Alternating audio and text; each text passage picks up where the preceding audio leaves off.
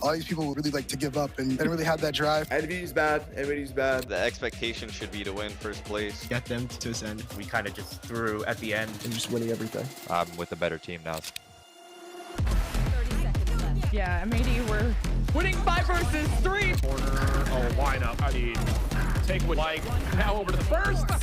And they buy themselves some time. It's Spaz that could do it. Look how quick this point. Oh, especially now. 5 Rebellion Black, your Challengers champions.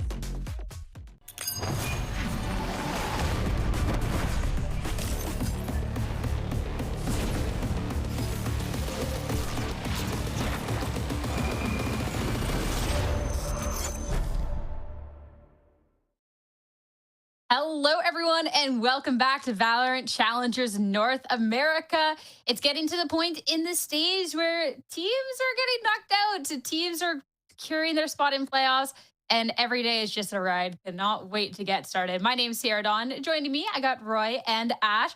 Roy, it's time to lock in. I know you're watching EMEA, but we got some banger matches coming up. Come on. You know me too well. I got to support Fluorescent. I'm out here watching the match, but no, absolutely correct. There's absolute banger matches today. I got to say, I think maybe this is slightly biased, but I think this might be the best day of matches we've had so far. I think the competition today is going to be probably the highest level we've seen. First match, second match, every single match today is going to be absolutely insane. I'm here for it. I'm ready. I definitely got to agree with Roy on that. I feel like, I mean, I wasn't here last week, but just checking in on how results have gone and the expectations going into stage 2, what's really exciting is seeing the competition has been like consistently leveling up since the end of stage 1. It feels like teams are getting a lot closer when it comes down to like that skill level, finding that team synergy, and then some like unexpected results as well. Like we were talking about it in the green room, Sierra, the fact that SRB are currently 1-3 is crazy. I feel like even seeing like teams like SAT Esports being at like and Nightblood Gaming being at like that lower level right now when they were in that like kind of mid-table section during last stage is honestly insane. Yeah, there is so much to dive into here. So let's pull up the bracket and talk a little bit deeper into that and some of the results coming on in. Because, yeah, again, I still cannot believe. I was sat here and watched it with my own 2 eyes, Roy, but I still cannot believe that SRB are at this 1-3. Reminder, too, when we're looking at this bracket, we're looking for 4 wins. You qualify. 4 losses, you are out. So we eliminated Prosperity yesterday, and Roy, teams sitting at that 1-3 are 1 match away from potentially being left out of playoffs. Yeah, that 1-3 bracket is actually the 1-3 bracket of doom. I think that is a terrifying place to be. Like those are some insane teams in that 1-3 section. But yeah, I mean, I think Ash is correct. I think the level of competition has improved significantly. I think the level of play that we're seeing, the level up, the player prowessness, just everything in terms of Valorant from top down is definitely getting a lot harder. The game's getting more well read. The meta's settling in. These teams are starting to really just find their footing. They're finding their identity, and I'm excited to see a lot more of that today, guys.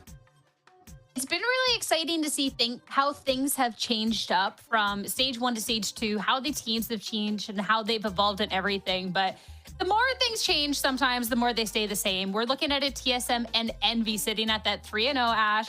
One of them is a match away from qualifying, and it's going to be the first match we're focusing on today. And we've seen this before. We've seen this before. I don't think that there's any surprise to see either of these teams being up again for one of those very first like qualification spots for playoffs.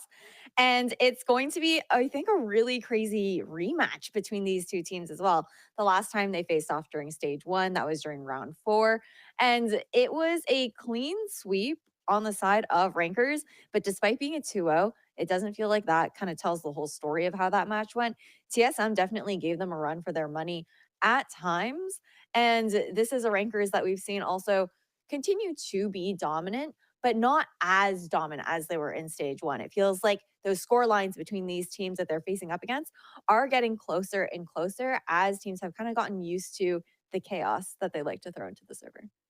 That's exactly it. Things are a little bit more closer. And even with the Envy win last time when they were known as Rankers, I'm looking for a TSM today that can massively step up, especially too, Roy. This TSM squad is a team that we've gotten to see so much from. Of course, it's the TSM core. You have Vora and Recoil, but it's just looked better and better as time has gone on. Yeah, I think that's an understatement. I mean, this team is coming back this split with absolute vengeance, right? They've looked insane so far. They've won every single match in a 2-0 fashion. They destroyed Cooper. They destroyed YFP. They've looked incredible. Their form has changed. Their identity seems to have shifted. They're playing completely differently. It's like a brand new team that we're seeing this play, guys. They're playing in a very different way. They're playing in a very different pace. They're just running people over. It's absolute madness. I'm here for it. I'm ready to see a lot more of this action today, and I'm excited to see how they've developed over the last couple of weeks. I think it's especially too exciting when this team is just running over people and it's a team that you're seeing so much from, considering that there was players brought onto this roster that weren't maybe quite as well known as the other ones here, Ash. And first want to talk about Recoil, because Recoil was the sixth man going into this. We thought maybe he would get replaced or someone else get picked up for stage one, but they went with Recoil. And I mean, man, it's paid off. Like this team, like with Recoil, has just looked so cohesive. Yeah, I think that with Recoil, he did look good during the first stage, but like you said, I do think that he has stepped up massively heading into stage two. He's been so consistent on that anchor role here for the likes of TSM. I feel like we've seen a lot of value coming out from his lurk timings, those flanks that have been going off. And he's just really good at holding his own and making these openings for TSM. And you can see just like the individual mechanics that comes out for this young player. Yeah, I mean, this player was actually renowned for his aim and flashy clips, right? And now he's on the sentinel role, like a type of role where you're locking it down. You're also fighting a lot in the extremities. There's just so much room for like individual expression. There's a lot of room for him to imprint his style, and I think his style is finally starting to show, right? This player's an absolute beast. His stats have been very impressive. His growth in the role have definitely been there. Everything's very obvious, guys. His setups have improved. His aim is clicking in. His timings on the lurks. Overall, his impact for this roster cannot be understated. And I think statistically and through the eye test, that both prove it. It's so great to have someone so reliable just be able to hold it down, and TSM have definitely profited from that. And you're talking about someone who can get this flashy plays, and I feel like that's just what TSM's known for, because you look across the roster, you look at the next player we're looking at, and Ash Sim is just someone that hits the server and you know that there's about to be great things on the horizon. He's always just so fun to watch. He definitely is. And I think that there was a point in time where it felt like Sim was kind of like this win condition for TSM, just because of the fact that he is such a great opener. Even when he's not maybe putting out the biggest of numbers on that scoreboard compared to everybody else, he's so consistent when it does come down to those initial opening engagements, the explosivity that we see out of this player to be the tip of the spear for TSM. And as much as like we're hyping up Sim in this kind of regard, I do want to say that it doesn't feel like Sim is a win condition for TSM anymore. I feel like we've seen those moments where Sim has slowed down, hasn't had as insane of performances, and his team has been able to kind of step up as of late and fill that gap while he does continue to perform his role exceedingly well. Absolutely. I mean, I think you're absolutely correct. He definitely was the sort of star player, but I think now they're settling into more of this sort of like balanced dynamic, right? Where like every player on this roster has taken over matches. And that's not to say that Sim can't, right? We've seen him take over matches still. And I still think he has that potential, but I think overall this team's identity shifting from like the slow defaulty team into this sort of like set piece, run it down, kind of just full on exec. It kind of puts Sim in this sort of like always in your face play style. He's always going in, he's making a lot of space. And despite his stats being, 50-50 in terms of kill to death and 50-50 in terms of first kills, first deaths, he's still providing so much value and so much space for his team. And I think that pressure that Sim applies opens up these lurk timings for GMD and opens up these lurk timings for Recoil. And that's sort of the dynamic, the ebb and flow that this roster has with Sim at the top. And I love that there could be that little bit of flexibility, that it's not necessarily having to be Sim as a win condition, but when he's popping off and when he's there for it, man, everything looks so great. And I'm looking for a TSM. They're definitely on point today going up against this Envy roster, because again, this is a rematch from our qualification match back in stage one, and it was an Envy that was dominant then. And Roy, even if Envy didn't have the performance they wanted in playoffs, you cannot deny the talent across this roster, and undefeated stage two so far.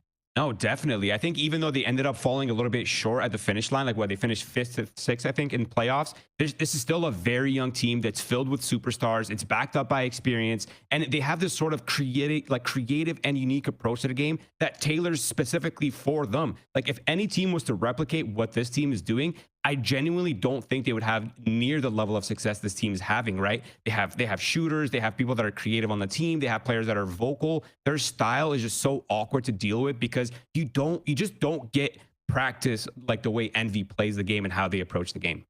No, for sure. I love that you touch on like kind of like the ups and downs for this roster, right? Not maybe finding the results that they wanted during playoffs for stage one, but that was also around the time where this young team that you're talking about here, Roy, you know, they had the announcement come out where they're representing Envy as a banner. And that puts like that additional pressure on this squad. And I feel like ever since that responsibility has been laid on their shoulders, we've seen the adjustment, you know, kind of like the come down, settling back into it and finding their groove again.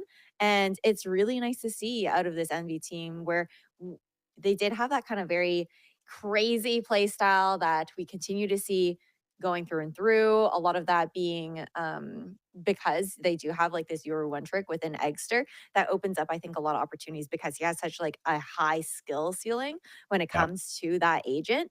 And it's crazy to see that they're continuously just becoming more creative, like you were talking about, and the value that Center has added to this team. That I feel like when we hear interviews from this roster as well, they always kind of like give that call back to the leadership that they have behind the scenes.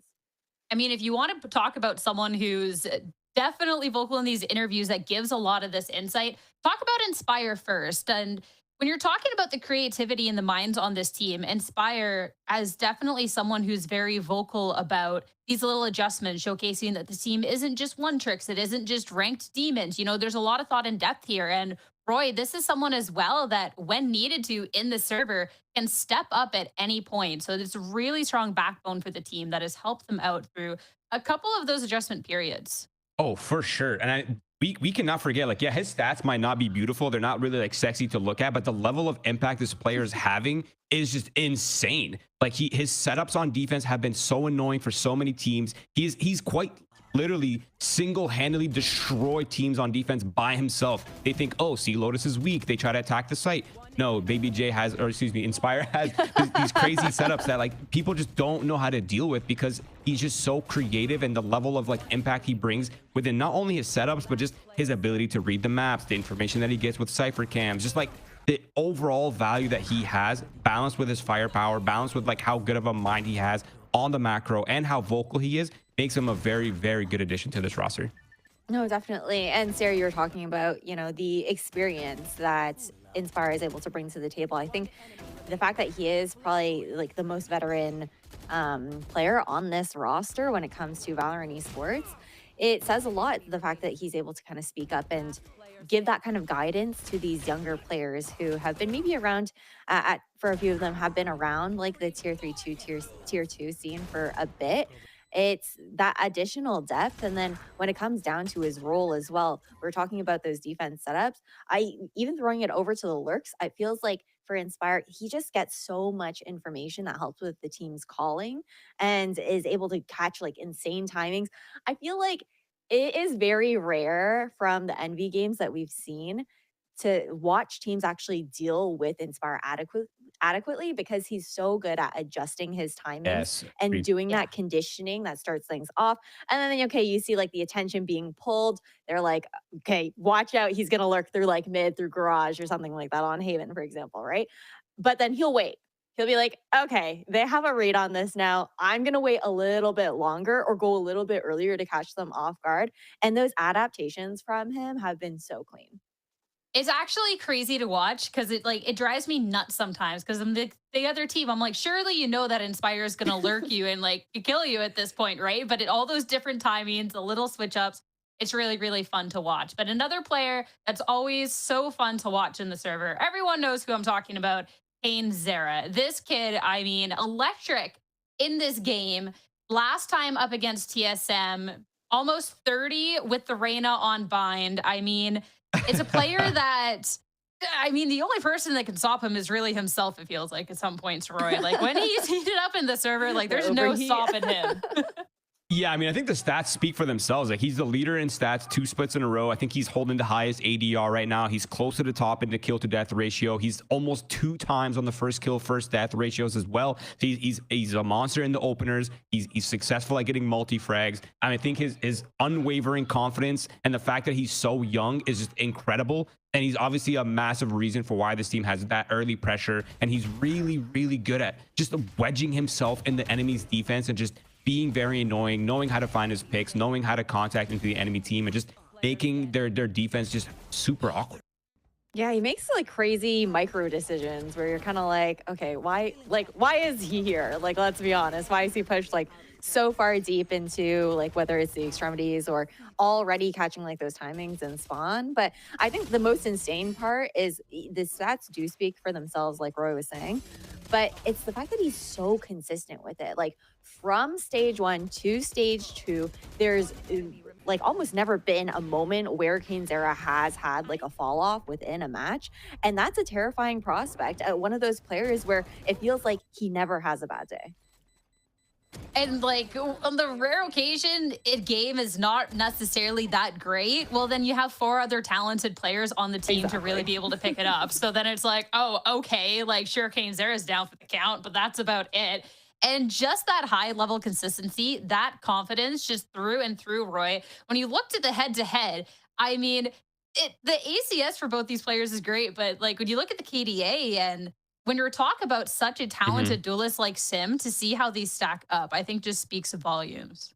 Yeah, I mean, I think KaneZera, in terms of, I think just the style of Envy suits KaneZera having monster stats, definitely, right? Sim is a little bit different in his role. I think there's a big clash in playstyles that's happening with this dynamic, right? Where like we're seeing TSM take on this like very like Korean style Valorant. Like, I don't even know how to describe it. They're just like set piece after set piece, and they're really drilling their early pressure. They're really drilling those executes. They're putting in a lot of pressure on the extremities. They're not really playing too slow. And I think that kind of doesn't leave Sim a lot of room to just like find his time, you know, find his value, right? He's just going in, and whether he's successful in the openers or whether he's not successful in the openers, that pretty much dictates Sim's stats. But KaneZera is a complete different beast, right? Like they're playing slow. They're pushing and pulling a lot. They're getting the defenders to spread out, and then they're just having KaneZera just walking on in. They know his strengths and they play to it. And I think that's why there's such a big gap in stats here. I think also just like map dependent, if we were looking at like the head-to-head play style wise, what agents they're running for the likes of KaneZera, he's going to be on that ISO, right? For Sim, on a lot of maps that have those long sight lines, they love to get Sim set up with the operator on defense, find some of those deep lines. And that can be really frustrating to deal with. We saw kind of how that was working out for him the last time these two teams faced off, with KaneZera often running that ISO and having that additional shield of protection. And then it's like, okay, sure, Sim will go for like the initial first engagement. His shield might break, might not break, but even when they're going throughout that whole duel, you have Eggster in the background, like doing whatever it may be, like across the map, or even going for like a TP like behind to catch like Sim out.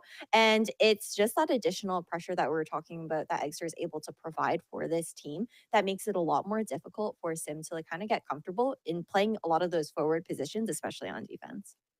Something we've touched on a little bit is how these teams played up against each other last time. Reminder, these two played at round 4 in stage 1, both undefeated in the split, playing for the qualification into that perfect 4-0. And Roy, it was an Envy rankers then previously that 2-0'd them. And when you look at that head-to-head with Sim and KaneZera, they suppressed Sim very, very well within that match, and he couldn't quite get active. So I'm curious how TSM is going to respond and how much they've grown since the last time meeting. Yeah, that's a really good shout. I think both of the duelists for rankers, TSM and for Envy performed extremely well, right? It was KaneZera at the top. He was like plus 16, 190 ADR.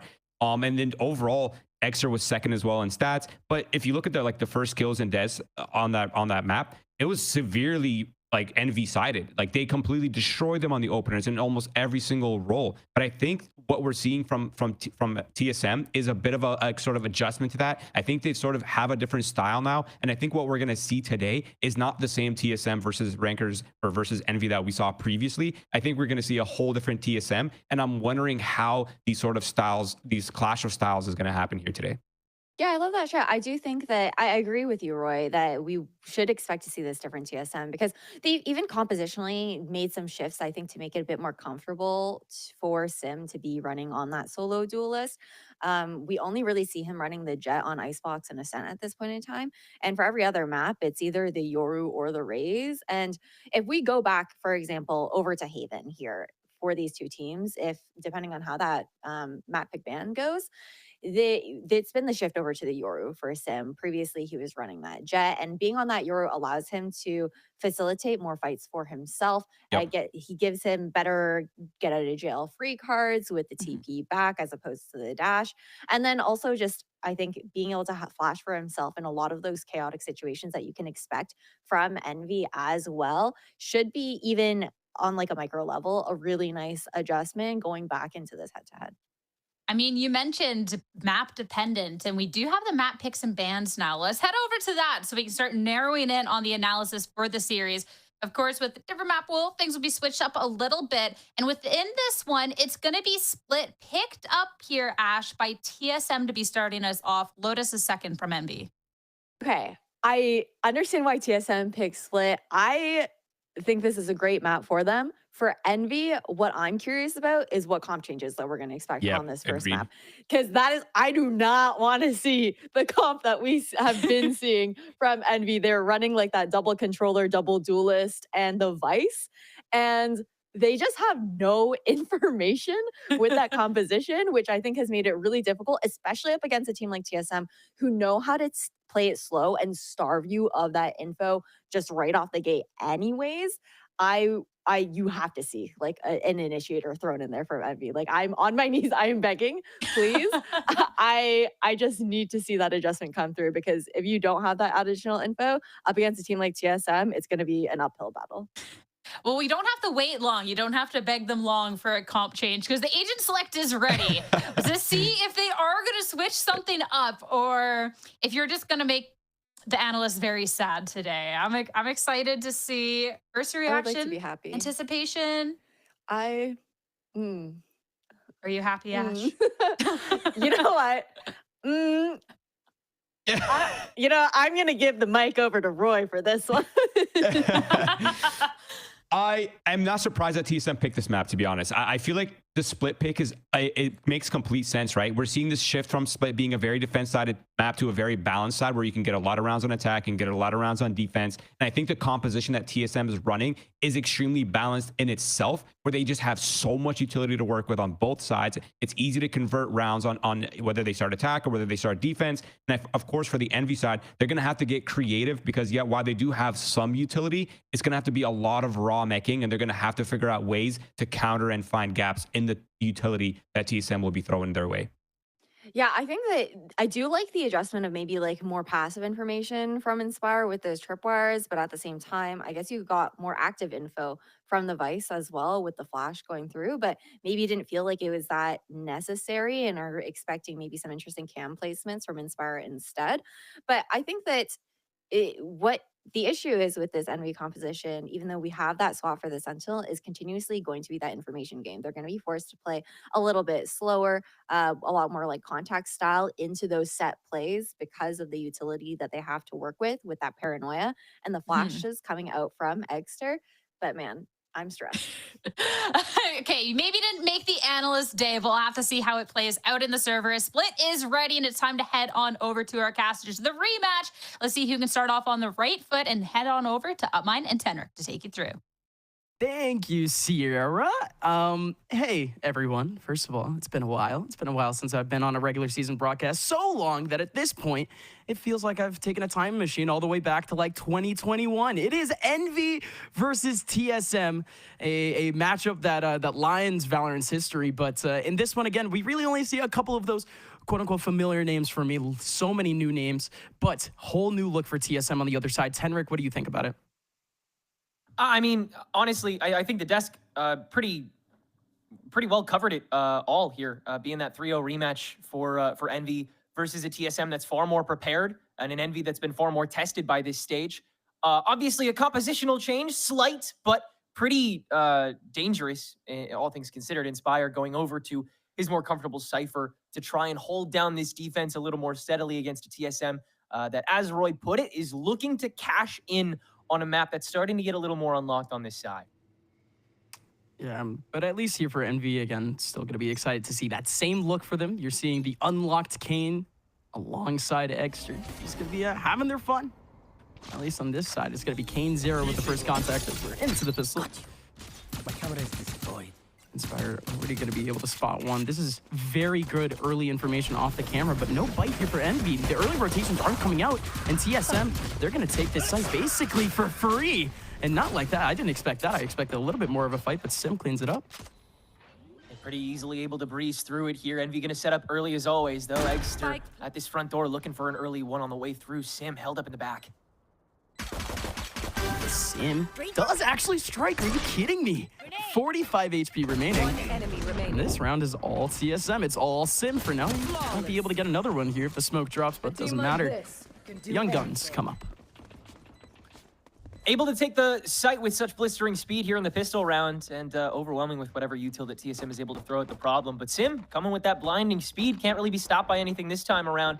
Obviously, Inspire already with that change device, you're going to be able to get away with going a lot quicker and a lot higher without fear of the rest of your team kind of lagging behind. So TSM going to start putting the foot to the floor the second they realize the site is up for grabs. They just got to get through these trap wires. With Viper. Kind of refocusing on the matchup that we're looking at. Old TSM here. M80, best team right now in Challengers. Of course, there's a lot to that. There's a lot of teams that could vie for that quote-unquote best spot for sure. You know, it's a competition. You know, that's sort of the nature of it.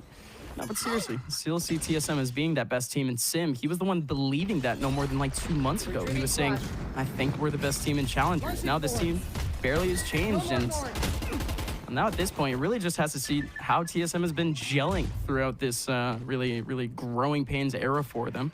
As in this round, not a lot of work here, but instead Envy, look at that rotation. 3-man pop out of the smoke, and it works out. Exter's flash is there, and that's actually a 2K from Inspire. Huge kill from Inspire, and more importantly, Spike down in the middle of A. Crazy shots from Inspire there to lock in the 3-for-2 trade. That now leaves TSM on the gap, but a full wraparound here by Sim. Undetected thus far, and Ion has had to overextend. That Heaven control, he's gonna goad out Ion and get that first pick off. Now the second on to Inspire. And now it's all Sim taking away 2.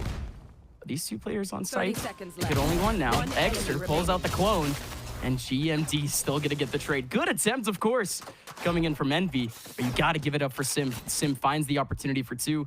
And a 2-on-1 against the rifles, that's already going to be rough. Good round from Envy.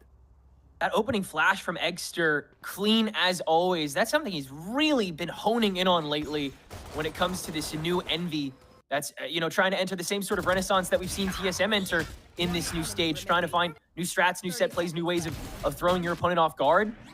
And Eggster playing the premier frontline Yoru has been a big part of that change in playstyle for Envy so much more often. Not going for lurks, not going for infestations, instead just opening the rest of that team up, almost leading to the team win, but TSM ends up getting enough space in the long run, and Sim, of course, continue to frag.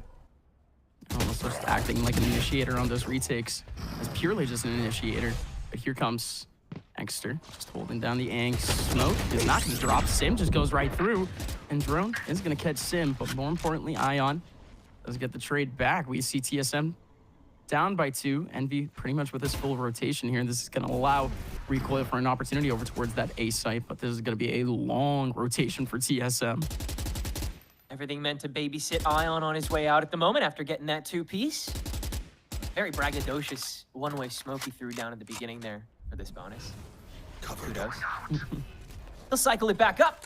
Let TSM continue to pound on that front door as we have a slight rotation over to Mail, but still the whole stack held up in this B site. They don't have a real reason for leaving this B until they go for the full-blown retake. They know they got smoked on the steamroll anyway if they decide to go 0 to 100. So they'd rather just hold the tempo here. Recoil almost grabs the 2, but off the Toxic Orb prop, it's a little bit tougher for TSM to find that tempo, and Envy will keep 3 standing for round 3.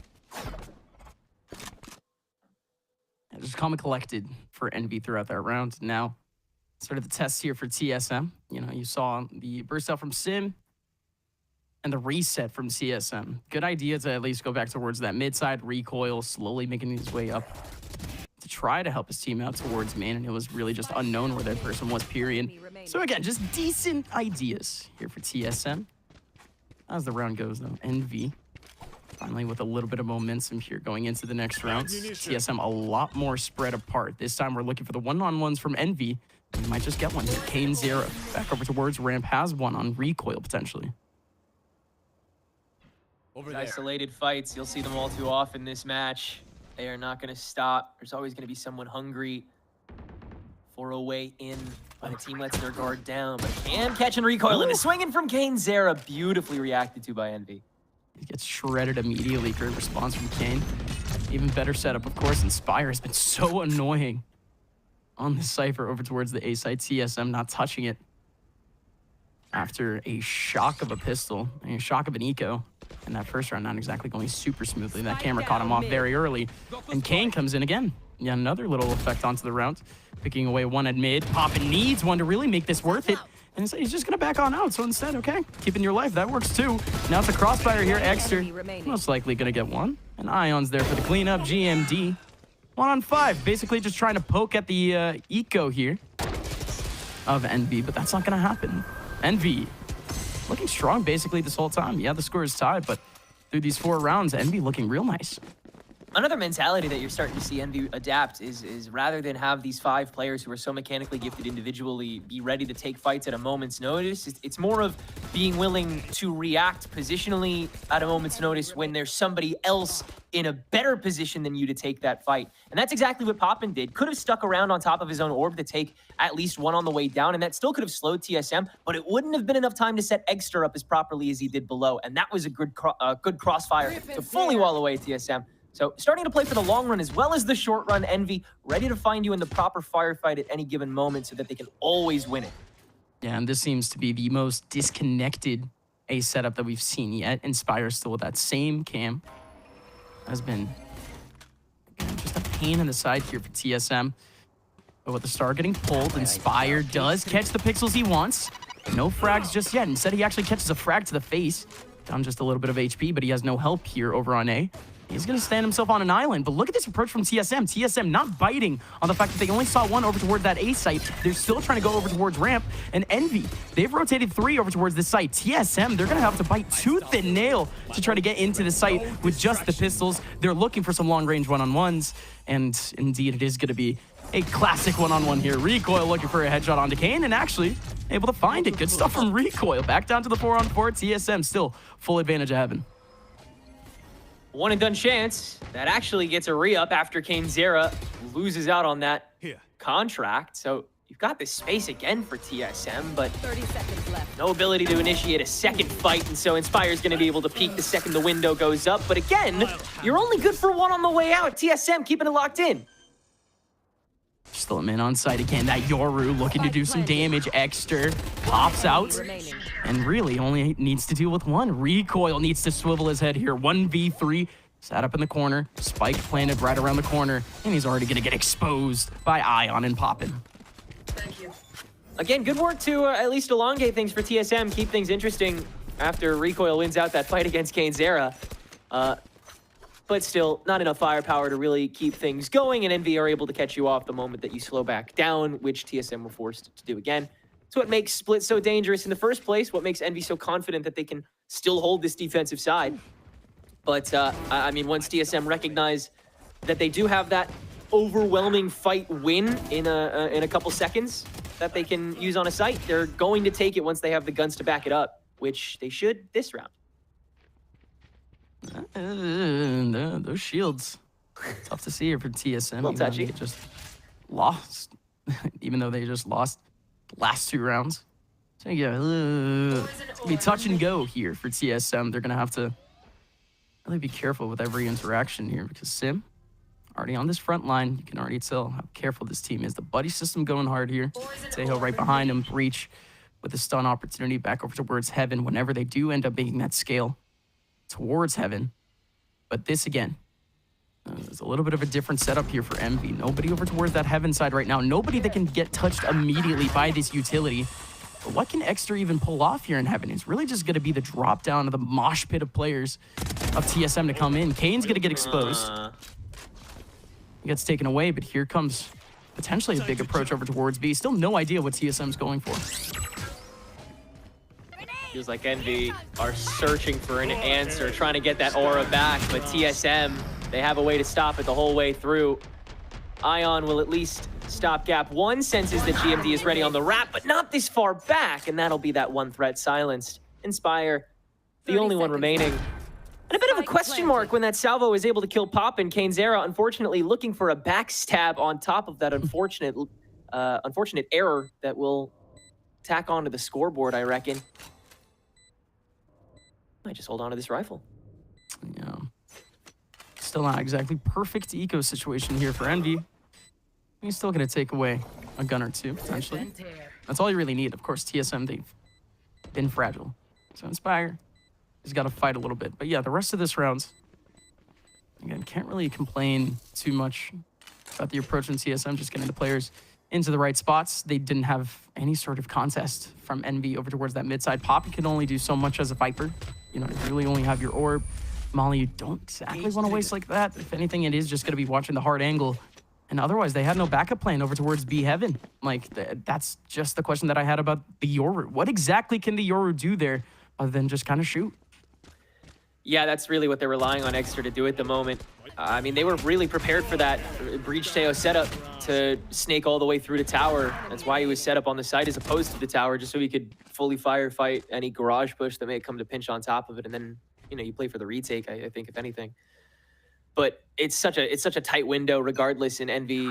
I don't think they want to be able or be forced to play in that, you know, for the next, what, 6 rounds? But now Exeter, you got him hold up back in the vents and then popping again, that guy that you're willing to let go of first, just not that easily, man. Now in Mail.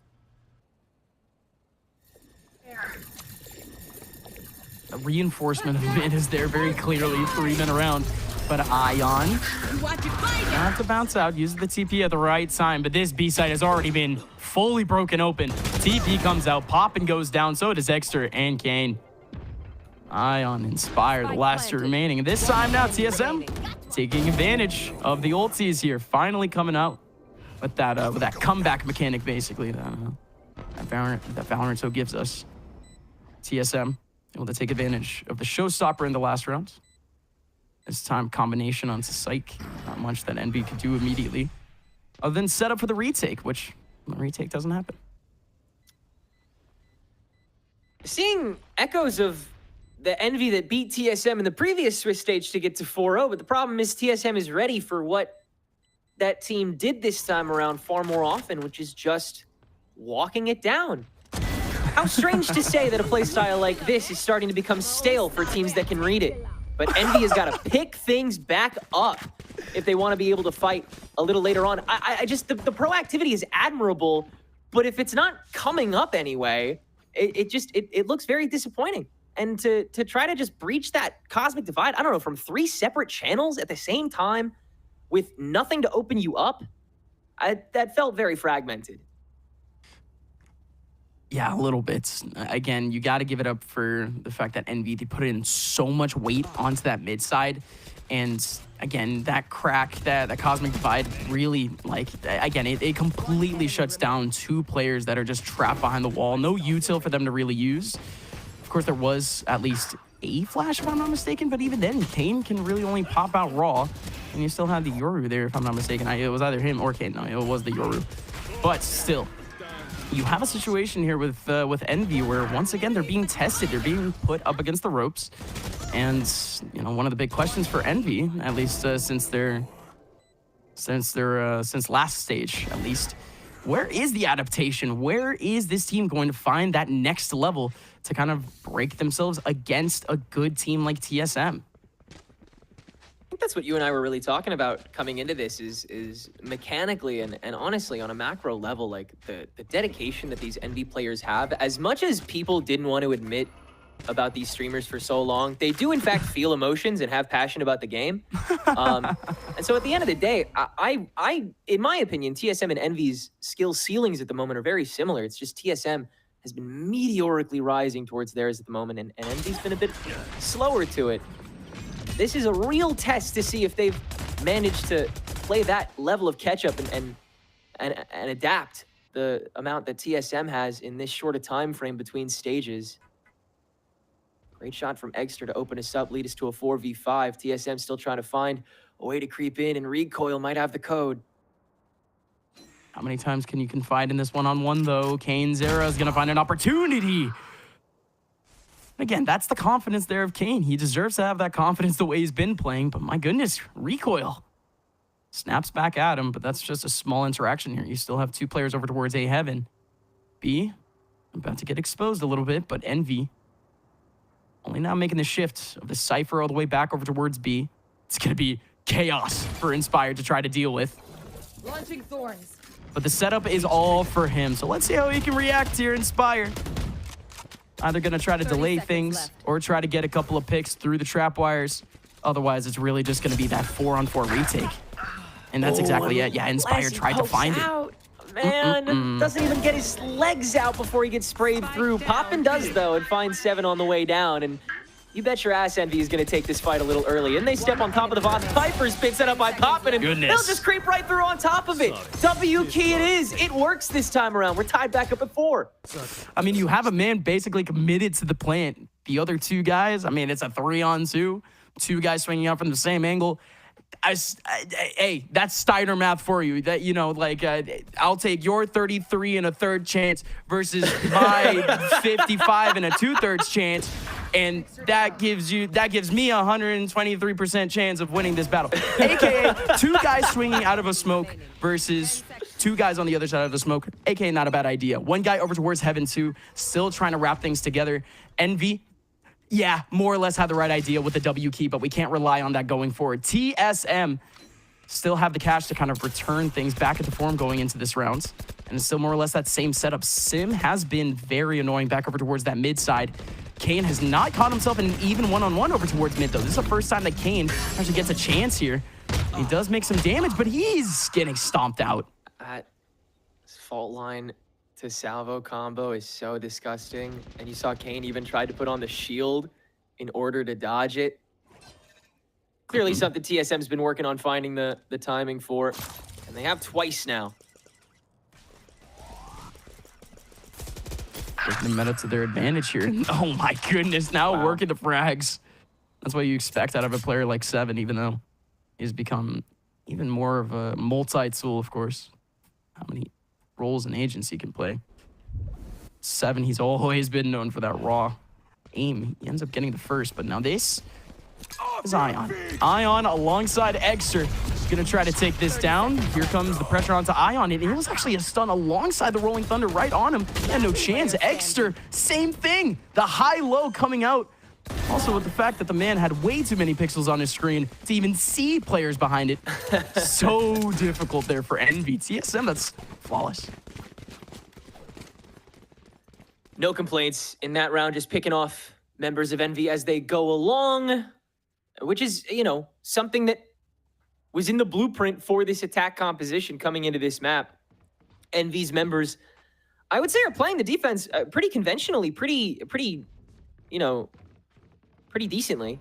The issue is TSM have so many tools, so much util in this new meta comp to absolutely overwhelm everyone on that individual scale. And if TSM is fast enough at doing that enough times, then the advantage to take over a site is even more overwhelming.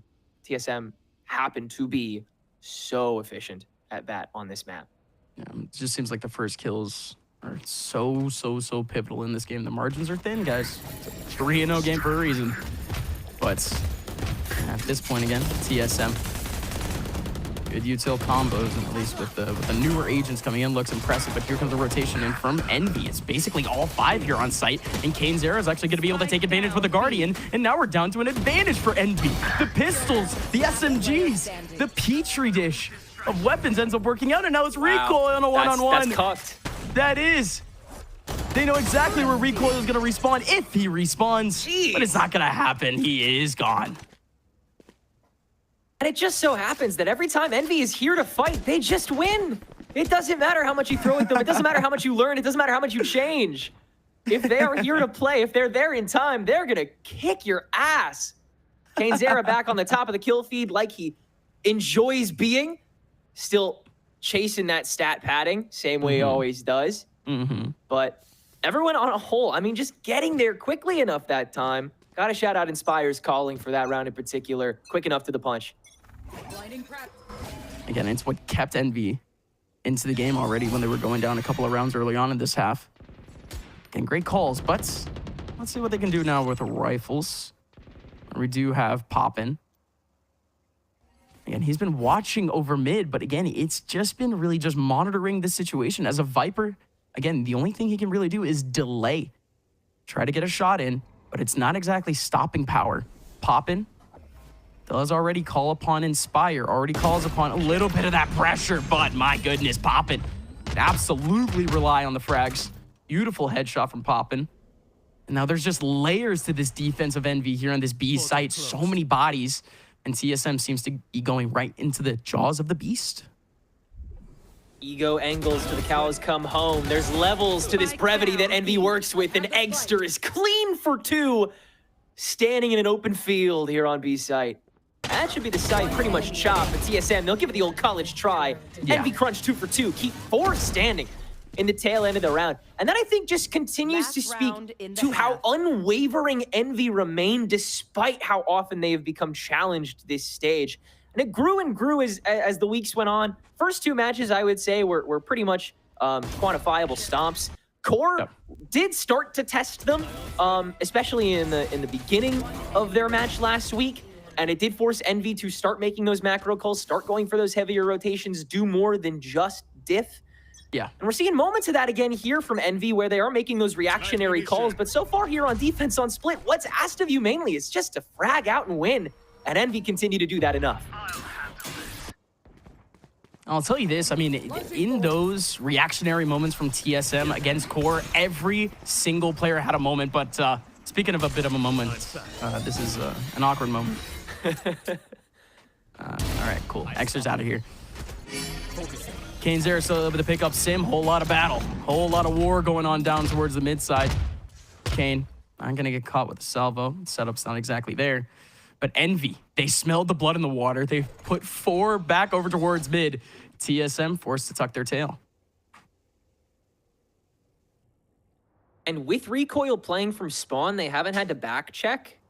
Xter had a great idea trying to get rid of that shear early on with the help of that dimensional drift, but TSM already have their 6s fully checked, so they can exec this side as hard as they intended to before. Armageddon on, that just means Xter's gonna creep up closer. Still doesn't get one on top of the wall, and it's down to Kane, who has to peek out and grab one on the way back from this cosmic divide that it looks like Envy might just have to stall out. Doesn't look like they have to stall out too much. One of the insurance options is gone, and now they should know where both are. Vora needs to recover the spike. Envy completely leaves the site. Don't have much utility to actually deal with Vora here. So Vora, pretty decent chance here, but he has given all of Envy a chance to rotate in on time. He's going to be able to pick up the first. 49 HP remaining. He's still dancing around the box. Can he get a second? Not going to happen. Popping in the front with a shotgun.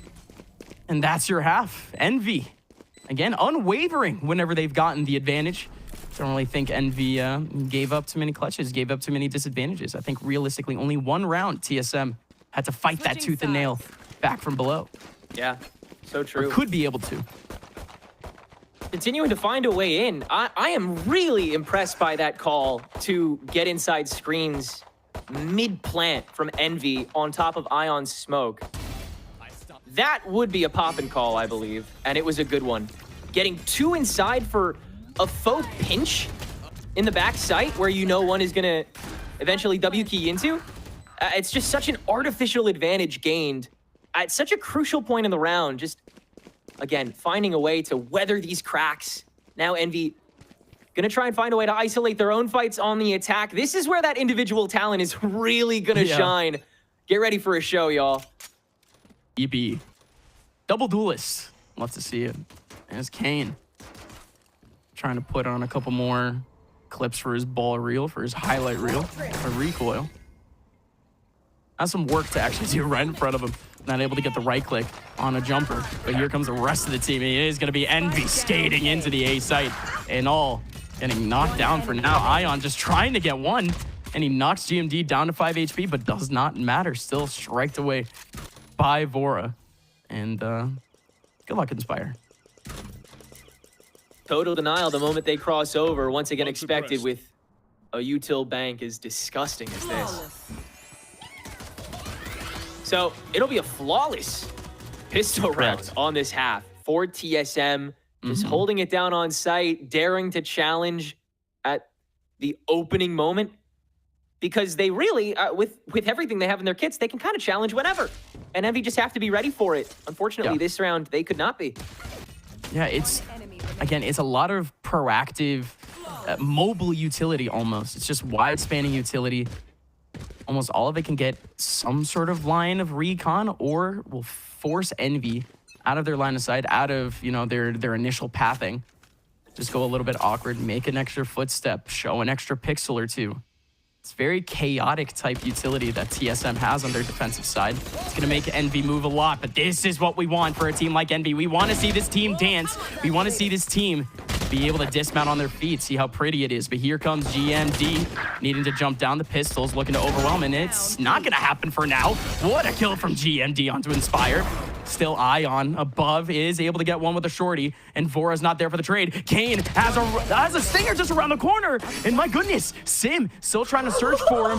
Flash in his face! What a flash! It's still the kill from Sim. What? Fully flashed, and now it's Ion. One-on-one with Sim. Sim basically full HP, and Ion doesn't have anything more than a shorty and the nade in his face! Sim doesn't catch a single pixel of his opponents and still strikes them both out. I'm writing a thesis paper on how beautifully both of these teams played that round. Holy God. Deserved. That was unbelievable. Do your dance, Sim. Do your dance. We gotta start with KaneZera.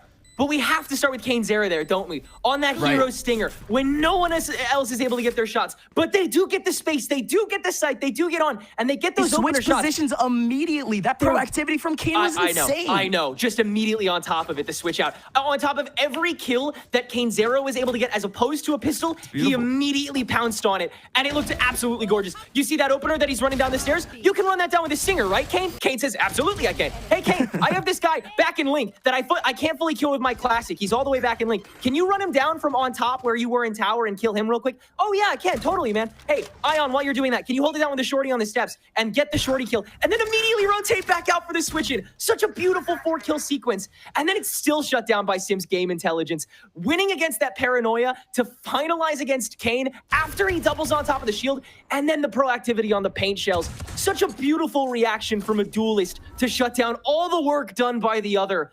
Insane ping pong between these two teams on a round that should have been totally TSM's way. And now TSM left to the wayside. They're down to the pistols. They're down to making some real risky moves. 2 players over deep into A main, and 1 player way too deep into B main. He gets strike. And there goes Vora. Okay, all right, Vora able to get 2 headshots. Can he get another? Kane just taking him away. And okay, all right.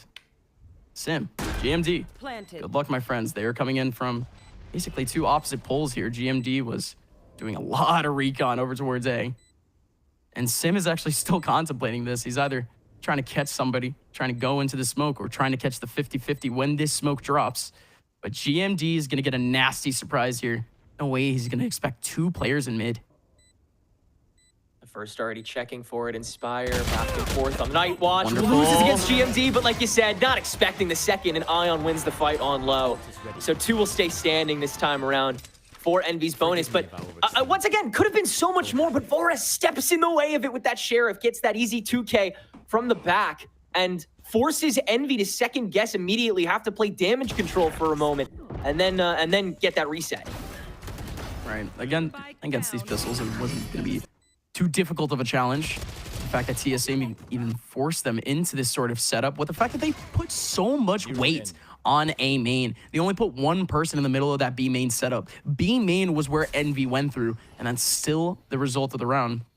Still down to 2 players, still the economy of Envy being kept very much in touch with TSM's. So very even between these 2, but this round not so much. GMD goes for the raw pick onto KaneZera, just holds on to the angle from wide open in B and unable to do it. And Inspire himself also picks up a lurker in mid, and This is tough. This could be 2 here for Inspire, but 7's just better. Good for 7, but still Envy. Looking real comfortable, MB. Wait around out the back, but yeah, so much work cut out for you.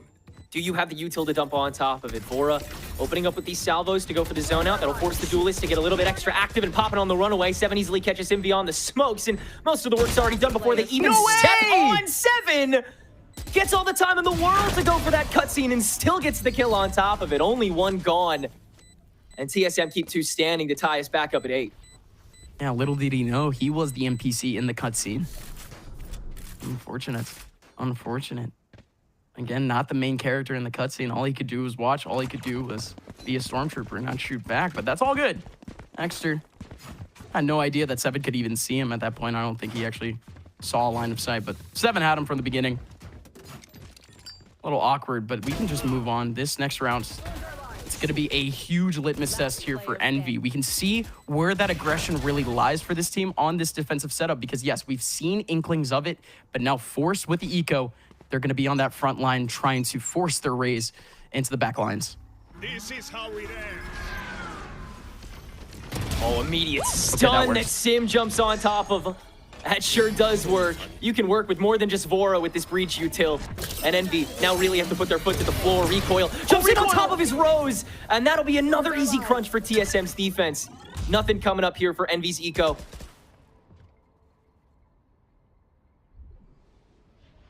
Gonna be left at that. Ion alongside Poppin here with the pistols to try to take the rest of this round back, and it's not impossible by any means. In fact, this nade might actually discourage, excuse me, oh my goodness, discourage these players from going into B, but they're just going to accept their fates. But here we go now. Envy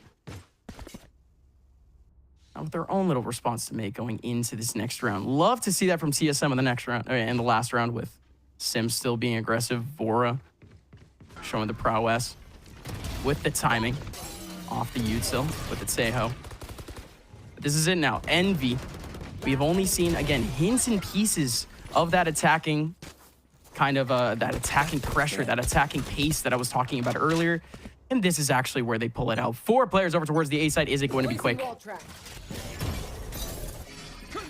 It's you and me. Already going for that contract, and Sim gonna try and exact on top of it to equalize. Good TP from Exter to bait it away, and Exter will have to beat that bell ringer for the rest of the Envy squad to just barrel through. Kane now good for the second on top of the shield. He's good for 3. He's just gonna keep running it down for the rest of this TSM squad. That's just down to GMD. Kane just brought back the round entirely. He wins out his one-on-one in the ultimate. And basically solo swing. Of course, there's 2 players right behind him, but he's the first guy in the front. He's the guy shooting. He's the guy getting the kills. That's all him. But GMD now, 1-on-3, made into a possible 1-on-2. Ion, Kane has the crossfire on site, but he might be able to isolate one. GMD has his full setup of utility, and there you go. GMD, proactive, locking one into the corner. But it is all Kane. He's got to keep padding those stats, man, I'm telling you. Continues the trend of just out-fragging every game he's in, every individual map, even the ones Envy drop. This is literally the 3rd consecutive broadcast I've said this, but every map Kane has played since Envy got signed, he has gotten at least 18 kills, including the ones that Envy has lost. I cannot fathom how monumental a stat that is for a player that loses maps as often as Envy has by this point. Like, there have been points where Kane should have fumbled, should have, like, not been that good. And he's had moments where he's like, yeah, I was bad, I didn't routine. But he's still just balled out every single time. It's insane. This Smurf is your peak times 2, folks. Here comes Kane, looking for 3, looking for his own little firing range opportunity. Only able to get 1 out of it, still leaves Envy in the advantage, and that is a calculated risk off the duelist. Drops the body, but here comes the Rolling Thunder to try to clear away the Viper's pit. Exter around the corner, needs to help out with the classic. Inspire is there for the cleanup. Is 7 in a 1-on-2. Has not been able to find the Viper in the middle of the tall grass. And in fact, Poppin just leaves entirely. Seven does not have any smoke to work with. It's going to be the double swing from Heaven. He's not going to expect the second angle at all from Poppin, even though, of course, Poppin leaves. But 10-9 NV. NV still relying on that prowess from Kane, but they still made it look relatively easy. TSM not putting up a fight up until NV gets deep into sight and not able to strike down their one-on-ones. It's KaneZera's kills, but it's Envy's confidence as a whole walking into sites and being able to just immediately hop on whatever they need to prio.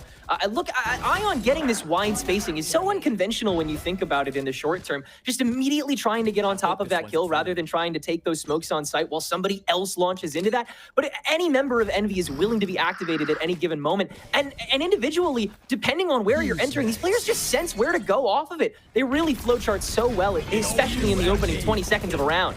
Oh goodness, here comes the chaos. Egster able to spot one over towards Heaven, but that call out doesn't mean anything. They still go for the one-on-one, and Vora is still fragging. How does Vora get Egster? Egster was supposed to be the element of surprise there, but good reaction from Vora. Vora still goes down, and we still have an opportunity here for Envy.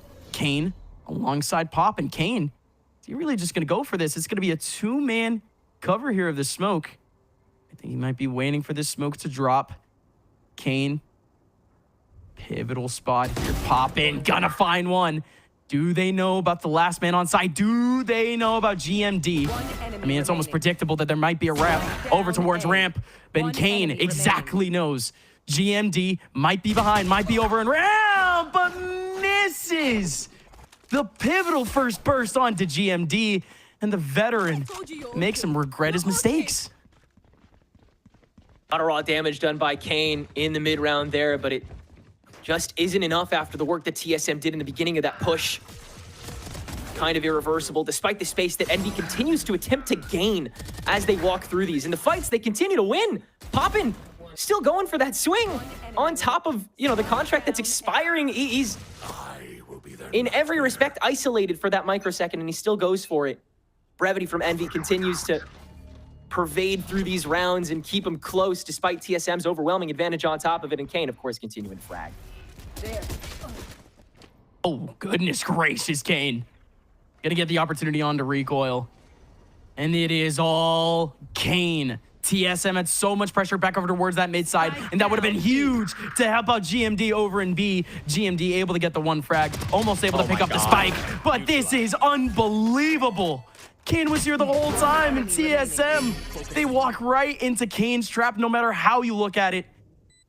Forces the rotation. He's able to strike away two of them. I keep saying the same things. But 11-10 here for Envy, as it is the same story once again. Back and forth and back and forth. These two teams, you can't really write a line between them. Yeah, we've really found our groove as Envy. TSM continuing to do TSM things, though. The util combinations are still good. The fight timings are great. There's just always that one thing that's lacking. And of course, this time around, it was the backstab. KaneZera farming his ADR before his kills, it should be said. Unfortunately, not landing anything. Finalizing it first, but too little too late at that point from the wrap. Just another stellar call from Poppin as well. This team continues to evolve in new ways and in very, set ways where it's very sudden. They kind of jerk forward in skill level that kind of suddenly puts them above. As TSM, as a whole, continue to gel and maintain that chemistry throughout both of these halves. Just reactively, they haven't been able to band-aid fix these, again, these Envy players that just seep into the crevices at a moment's notice. Right. I mean, again, you got to give it to Kane for shocking the system there. TSM, they had the right idea.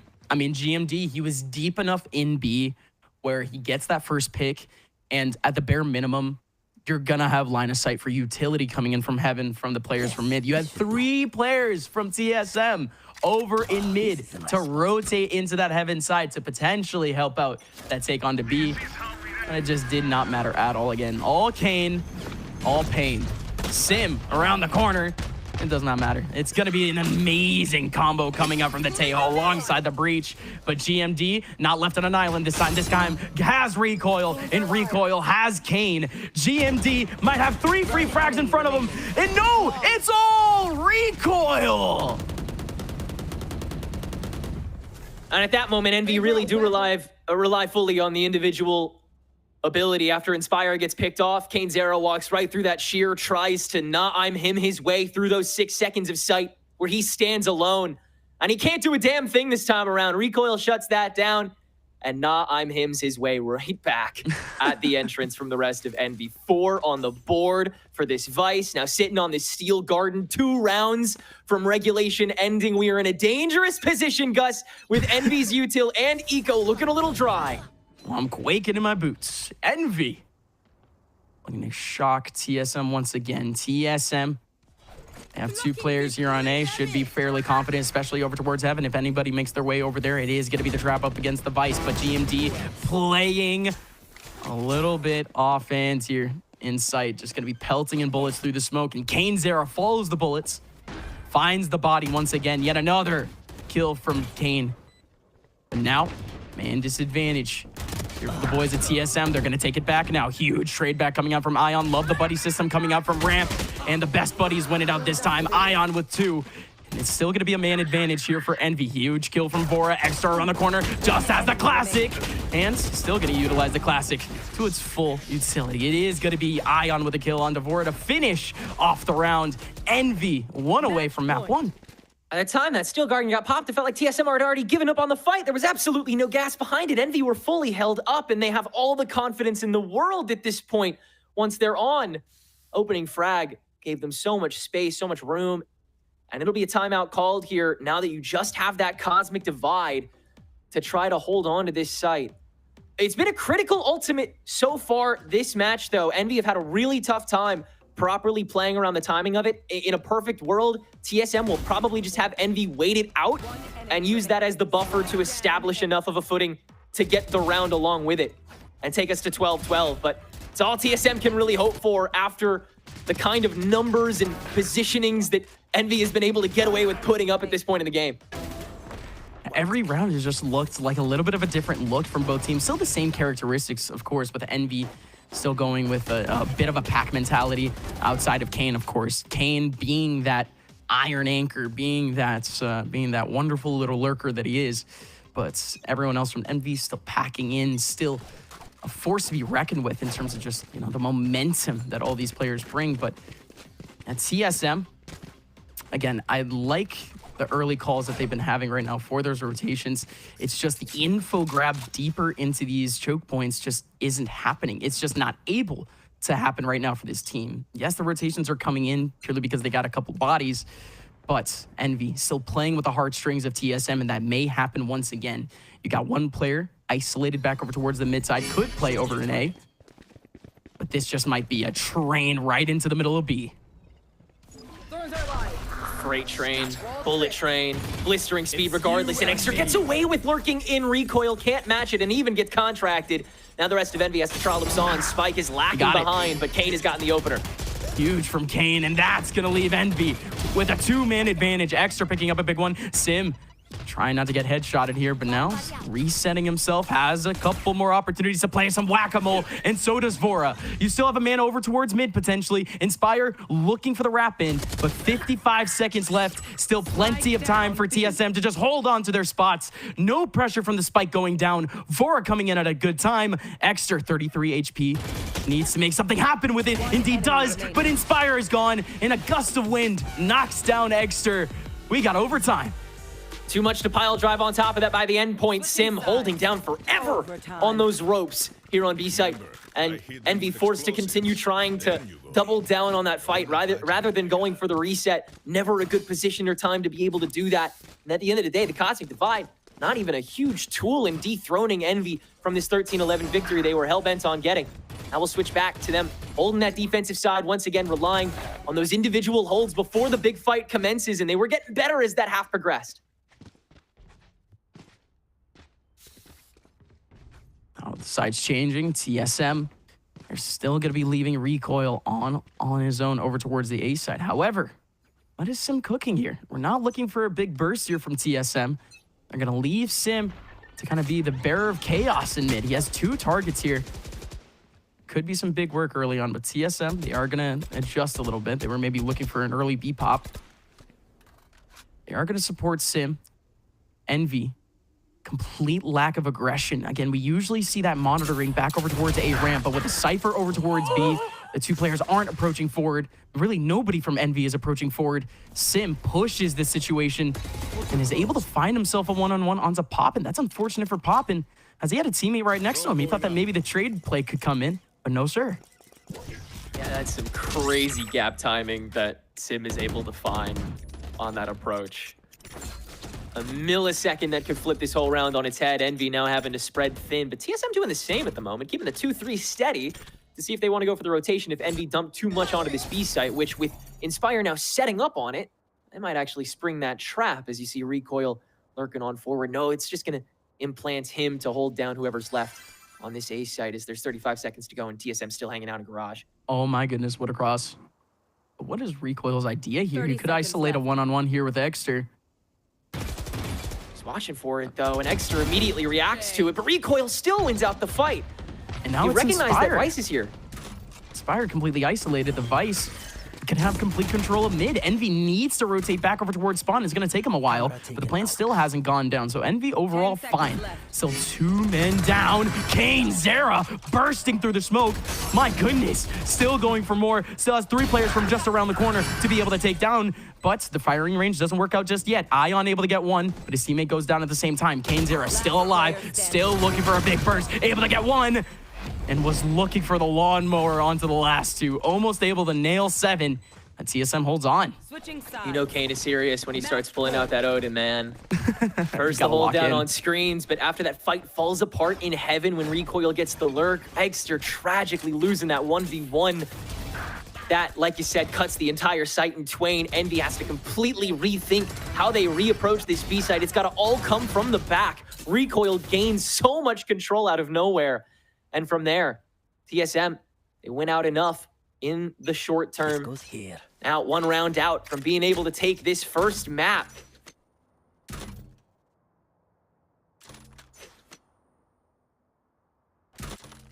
Right now, Inspire making a whole lot of noise. Back over towards A main, and this is the most obvious look that we've seen from Envy so far. They're trying to bait some early movement here from TSM. You usually don't see this sort of proactivity from Envy, but it's literally just Inspire's utility. They won't expect anyone else. They see Inspire, but they don't expect everyone else. There is the peak, but it's Inspire instead with a frag. Kane already up into ramp, and it is a shock to TSM that there are so many bodies here. 7 not able to do anything with it. Kane with another frag, and it's inevitable now that we're going to be seeing more overtime. TSM arguably setting the stage for that approach from Envy as everyone really got to handle the site their own way. KaneZera allowed the solo swing, and with the double down from main, no smoke involved, the close quarters fight also going their way. Inspire, his survivability this round just good enough to get us over the line to OT2. Back on this defense again, TSM got to enter with kind of whatever tempo they chose, and Recoil will still have to be a liability that Envy watches for, so their defense will remain stalwart until that approach comes.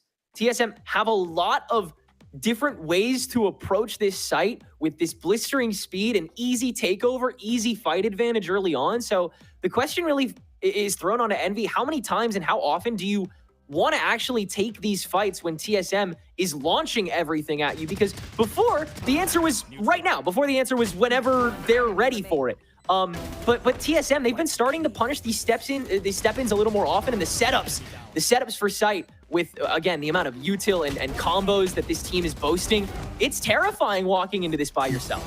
Yeah, and it is a crazy call-out. The fact that Inspire pulls out some pretty obvious utility and has an inkling that he's going to be able to get himself a one-on-one. The rest of the team believes that Envy is going to give them a one-on-one for that cross whenever that smoke goes down. And, I mean, they're able to take advantage of it. I mean, that's what they were relying on. If that does not go well, Buddy system is there. They do have the trades. Again, TSM did rely on a little bit of a risky dynamic to be able to win the beginning stages of that round. But again, overwhelming for a team like Envy, where that upfront playstyle is how they find their advantages, is how they find the differences between them and their opponents. They're great aimers for a reason. Might as well take advantage of it. Here comes 2 players over in mid for Envy to try to hold down what is a 3-man push.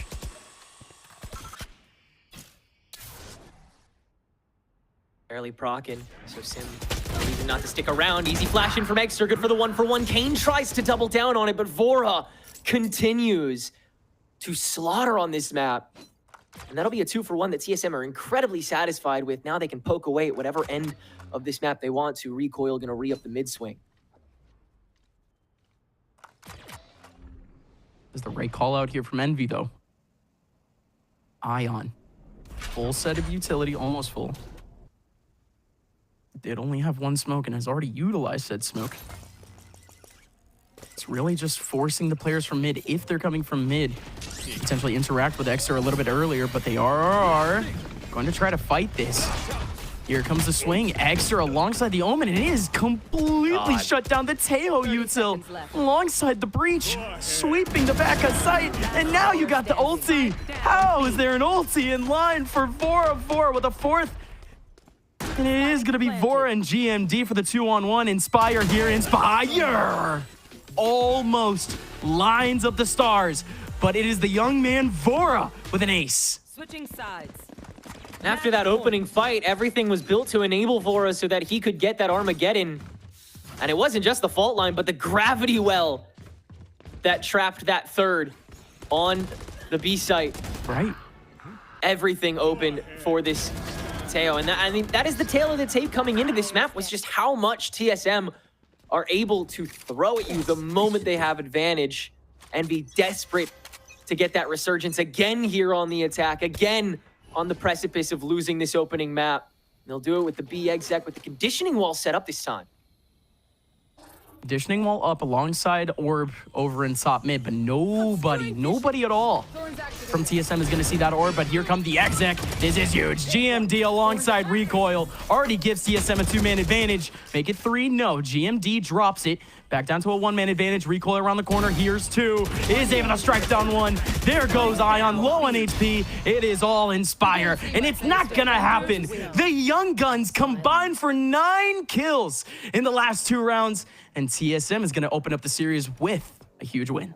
At the end of the day, Envy were doing a great job facilitating the things that they're good at, trying to put themselves in the right position, but that's always what they've been good at. And the whole thing coming into this was, is TSM ready? Has TSM reacted? Has TSM learned their ways? And of course they have. If you've been watching them, you know they have coming into this game. You know they were ready for this matchup, and they showed that. The util dumps at the proper times, the combos at the proper times, always that buddy system ringing through when Envy's wasn't. And at the end of the day, they still won the war of attrition when Envy's aim managed to matter at the end of the day, which it's still did more often than not. Envy sure as hell ain't done. No, sir. No, sir. Envy still has a big map coming up, but this whole map pool, a little bit split, to be honest. So, folks, we're going to send it back over to the desk and see what sort of debatery we got going on. See you guys soon.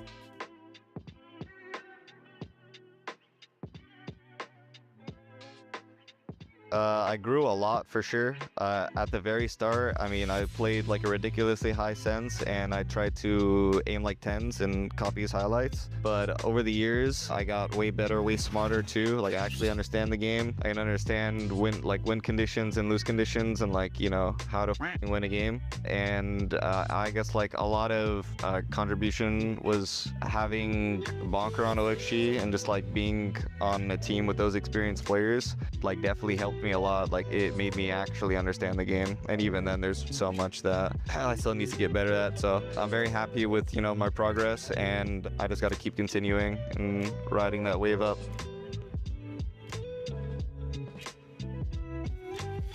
The adaptation, slowly but surely, we're figuring it out. I think we're taking steps forward and we know our problems and what needs to be like fixed. So I think our split one definitely helped us learn a lot. Our progress should get faster very soon.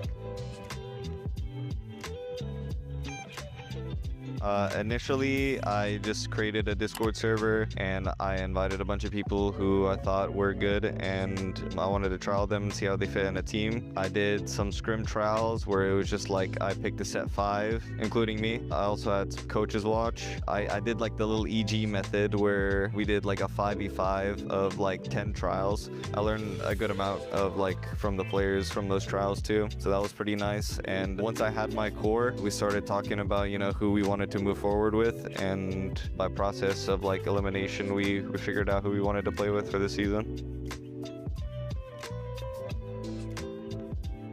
Well, if I wanted to speak very like optimistically, I want to win an international. If there's a world where that's possible, where, you know, I could win an international, I'd win an international. I guess technically that counts, but we can't even play Ascension. But I guess for tier 2, if I were to stay in tier 2, just to win. You know, if we won playoffs because we can't qualify for Ascension, I would be happy with that.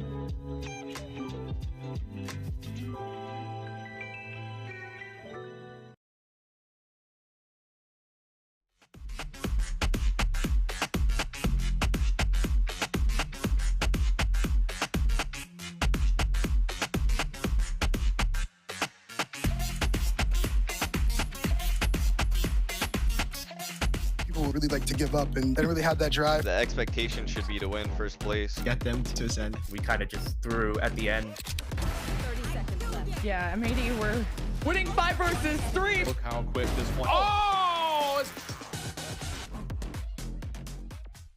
Well, we knew it was going to be a great series, and map 1 did not disappoint. Split going into multiple overtimes in the end, though. TSM to close out in spectacular fashion, an ace and then a 4K, and get the first map in this series. I mean, Ash, I feel like this is everything we could have wanted out of this match. I'm feeling pretty good with that one.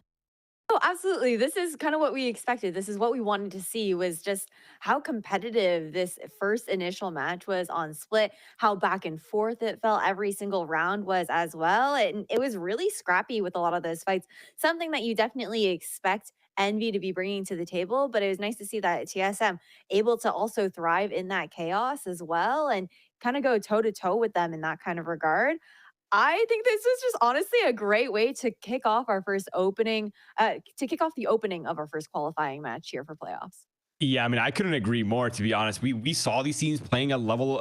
I think it's safe to say this is their best form that we've seen from them so far. Like, the level of play that we're seeing happening right now is crazy. We're seeing so many different paces of Valorant, and even in single rounds. Like, we're seeing rounds start off with like pops on sites, and then everything slows down because people aren't getting the kills, and then it turns into this like tactical crossfire shooters, something that you don't really often see in Valorant that much, right? But like, we're seeing such a explosive meta with just so much util. It's sort of hard to run crossfires with so much utility in the game, but with the util that Envy has, it's actually allowing TSM to have a read on how they want to approach it. They're setting up their crossfires on site. They're playing it perfectly, and just like the level of team play that we're seeing, even towards the later parts of the round where like the script starts to fall down, is just amazing to see. No, for sure. And I really enjoy how fluid I think Envy have looked on this map as well. We've seen them, they've became known for their identity of having kind of like some really wacky rotations and whatnot. But even when it comes down, I think, to the tempo, the pacing of a lot of these rounds, and then their general approach of, you know, these set plays, the slow defaults, how they've been changing things up, was really nice to see on a Split where there were some of those initial concerns about their composition, because even though the composition itself is not necessarily like bad, it was the execution with that comp wasn't panning out previously, and the adjustments to make that composition really shine with a lot of those contact plays into like the explosivity with those fights is really nice to see. A really good testament to the growth that that team has, and both teams honestly going into this, and already a little bit of a switch up from the previous time we got to see these two teams match up. And when we're looking at a qualification match, I think this is just really, really fun. But Roy, talking a little bit more about the players and the performances coming out as well, we highlighted a couple win cons going into this, right? You know, KaneZera, if he's absolutely popping off, well, it's going to be difficult to contend with. And he did pop off, but TSM were more than ready to step up to the plate to contest.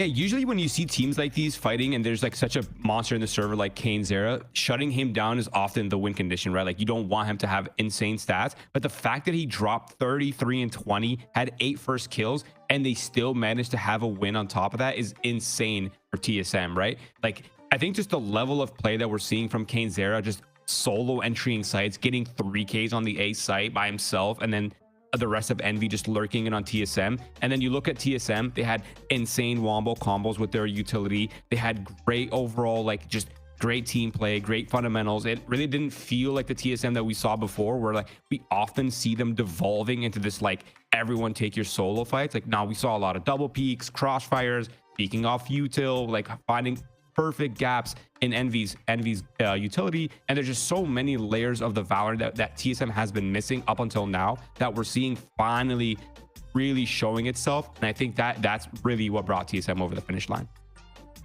And in the server, I mean, when we're looking at a flashy Envy, it's really easy to get caught up in the, oh, this KaneZera kill here, KaneZera kill there. But we need to talk about the MVP on the opposing end, Vora, because Ash, this is someone who wasn't necessarily talked about the most in the game until, you know, that ace right up at the end. But Vora was doing it all. Like, you have someone who's fragging out, there's the IGL nonetheless, and right. Vora just MVP through and through here.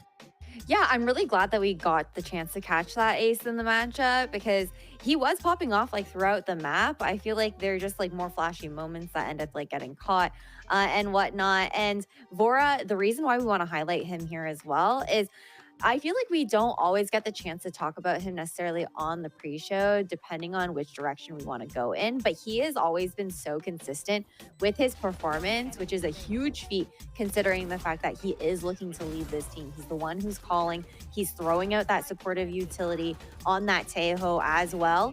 And it can consistently hold his own, finding these opportunities to get these multi-kills. It feels like he's a jack of all trades in that sense and has like no performance fall off regardless. Yeah, I mean, he's being the jack of all trades, but a master of multiple things as well, right? Like yes. he's doing, I felt like not a single one of his kills was an empty frag. Like he had so much impact on every phase of the round. He was trading, he was getting kills in the pulse plant, he was getting kills on the retake. His util was on point. He's acing an OT. I mean, like he's calling a masterclass. Like what more can the guy do to get TSM to the finish line? And an MVP, very well deserved. And he had a great first map. I'm excited to see what he's going to bring into the second one as well. And he will get them over that first stretch of the race, but the finish line still a little ways out there as we got to talk about the next map in the series. Because first, we're now heading on over into Envy's map pick of Lotus here. And TSM have looked strong on this map, don't get me wrong, Ash, but I'm curious with how this one's going to pan out, especially with how closely matched these two teams were on the first.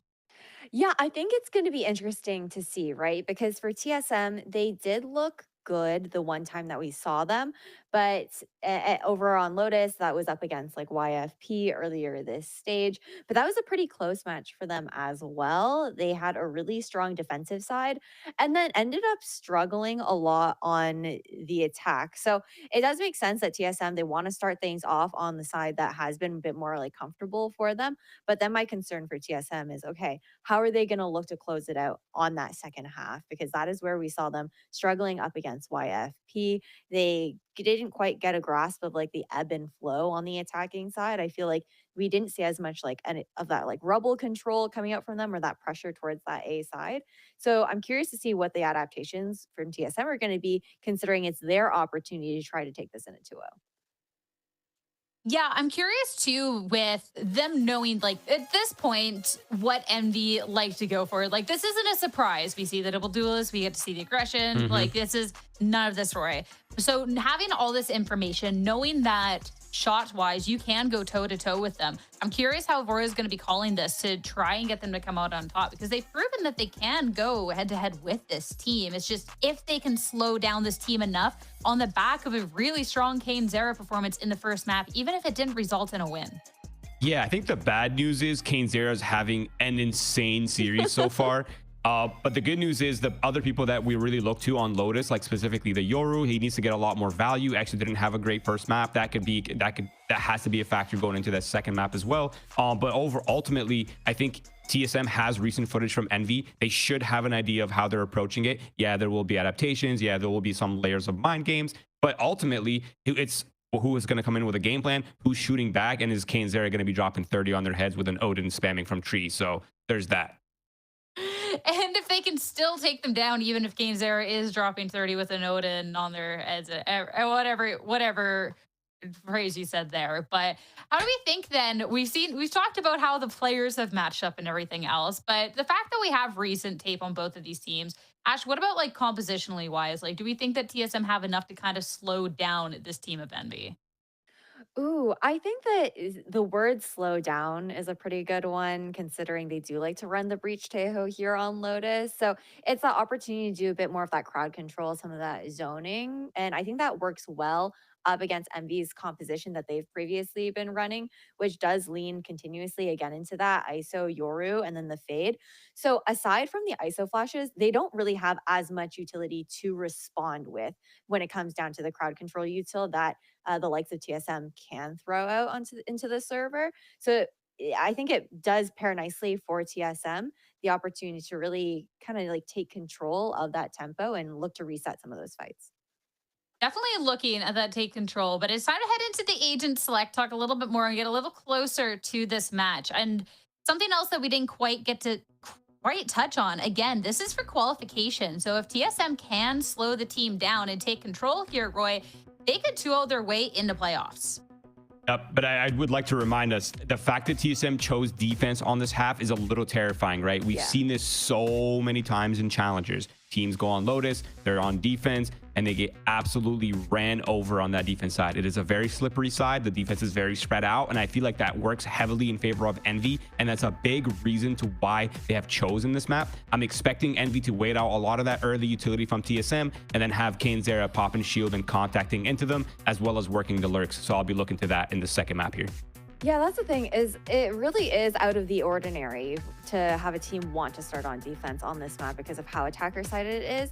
And that does make me also then wonder if TSM feel comfortable with the adjustments that they made since their YFP match with how they're approaching that attacking side, because it seems like they do feel confident in their ability to rack up the rounds here again on defense. But are they going to be going for that rebel control? Envy don't have as much to comfortably contest it. So I'd be very curious to see how dynamic TSM are going to be looking into the second half of this game, but they should have a strong first start heading into our second map of today. Well, they're either going to strong start that all the way into a qualification spot in the playoffs, or an opportunity for Envy to bounce back here, take their map pick, and send us to a map 3. Lotus is ready, so it's time to head on into the server and send it back over to your casters, Tenric and Up9. Thank you, Desk. Muy appreciated. As yes, Lotus is the map that we land on here, folks. This one is going to be the redemption tour for in my opinion, Sim alongside Recoil. Last time we saw TSM on this map of Lotus, it was a little bit shaky to say the very least, at least in terms of that second half. We were all just scratching our heads. How does that 10-2 first half from TSM versus YFP, how did that turn into a 13-11 game? Still going TSM's way, but still very, very weird how that happened. It came down also, Sim, he went 1 first kill and 5 first deaths in that attacking side. So very thankfully, they are going to be on that defensive side first. It's going to be very scary to see how Envy could potentially break through this defensive side. But that's not to say that there's evidence to say that TSM has that weak defensive side. They were basically perfect. Yeah, this is the side that TSM is feeling a lot more comfortable in, a lot more confident, much more boastful. Envy, in theory, looking to try to isolate these tail ends of sight. And everyone was asking, how much are you going to fight for this A main space? The answer out the gate is a whole lot. KaneZera just walking out the back. It's all the train and Inspire through! Welcome back, guys! Envy's here to play! Oh, baby, Inspire. Love it. But it is GMD. Oh, okay. Love the old heads, the Silver Surfers. Now I'm talking about the color of their hair. Making it on. The old guys making themselves known here with a couple of frags. But yes, good job, Inspire. That's definitely a way to kick off our game here on Lotus. Yeah, take me out to dinner first, though, next time. I mean, genuinely, what a way to get us started. I mean, goodness. Such a balls-to-the-wall fight that, I mean, if there's a time to do it, it's true. It would be now. Like, like having Kane be that portal to get Inspire in for free, though. Who would have thunk that worked so well? I don't even think Inspire expected it to, but man, did he improv well off of it. Now got that Phantom bought up. And it is going to be the guns pulling out that first interaction. Sim trying to be a little bit shifty over towards the hill. Unable to do anything over towards Mound, but it is, again, of course, a refocus here for Envy. This team, again, it's not like we've seen any bad maps for them here on Lotus. They are 5-0 on the year on this map, and again, for very good reason. I mentioned the lack of the performance from the Yoru a little bit before in the hands of Sim, but even though that may be a low light here for Envy, on the attacking side where the Yoru doesn't exactly succeed all too much, Exter at least goes even. The rest of the team still pulling their weight. Envy, at least in terms of their setup here, at least in terms of their composition with KaneZera still able to be let off the leash, find his headshots. Envy have a real dangerous setup for this attacking side. TSM is just going to get a taste of it right now, but we are going to see the rifles, and we are going to see the first time where potentially a setup from that attacking side would come in pivotal. As you briefly mentioned, recoil on the Vice is my hot button issue for this map, as opposed to Inspire's Cypher, who has been proven time and again on this map to be able to kind of freely wander on the attacking side. Recoil was not enabled nearly enough to do that, and I imagine that Envy has some ideas for how to properly fight recoil holding down that C side on attack too. We'll see if they use it in the future. They won't now. They'll go for a full-blown A fight to start things out. Not even poking their heads out the door, though. Now with the smoke on the front side, they are going to be able to potentially pop in with another flash, and there it is. But Seven does not care. Right through the smoke, able to get himself one, and still has a whole lot more damage to put on. Yes, he's decayed, but his damage is still there. Still almost has 100 HP. Does end up getting taken down, but GMD with an opportunity to extend that advantage here, but it doesn't happen. Good stuff from Vora, though. Vora immediately coming out in the front sides, in the outside. But KaneZera. It's been him. It has always been him. KaneZera trying to be him in this moment. 1v2. And still has plenty of time, plenty of space to stretch his legs here. On an ISO, not much of a setup that he can pull off. At this point, he's just going to walk through the tall grass, see if there's anybody from TSM laying around. He's going to make the right decision here. And he has the ulti. If he does get one of these two kills going, I'm sure TSM knows this. 30 seconds left. Good luck here to the boys. The Arcros was just barely off time. That would have given TSM a couple extra seconds to work with for this post plant. Letting KaneZera be that raid boss in this bonus round with the help of the double tap. That is now expired. Like you said, you do have that contract in hand, and they're going to proc this door. Arcros a second time. He's in mound. No, he's not. You check him once, but recoil turns to it. And the duelist is only good for 4 this round as TSM will crack one on the board. Oh, man. How many times have we seen that? Actually, from Recoil so far in this game. Today, he's extremely snappy. Recoil, with his trade play today, or at least with his reactions in general today, real sharp. Real sharp. Good stuff from Recoil. Scrapping together the round. Easily could have found himself in a tough Mexican duel with KaneZera. But yeah, TSM, big round to get pulled off. And you got to give it up to this initial play here from Seven alongside GND. Boris still supporting. And again, it's all KaneZera. It's the same story as that first map. KaneZera making all of these rounds relatively possible, and that one's the most obvious example yet. Envy have been put in such a position where they have such a good duelist who is so good at killing that it's better to find positions in which you can let him kill as much as possible than to get those kills yourself. And now they'll do it again. Kane right at the front of this mound, letting everyone else util up as he walks forward first with this double tap. There's one on top of the trade-off of Poppin, but Vora, his position's also known. That's 2 for KaneZera, and a C-side opened up. Unreal. Unreal, dude. It's just automatic. You point Kane in a direction. He just mows down anything in said direction. Love that KaneZera. You should work for my dad's landscaping company. You're just gonna dry Here comes ulti. Recoil. I'm in. I need a summer job somewhere. I would love to have Kane by my side, not gonna lie to you. But here comes Recoil alongside Sim. Trying to do something with this, but they're not even gonna attempt this. Envy. They've locked TSM out in terms of the eco for now. And it is 2 rounds in a row now. Wow. Where KaneZera does the business. And the decision was already made. They, I mean, not even an attempt, unfortunately. Really just waiting outside those exits. Too much on your plate, and that is going to be the tail of the tape for a lot of these attacking rounds on the C site. That's why Recoil's position is so pivotal. Burning through that util is such a fulcrum point for this Envy attack. Otherwise, you will just end up having to keep fighting for that A main space. And as the desk mentioned, Envy's firepower there may be lacking compared to the TSM squad. So having to switch up where you end up, at least at first, very crucial going into things. So Envy wanting to get their reps in here on C-Mount. It looks like they'll do it again this round. And it's worked. So they've continuously ran into the traps over towards A, but here's that Vice. Vice is going to play extremely disconnected. Off over towards B. It's not like the delay still can't happen. But Envy, they've been getting these sites not even for free. They've been battling little by little, but this is going to be the clearest look for them. There is no TP for them to make their way through here, but Recoil is still going to get shut out. All that util does not matter. There is going to be the plant. Fiora is going to attempt it. And there is the win there from KaneZera on the Uno v Uno. Inspire might have a couple of frags here. Good off angle. And these pistols aren't going to be able to do anything. This was a huge round for TSM to try to turn things around, to try to make something out of their rifles. Envy, all this is going to do is help their economy, help that scoreline extend out a little bit. TSM is going to be running into an extremely pivotal round coming up in the next. They could get fully reset, basically. Letting Kane continue to farm these contracts is also such a perfect way to completely negate the Vice and get a free C site. So TSM having to start station secondaries, either in the backhaul or waterfall, which means that your other defensive sites are going to get even weaker. The Jenga tower is starting to crumble here, and Envy already looking like they have a clear path to a map 3 if things continue going well, and KaneZera is continuing to frag. I don't see how that would change.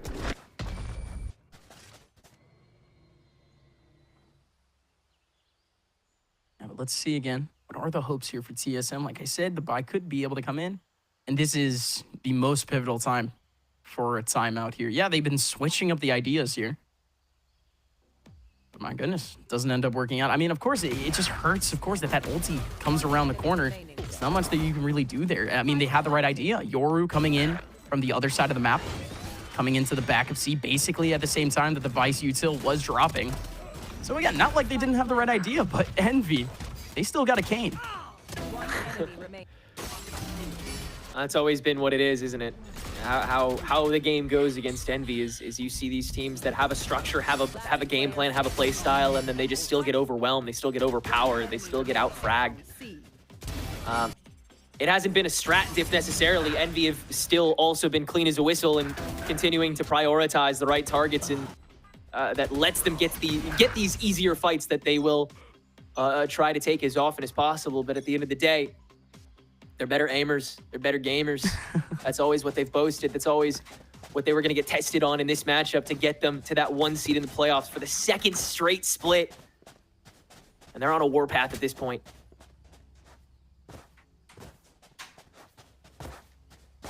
Let's see that fight over towards Mound, though. GMD on that front side is going to have the Vice util right behind him. They feel the pressure now with the smoke in their face, and GMD is not going to be able to get a battle. But how does he get that onto Exter? Exter does knock him down a little bit of HP, but GMD, beautiful battle coming in. KaneZera just swinging on in, gets the information, but it is GMD humbling the young man. Recoil even finding Ion more than enough confidence with the smoke in their face. A wonderful smoke coming in from TSM. And there you go, finally, the right idea for TSM actually works out for a good round here, but okay, my goodness, No what is way. happening? No way. There is no way. There's no way. Inspire Inspire from from those behind. shots. Keep taking those shots. Inspire's almost made it happen. One on the cooking, boxes, boys. 2 in You front. guys No are one's cooking. turning around. That's 1. That's 2. They crunch it. It's 2v2. It's free C-site. That's unbelievable. Oh, my head. Oh, my head, it hurts. Okay, poppin'. Is he gonna be able to get more? He's getting pinged down. Poppin' with 4, and he saves everything for Envy, and my head hurts. Let's go. Good Lord, the presence from this man is undeniable. Three members of TSM, eyes glued to this fade with the ult in hand, stacked on top for the fight that they know they can take. But Inspire, unchecked, unfazed, waltzes right in. He only needs one. Poppin wins the rest, and then he swings back on. While Inspire goes for the distraction dance on the boxes. It's all so perfectly weaved together at the end of the day. You only need scraps if you're Envy. And now TSM, that's what they're working with this round. Oh, goodness gracious. Oh, goodness gracious. Paper clips and pins here at best and sticks here for the team of TSM. But yeah, 7 is going to be on that front side. He has another player right behind him, and it is just going to be a hopeful little sweep here for one of these sheriffs. It doesn't work out, though. Here comes the rest of Envy. One enemy remaining. Okay. All right, cool. Exter. Love the stat padding, buddy. Love the stat padding. He was maybe looking a little rough around the edges, but not anymore. The egg has not been cracked just yet. A recoil. 1v3. Just trying to take away a couple of these guns. The eco battle here for Envy is definitely not out of the way yet. The half is still far from over. They have to get back to even strength here, both of these teams. And Recoil doesn't even opt to go into the side options here. 6-1 going towards Envy's side. We already saw a timeout coming in from TSM during this half. It's going to have to be a nasty, nasty wake-up call for this team. Again, the right idea has been there for this TSM defensive side. But how does Envy keep finding these gaps? Yeah, talking about those previous two rounds where TSM responded the right way, and that's early. GMD on that one way for the previous round, and then 7 on this Marshall for this round to get that opening frag in a moment where Envy don't expect. And then they get a great intercept play with the util dump once Envy go for their HP, and they win that fight too. But at the end of the day, first it's a wraparound from Inspire that fixes things, and this time it's the gun dip that still persists. This is the first person to be Yoru already in the back lines. Cloten coming in. Kane able to get another one. This is just a couple of fish trapped in a bucket. A couple of players stuck up against the corner. 2 players gone from the connector of A. Last 3 from TSM coming in from C. And again, that's a tough one. That's the first time that we see a different look basically here from Envy in about 4 or 5 rounds. The conditioning working out a little bit. TSM scrambling to get themselves into connector. Beautiful ultimate coming out from the Yoru to discombobulate everything. Lovely. Lovely, lovely. Simply lovely. You know what isn't lovely? Unless you're an Envy fan, of course, but that's not what I'm talking about. It's 7-1. It's 7-1. It's just a me thing. With that dimensional drift, TSM, unfortunately, cannot climb back from the 3v4. Despite the Steel Garden online, actually, they won't go for it. I am a little bit surprised by that, but Sim would much rather hold on to this operator and play for what'll have to be a 7-5 at the very least. Already a slippery defensive half that Envy have gotten a hold of. A really rough look here. I'll go in first. Thin out their numbers. That stings for GMD. Yeah, that's That goes there. not what you like to see. Okay. 7-1. Going towards the side of Envy. 7-1. Do get a bit of a replay so you can see the madness from KaneZera alongside the Yoru to make their way over into connector. But this is yet another different look here from Envy technically. They are going straight into that B site. No look over towards C, but the Tejo could be ready to strike down onto this B site. There is even more utility on this site to try to trap a couple of players, but Exter does not mind. Also with a TP into the back of site, way enough utility and firepower here for Envy to try to hold off the back of this site. TSM, no matter how early the rotations are, they're not able to get anything done. And it is Inspire, yet another backstab coming in from Inspire all the way over on the A site, and Poppin and KaneZera continue to clean up. This is the cleanest look that we've seen from Envy so far, and they're doing it against such a good team here in the form of TSM. Once they spot that one gap in the armor, Envy have no reason not to just barrel it down and start taking those confident swings. It's got to be Baby Door first every time, though, and you'll see Extra pretty consistently flashing the rest of the team in there. They don't take that, it gets a little more complicated, but all too often they do with the util that they're able to present towards it in the way that TSM can't properly respond in a gap like that. Then it'll be the Link clear that we saw go right after, and it's all coming up for Envy at the moment. Another timeout called for TSM. That'll be both used in this half. It'll be desperation time starting from here on this attack.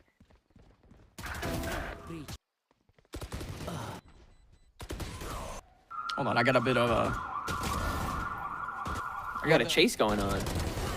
I got a hots on me right now. I currently got 5 stars, apparently. My bad. Apparently, I've been a bit too much of a homer. I've been giving TSM a bit too much reason. It really sounds like they are coming specifically for you, doesn't it? Yeah, for me. Yeah, no, guys. Yeah, no, there's definitely going to be a break for me coming very soon, guys. Hopefully, I see you in about 25 years, I think. They said life. it was. Yeah, something, or, you know, whenever that is. But it seems like things have died down here for both the timeout and for my 5 stars. As Envy, again, going to be stepping into potentially a little bit of a different look. I just want to see all of this bag from Envy right now. They've been pulling out, again, the conditioning over towards C mounts, a little bit of creativity over towards A and B, and now they're going to continue to play with the heartstrings of TSM, continuing to switch up that setup bit by bit, still putting on a little bit of attention over towards C just to keep that conditioning. But TSM, their minds are boggled. Completely discombobulated, and they don't want to necessarily play with their food just yet, but they would like to make a meal out of this remainder of the attack. Inspire already miles deep on this A. Is he going to swing? Of course he is, and he wins it. Does he do more? I was looking for all these complicated ways that Envy could just win, but it's just Inspire holding God. W. Love it. Oh my God! How does Kane even get that kill? My goodness. GMD does get the frag back, but this is huge from Sim. It's all going to be on Sim, but hold on a minute. GMD is there. Sim spots the one. There goes the flash, but it's nothing. Nothing for Sim. GMD, though, needs to ace to at least make this competitive for TSM. That's all it is. It's just a competitive round at best. A competitive half at best here for TSM if GMD is able to pull off basically the impossible. Still has plenty of time here. Still has the paranoia, but does not have plenty of HP. Not able to tag in any bullets. And Ion. Got the Ion on him. And it's going to be 9-1 going towards the side of Envy. Looking like a bit of deja vu here for TSM the last time they played on Lotus. It's just the opposite effect. They ended up 10-2 on their defensive side last time, but it was in their favor. At this point, the only real point of strength I'm seeing from TSM is when they're able to react to this early. Is when on multiple fronts you see extra proactivity from these players, and it's got to be specifically GMD, Recoil, and Seven that are going to be the ones to peak first. Almost all of them, most of the time, 2 out of 3 of them, have to get on top of an opening site region and find an opening pick. Apart from that, I have not seen any way for TSM to springboard the multitude of advantages that this defensive comp provides to them. None of the Vice combo, none of the Tejo Breach synergy we've been able to see, none of it works. GMD sitting miles away this time for the interception. And what do you think is gonna happen? Oh my goodness. Again, just going back to just, I guess just raw tactical first-person shooter. If you can see him, you can kill him, but I'm sorry, GMD, you're playing the child game still. That's unfortunate. Here comes the 2-man over towards Connector, 2-man over towards the back of C, and it is all going to be Envy. Exter picks up 3. KaneZera popping with the rest. Flawless is the word on your screen, folks, because it just makes sense. Envy has been flawless so far in this half. We're really entertaining all the Envy fans, man. All the ones that wanted to see a good match up against one of the best teams out of Challengers, and then all of the 14-year-olds that want to see their GOATs stomp another Challenger squad. I mean, for all I know, they're here to see Ye drop 70. Dude, yeah. Kendrick Lamar is going to drop a feature on this match, actually. Oh, yeah? There's so many surprises in store for this, you have no idea. We're going to keep all the hype beasts entertained. I'm looking forward to it. Keep the Zoomers enticed. Keep them in. Yeah, let's influence these Zoomers, guys. Get some Subway Surfers footage on the left side of this. It's you and me. At this point, that's what I need. The TSM, they do actually have some entertainment for us, and that's actually in the form of 7. GMD, how do you miss out on that one? Bavora actually is going to take out KaneZera in the middle of the contract, but GMD, Vora, both gone. Recoil 1-on-2. The Guardian! Recoil! It has been the story of his life here for TSM. He has been the one to push TSM over the edge numerous times throughout this BO3 already, and he's done it again. A round of applause for the stall game that TSM is able to get away with in that A fight. Just long enough to get everyone in position. And Envy, conversely, also takes their time to an extent this time around. Or extension from Ion is kind of the only thing that Envy are able to hang on to there. But man, oh man, that double kill from Recoil is crispy. And a wake-up call for a TSM that all of a sudden is on their weaker side now, in theory. Whole lot to do here in Envy. They're going to fight out the gate for it. You know it. 3 players for Envy on the outside of A. No entertainment to be had, for sure. Kane on the other side of the smoke, alongside another one over in the outside. Ion looking for a couple of headshots, but it's all going to be popping right now, right behind him. KaneZera is actually the one to not get anything. Popping behind Kane gets everything. Ion even picks up his own frag. We're still down to a man advantage, but TSM, they're about to get their shock of a lifetime. Here comes the flank in, and okay, never mind. Vora, 10 HP, takes away Exter. Inspires, gone too! Vora, 10 HP, striking away too, and now Poppin just needs a gust of wind on the Vora. Vora, not able to connect another headshot, and it is yet another big round from Poppin. Never one not to keep things interesting, and that's the kind of belligerence you want to see TSM have when they fight it out here, but they have to extend as well as kill, and Envy is just so much better at doing that with this double duelist in tow, and this smoke from Ion is absolutely blasphemous. You can just waltz right into rubble and take completely over. The cleanup from Envy is always a little better as well, and that's all you need to get away with the pistol on the precipice of a 12-2 to take us to map 3 in record time. Wow. Incredible stuff, really. Sierra's Cats, they miss her for sure. She's going to have plenty of time coming up in a couple of seconds, potentially, as Exter popping up behind the mound, going to be able to pick away at 2. TSM getting whittled down, but it's not like they don't have a chance. They do have Recoil here for yet another big play. KaneZera still able to dismount here with the pistol. Still looking a little bit scary. And that's going to be Inspired, being an absolute pain this round once again. Camera around the corner, KaneZera able to take him out. Vora dancing around the mound and has given himself actually a big chance in this round.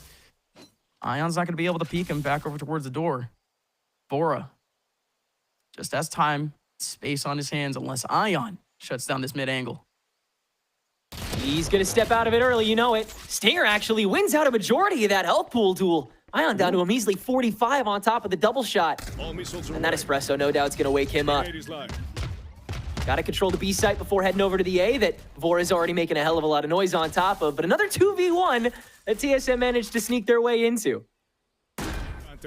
And this is the man you want for the moment. Vora has been forced to learn on the job, basically. His first job here in Challengers is to be in IGL. And my goodness, stepping up now with the rifle, stepping up with the gun, basically, just now. And the firepower is there for just Vora. Stinger around the corner. Stings through Envy. And, okay, TSM still has a chance in this game, but it is going to be a long, long road to recovery. Every time this kid is done surprising me, he finds a way to again.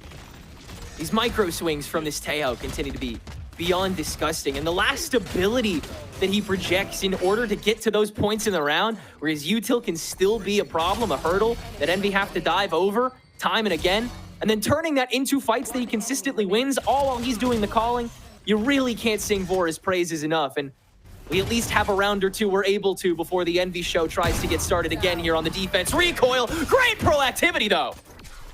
Goodness gracious, okay. Somehow able to get the headshot off of the left click, and look at this TP. They're gonna overwhelm Inspire. There you go, that's what you like to see at TSM. Switching up their setup a little bit, but might have shown a few too many of their cards considering that they're just facing pistols, but they didn't know that. That is going to be a sniper going into the hands of Envy. But TSM finally with a bit of space here to show off their attack side. Attack side that floundered the last time we saw it. Again, long road. You could just keep throwing out risk after risk after risk here at TSM to try to shock the system of TSM. Next round is going to be a big rifle round. It's going to be another reset.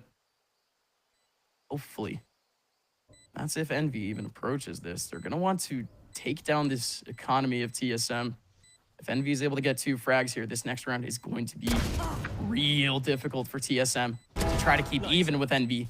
Egster is going to pick himself up at least 1 frag, but here comes a couple more opportunities. Egster, Ion on the extremities. 7 takes away 1. Low HP on 1, and it's just not going to happen. Okay, 3 rifles in the hands of TSM. It's a long way to go, folks. Very safely orchestrated by TSM in that post plant, making sure to continue diving on top of those kills so that Envy doesn't get a word in edgewise. Ultimately very clean for the time that they're allowed to be that way. Really continuing to bottleneck these pushes that Envy is going for. Of course, now that the gun diff has waned away, you'll certainly have to heat check yourself a little bit more. TSM split themselves. They'll go for another mound fight. Very minimal presence here on Rubble. This is a bit strange. Just a little bit, but you can still trust Ion a little bit, and you still got the util coming in from behind.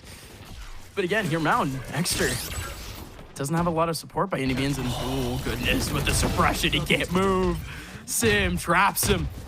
Egster was hoping for a headshot there, but look at the rotation here for Envy. It is here, and they have the player they want. Kane gonna be able to pick up 1. Spikes in his face. Gonna have to see a couple of players make their way through the cage if they want, and he is able to pick up 2 off of it. Almost able to equalize, but that might be the nail in the coffin. Shot through the wall there onto Poppin. He goes down to 10 HP. He still has Ion on full HP right next to him, and Ion is attempting this, swings the corner, and he's gone. No chance here for Poppin. He still has a rifle, but Envy, okay, showing some cracks. TSM showing some signs of life. I will continue to say this, though.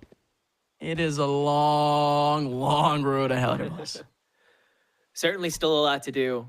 And a lot of consolations that TSM have to take along with that. No doubt Egster punch in the air, calling ping after missing out on that TP timing when the stealth drone procced him. And that is a pretty bare bones open C site for a TSM attack that's able to speed things up. To Kane's credit, he continues to be the immovable object in the back line. Just shoot head, shoot shield, shoot head, shoot shield, and we'll call it a day. But TSM have enough to get here over the line. No infighting necessary for Envy's backline as well. TSM have it all cleaned up, and we'll keep the run going for now. You have some ults on the table for Envy, but still trying to build up that economy. So a tough purgatory that they're in. Good place to call a timeout on it. If there's ever a time here, Envy. I was thinking about the rare double timeout in that first half to try to spark things, but Envy, good timing for them as they finally see TSM starting to crack through a little bit. But yeah, no, this situation here for Envy, it is nowhere near as dangerous as it should be here. We still see Envy, a little bit of that right idea. It's not like TSM are cleanly making their way onto these sites. The early battles from Envy are still going fairly 50-50.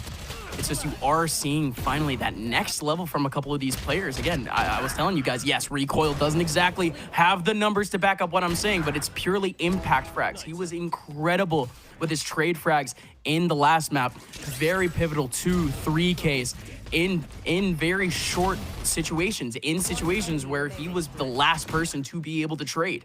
And now in this map, we are seeing, again, little by little, spark plugs trying to fly out here for TSM. This time, Vora, Recoil doing it again for this team.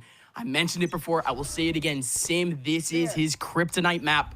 He needs that spark now. He needs to wake up. Him on the front lines, not able to get a headshot, still needing to dodge a little bit. Flash in his face, and still smoke in his face too. Not able to do much. Clone away. He TPs away. Recoil sees one going through. Oh goodness. Sees Egster. Ion is going to be able to spot him. It's still just pistols on the other side, so Recoil is really just waiting for these players to pop out, but Egster still kills him.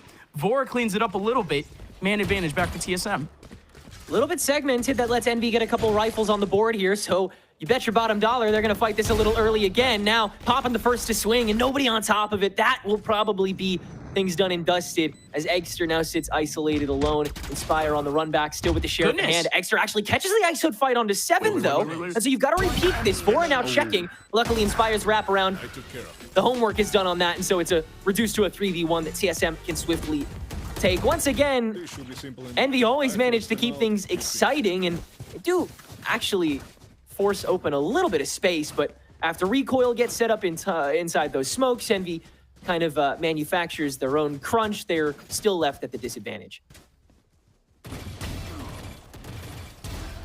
Yeah, not to their fault, though. That was a little bit of a sneaky crossover from recoil, but yeah, the smoke, the smoke's really just discombobulating the approach here for TSM. But here comes Envy switching things up once again. Look at the aggression back over towards that mid side. They're going to be splitting the goalposts. TSM have players back over towards C, back over towards A. These players in mid are only being watched by 7. 7's been spotted. They have the util to switch up to kind of cover up the lines of sight here, but it's not going to happen. Eggster goes down immediately, not able to TP away. And Envy's attempt over towards the mid side shut down. However, does stop TSM a little bit, but that just throws up the timing here for Envy, though. Now things have become a little bit unpredictable. It's been a while since we've seen Envy take a fight like that, and a lot of the time it's just because teams have learned to stick around and win things out. Envy had tried to manufacture some mental struggle out of that kind of fight. In the meantime, forcing players to second guess and recheck basically the entrances to the lobbies, but TSM will get that done, get a pick on top of it, and now Steel Guard in the A site to fully confirm it. Finds himself safely here into sight, but here comes the approach. KaneZera on the other side, Sims right behind him, and is gonna throw a flash right in his face. Good dodge, and goodness, okay, KaneZera still able to get the frag there, and Sim is gonna get overwhelmed by Inspire. Wait a minute. Envy already pulling this around from a 3v4 to now a 3v2. GMD alongside Vora. They barely have a line of sight here into sight. They need to swing this. They need to swing Inspire. And Inspire is going to get the frag. Man around the corner. Man from behind the box. Wait a minute. What a kill from Vora. Vora catches one. Needs the headshot. But almost. The junior does it again. But 12-6. Finally, Envy pushing themselves now to the finish line a little bit. Right before the finish line. Vora's intuition continuing to drag TSM over the line. 20-15-3 on the 6-12 scoreline. That is utterly unbelievable from this Tejo. His value continues to persist. I really have to call out Sim for this round in particular. The dimensional drift ended up becoming quite empty. I assumed that TSM was going to take some heavier fight timing off of it, but then Sim kind of just bottled himself back up to drop. And I mean, Envy is still rotating to that. They're able to take that fight pretty sequentially. It's a lack of coordination that goes with it. Recoil goes down immediately before really Sim's able to do anything. Far too much passivity in a place where you should absolutely be like fully springing a trap. And now you got 6 rounds of game point ahead of you. Here comes Inspire. He's done this before. He's gonna try to do it again. And indeed he does. Eggster TPing into the back lines, and he's gonna clean up 3 kills for Eggster. This old GMD now, 83 HP. It's not like this old man doesn't know what to do here. He's been through this plenty of times, but my goodness, the young guys gets him. Eggster through the wall, picks down GMD, and there's the inevitability after the first half. Envy taking away map 2, pushes to map 3. Expert Nightfall from Poppin there on top of the full-blown C push coming from TSM to wrap that up in a nice little bow. Eggster getting to use a shotgun to wrap things up. That's the only way I can imagine he would want to wrap up a map like that. A 13-6 victory that Envy can happily walk into the finality of this match with. They are nowhere near out of this 4-0 race. Not at all. And what a wake up there from Envy too. Everyone able to kind of chime in a little bit. Eggster even improving himself on this map, a map where the Yorus historically this season have not done all too well. So unlocked Envy here a little bit. But again, TSM, a lot to really talk about with this team. The desk is going to be able to break it down for us. But again, TSM, they were able to make things a little bit possible going into that second half. But that first half, it needs a breakdown.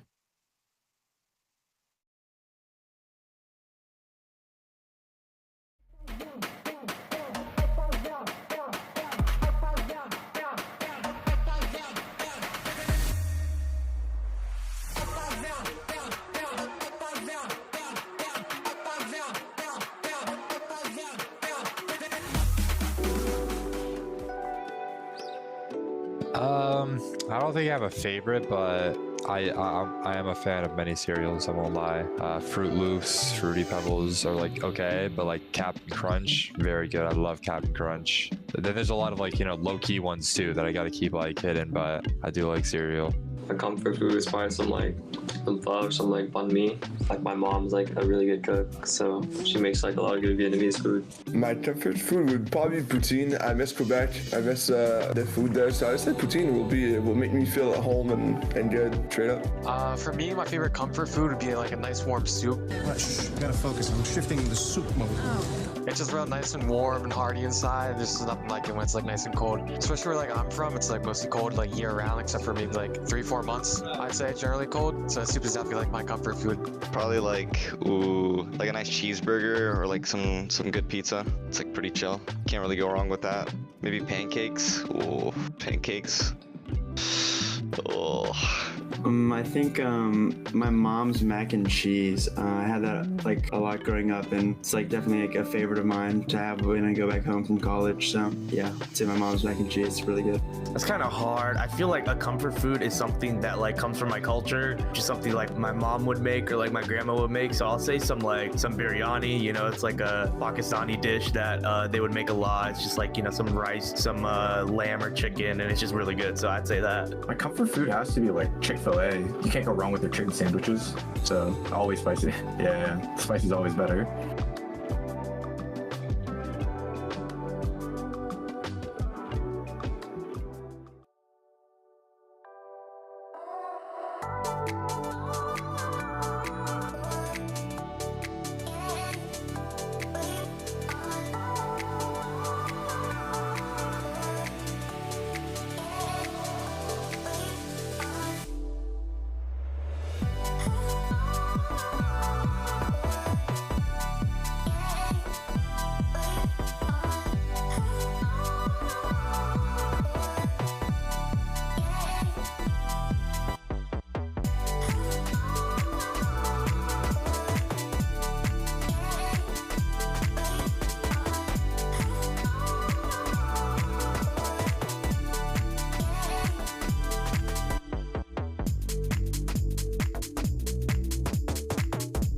All these people would really like to give up, and they don't really have that drive. The expectation should be to win first place. Get them to Ascent. We kind of just threw at the end. 30 seconds left. Yeah, M80, we're winning 5 versus 3. Look how quick this one. Oh!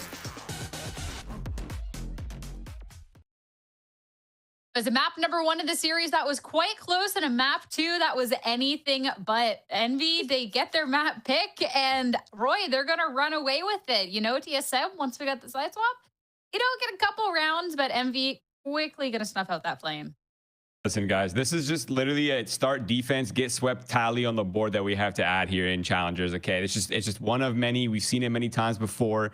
They play it one time, they have a good result on it, then they think, oh, we have it solved. Listen, no team has the defense Lotus solved, okay? Just start on attack, have the easier half, get things rolling. You're a momentum-based team. Whenever you're flowing, you look great, right? Keep it simple. But obviously, we have to give credit to Envy. They played phenomenally. They had a very good read on how to minimize a lot of the utility, a lot of the setups that TSM were running. And they honestly did feel like overall, they were just shooting better. Their spacing was better. And they just looked a lot more confident on the second map.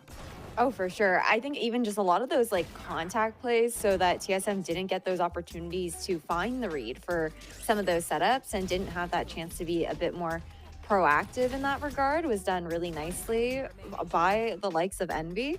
And we saw so much of that value coming from Inspire, someone that we've highlighted, I think, since like the top of day for his ability to thread the needle and find those opportunities to kind of get a pick, get a bit of that information, and get into the back lines of the defense. And we saw that result be repeated here on Lotus. So many head-to-heads, it felt like, between him and Recoil meeting on the site that Recoil was anchoring on, and just being able to cause that distraction there for the rest of the likes of Envy. Like the round 6 one where he flanks behind literally everyone on C site, and then Poppin gets a 4K. Oh my goodness, but great stuff. I mean, Envy just so proactive in these cases that TSM can never just get comfortable within this map. And we highlighted that even though Envy lost that first map, there was individuals, Ash, that were popping off. And if they continue to kind of pop off in the second map, like, surely it's not going to happen again. And like KaneZera again just cannot be slowed down. And this time TSM could not step up to that task. No, and it felt like for Envy, you know, they start off that first half 10-2, which is difficult for TSM because that's where we expected them to shine a little bit more on defense, where they seemed to feel a bit more comfortable, but then ended up lacking a bit of that depth that we wanted to see from them. And KaneZera, he's always been so consistent with his performances. We did see TSM start to wake up after our initial half, once we go into the pistol round of the next half, and they start to creep up like a little bit here and there. They don't manage to find that pistol round, but felt like Vora had a lot of these really heroic moments where he was trying to take a lot of these rounds, honestly, single-handedly at times. And that is why we see this as a 13-6. Like, it would not be a 13-6 without the IGL. Dude, someone needs to help Vora out. Like, someone needs to help the dude out. He's 20-16. He's calling really well on the attack side. He's clutching. He's dropping 4Ks. Bro's acing an OT. Someone help this man, please. He's doing his best. But listen, guys, I don't usually like to throw a little shade, okay? I don't like throwing shade. But Sim had a stinker of a map here on Lotus, okay? It was a rough showing from him. He's on a very self-sustainable agent. He wasn't able to get any value. He was getting a little bit Yoru diff by Exter. It was just rough all around on that defense side. But that being said, I do have faith in this third map of Ascent, okay? I genuinely believe that Ascent is a map that should be a little bit better for TSM. Last time they had a showing on it, they looked amazing compared to their Lotus. I think overall the map suits them. It suits their style, and I feel like their composition seems to have been quite ironed out in terms of how they want to approach the map. And I have a lot more faith in TSM on this third map of Ascent. I think Ascent is the perfect map 3 in the series for a TSM coming off of a really rough map 2. And I had spoken to Vora after they had taken this really strong map off of Ambrosia. He had said that it was a comfort map. The agents suit them well, and it just felt good in practice. So I'm looking for that comfort, that familiarity to try and pull them through. But on the opposing end of things, Ash, like, we've seen Envy here as well, and this has also looked really strong. Yeah, it definitely has. And I think a big part of that is we've seen the Yorus coming out, it feels like, for some teams on Ascent. And that's something that Envy are always going to excel with because of the depth of comfort that Exter has on that agent. And because they were also, you know, I feel like one of the teams, at least within Challengers, like driving that Yoru meta as well and taking bits and pieces from teams within like VCT and whatnot. And we can definitely see how the remainder of the competition has kind of tried to like adjust to that kind of play style. But the one thing is that with TSM starting on defense first here, if they're running back the same comp that we saw previously, I'm expecting them to have a really solid defensive side, considering that they do have that deadlock and the vice that they're going for. And it's a lot easier, I think, for them to be setting Sim up on a lot of these angles here as well. And he's much more comfortable on the jet. Like, that is one of the agents that he is known for. And that's a really big difference in the quality of gameplay that we're expecting to see from the Star Duelist between Lotus and Ascent.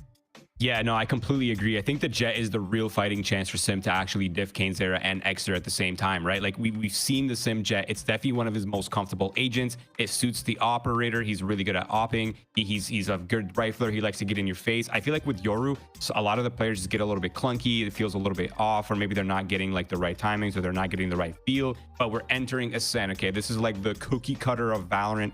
Teams have been playing this map for a long time. Everyone has this map down. There should be really no room for not being able to feel out the role. And ultimately, this is his best chance. They have a good composition. And last time they played it, they actually looked scary on that map. They were just running it down and just amazing set pieces, very drilled. I'm really excited to see this map. Especially when it was this double senti, concerns about attack, but TSM made it look easy. But I'm excited to start get into this match, and the agent select is ready. So with recent tape on these teams, not necessarily expecting any changes here, but it's another opportunity, Ash, to kind of focus up on the match that's ahead of us. As quick scan, I don't think anything's changed. No, definitely not. And for these teams, nor should it change. It felt like both these compositions suit the style of play for both these teams very, very well. I was really happy with how Seven looks on the deadlock here on TSM. I feel like his utility is incredibly proactive, which has been really great. He had an incredible performance in that matchup that they had up against Ambrosia, I believe it was. Yep, it was. And like those grab nets with the changes to the deadlock too, Roy, have been so impactful coming out from Seven. The fact that they can refresh, it's been great for clearing a lot of those angles and putting them in position to take great fights. Yeah, definitely. I really do feel like the GravNet now has a lot more versatility in terms of like offensive power and defensive power, right? You can use it to take map control. You can also use it in the pulse plant to stop retakes. You can use it on, on defense to stop executes. There's just so many levels of that sort of utility for the TSM that they could utilize. But I think for me, what I'm looking towards right now is, does Envy have a read on the gadget setups that TSM will be throwing, right? Because the first time you pull it out, you're going to have a lot of X factor. And now there's a little bit of tape, there's a lot of footage, there's some of the setups you're gonna have to get creative, you're gonna have to move some things around, right, to keep Envy guessing. So I'm looking towards Poppin, whether he's got figured it out with the Sova, and I'm looking at him to see if he's gonna be able to unravel the TSM setups. Well, it's time to start getting underway with this qualification match. Remember, Envy was the one to go undefeated to secure the first spot in playoffs in stage 1. Now TSM have the opportunity to get their revenge if they can close out Ascent. Ascent is ready though, and it's time to head back over to your casters, Tenric and Upmine. Thank you, Desk, once again. Vora, I hear you. Vora has at least an 8 kill difference to everyone else on his team. I hear him. I hear him right now, actually. I hear Vora talking right now. Oh, no. But hey, I've been roaming around, always looking down, and all I see. That's exactly what I hear Vora sing right now, because if there was a map that I expected to be a beam clash when it came to, the Swiss stage of this Challengers event, after everything we've been through, and after everything these two teams have been through, this match, this feels like that DBC beam clash. Two teams where this is undeniably a stomping ground for the both of them, with compositions that really get to boast all of these players' individual best features. Upmind, neither of these teams have really justifiably been challenged so far here. Will they this map? I know that it could use somebody. Sorry, sorry, man. I really hear Vora right now. Vora is still singing his sweet tones to me right now. He needs the help. He could use somebody right now, as Kane on the front side able to pick up the 1. It is going to be Ion picking up 7. And hey, TSM, they need somebody right now. It is Vora. He's always been around. Let's see if he can pick up a couple of frags here around the corner.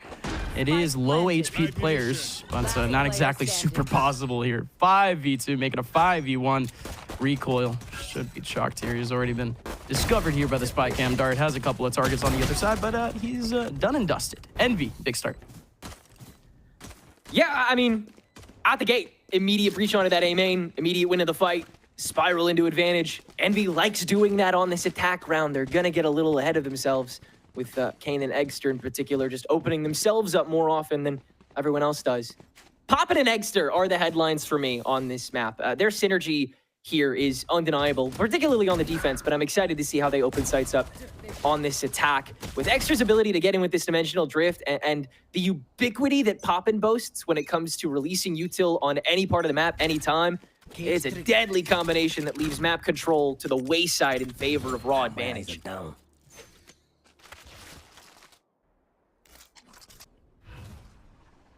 Just for this round, you don't really see too much of that proactivity. Again, I love the fact that Envy here respecting all of this space from TSM. Still working at that buddy system. Of course, you just kind of have to expect it with the pistols. But for this TSM team, again, still going to be very intrigued on how those main options are going to look out right now. How that early information grab is going to go out for them. Because it's not like they had much of a battle in that last round. It's not like they can have much of a battle in this round. Poppin. He was able to pick up 1, Inspire over the way over towards that mid side. Is able to pick up another one. So this round should, quote unquote, be chalked. And indeed it is. Spike planted.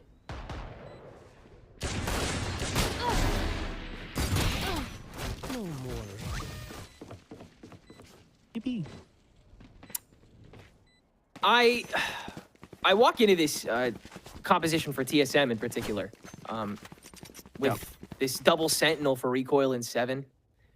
That's the biggest standout for this defense for me, obviously, when it comes to 7's proactivity on top of this GravNet.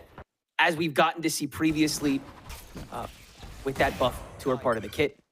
Recoil on this Vice has had to stay quite static on the B site more often than not. I'm wondering if they're going to let him start wandering through market swings or just getting a little more aggressive and proactive when that's been what wins a lot more fights against Envy.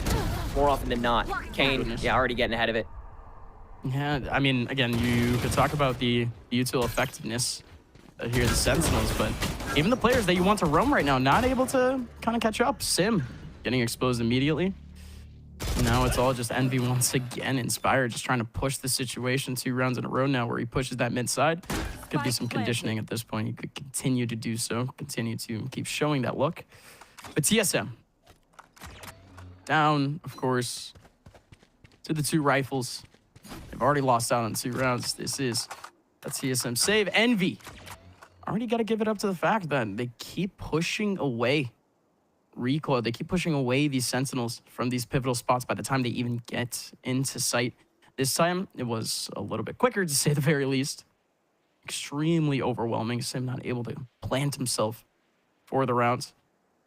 We're going to continue to see this now. It is, again, how can TSM kind of plant themselves? How can they allow 7 to sort of unlock himself, to sort of lurk around a bit in whatever choke point he's going for? That's if, of course, that stopping power from the Sentinel can happen for the rotations to come in. Rotations are a little bit more difficult here for this composition of TSM. So again, they're going to need the stopping power. They're going to need just the time. And that's a great reason for Envy to continue pushing Ascent the same way they always do. Every team other than them, their weak point when it comes to this map has been the mid swing, has been the market hold, has been this choke that does divide this map, that would prevent TSM from rotating properly and effectively. So if you're able to split this as effectively as Envy is consistently, or just barrel it down main when you have the gun advantage this time, why not? Inspire solo doloing it for a 1v2. Inspire's been let off the leash, to say the least. We're seeing, oh my goodness, speaking of let off the leash, oh my goodness, Vora burst through the smoke. I don't, why, how? Okay, cool. He ends up picking up 2 and the round's possible. Still though, Envy finds so many strengths, particularly on the defense a little more often, but they are going to be cashing in on that market choke very often. KaneZera getting that early advantage here in the follow-up, but pop in the 1v2. The spray hold is almost good to do it all himself. Now Recoil stands alone to try to recover this round. Has a little bit of utility, but gonna be nullified for now. Ion got the flash in. Oh, what? Oh my goodness, Recoil fully flashed. Bullets flying in his direction. That's the only thing he can see on his screen. He follows the slivers of silver on his screen, and he's able to get the frag, and he's able to win the round. I am stunned by Recoil's ability to win that isolated fight. After recovery was necessary, Vora go in hero mode to drag that round back into favor. And then TSM, they still slow it back down. They still walk into that pop and hold with open arms, and yet Recoil, raw gumption, holding out that first round of TSMs. Envy already getting aggressive on top of it. KaneZera, he's just gonna go, instead of 0 to 100, he's just going 0 to 200 GMD. At least silences that, but extra's already in. For all I know, he was already at 100. Here comes Recoil and Sim. Sim able to pull up one. Finally, Sim coming alive a little bit. Needs another one to really be the spark plug. Misses out on the drone, needs to run away. Spray's not gonna come in. Recoil unknown for now. Inspire's not gonna push the situation. Inspire's gonna be locked into sight here, but that's huge for Inspire. And now it's all on Sim. What is this peek from Sim? Sim able to make it happen, and he's cutting down on time. He has time to deal with Poppin. He's seen the armor poppin', surely. Did he not? Did he not? No, apparently not. No. Poppin. From behind, Dice is going to be able to pick up Sim, and that is, of course, the W. My quiver is never full. The ladder of kills protruding from that round as its focal point, Envy managed to once again just win off of raw advantage despite that Steel Garden. Envy's proactivity that they're able to manifest with said advantage is too much for them to bear. Do appreciate Sim trying to get on top of said Steel Garden to make something of it. It almost turns that into a 1v2 he can win, but far too much to check. So a necessary timeout called from TSM as they need to manage their resources a lot more consistently and effectively. Players all too often getting handed the short end of the stick when it comes to these pushes. Envy easily able to overwhelm in a vacuum and thus take the rounds from there pretty easily and handily. You say that again, it is some crazy factors here still leading to TSM still pulling away here. That early rotation from Sim, this spot here, for him to be alongside GMD this early on for both of these players was already a good call for TSM. So it's not like they don't have, quote unquote, the right idea. Once again, it seems like a bit of a deja vu from the last map. But again, Envy, they are the ones starting off hot. They are the ones getting the opening frags. They are the ones picking up the spots in the early round that they want. TSM, no matter what they do in the late round, again, it has to be a strong start against this Envy team, against such a volatile aimer of a team like Envy. TSM, they're looking to push the situation a little bit, to say the least. 2 bursting out over towards B main, 2 over towards mid, and it's a sandwich. Sim, max on that sandwich, and it is going to be 2 frags coming out for the ulti. Exter does pop out of the smoke, does pick down GMD, but mid advantage, all for TSM, and Sim has exactly what he needs for this situation. Picks up the headshot onto 1, Exter takes him down, but that's no problem. TSM has 3 to deal with, and now could isolate a 1-on-1. Indeed, they do. Kane 1-on-3. The playbook drained after Sim jumps into main. Everybody shut up, my show is on. Blades for 3. Alrighty. Throw me out. Let's see what Kane can do here. First swing is solid, but 7 survives it. So at the end of the day, again, the proactivity manifests in a win for TSM. Sim definitely feeling a lot better already in this map than he was in the previous one on this far more active and consistent jet that he gets to play. That ultimate, so gorgeous. Wow. I mean, that is tremendous from him to net this round pretty easily. And then Vora, great sense on that TP from Extra, immediately understanding the new rotation that Envy was going for to get some semblance of map control back, and they shut it down immediately. That's terrific sense from TSM.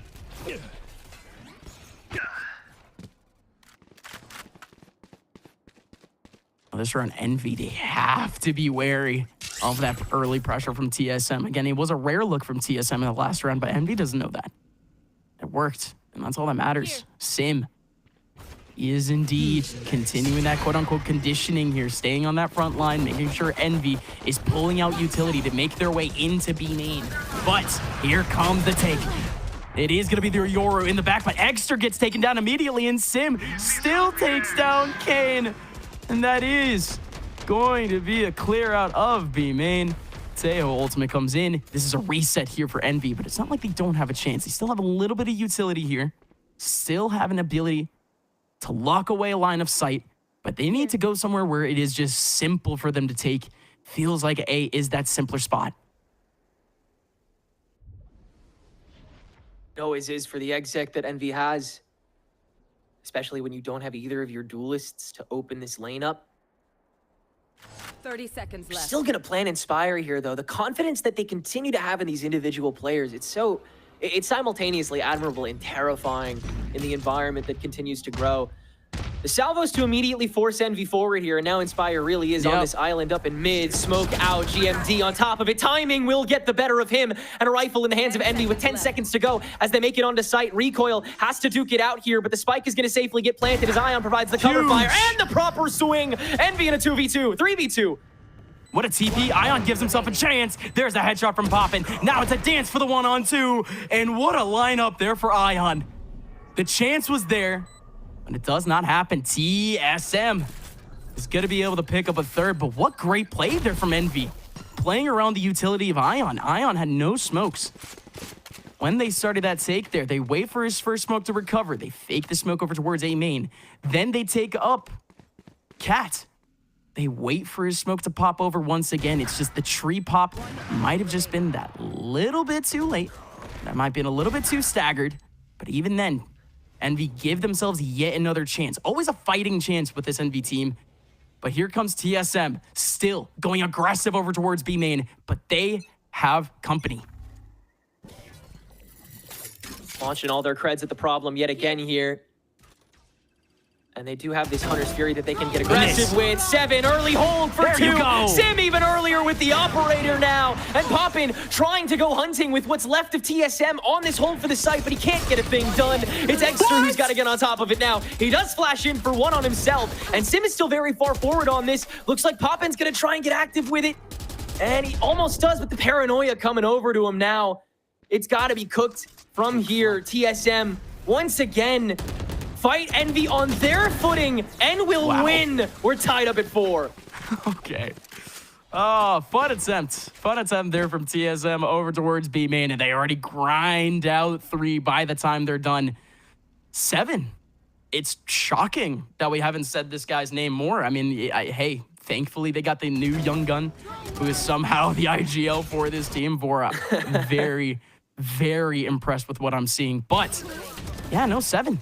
Again, he has been the one to kind of been on top of realistically the whole league. I mean, hell, he's #1 in rating, #1 in percentage, #1 in terms of ADR for all supports in the league.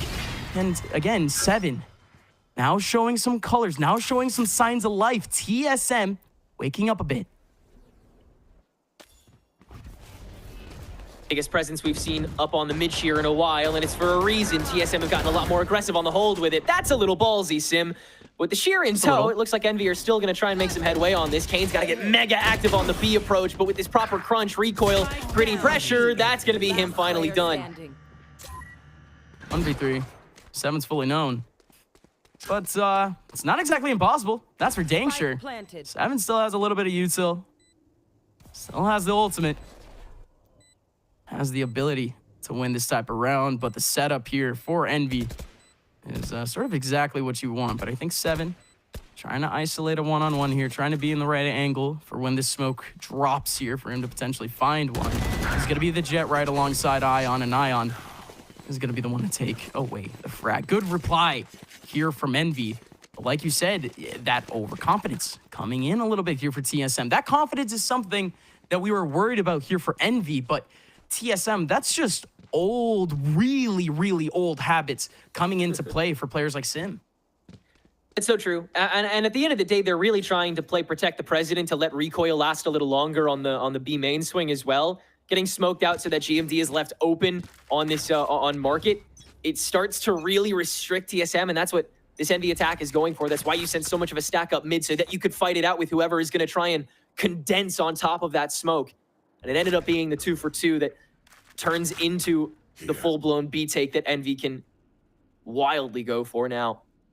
They'll head back over here again via main, where TSM have a little more setup on the site this time. GMD holding it down on the lane, actually. Meanwhile, you got Vora ready for rotating wherever he needs to go.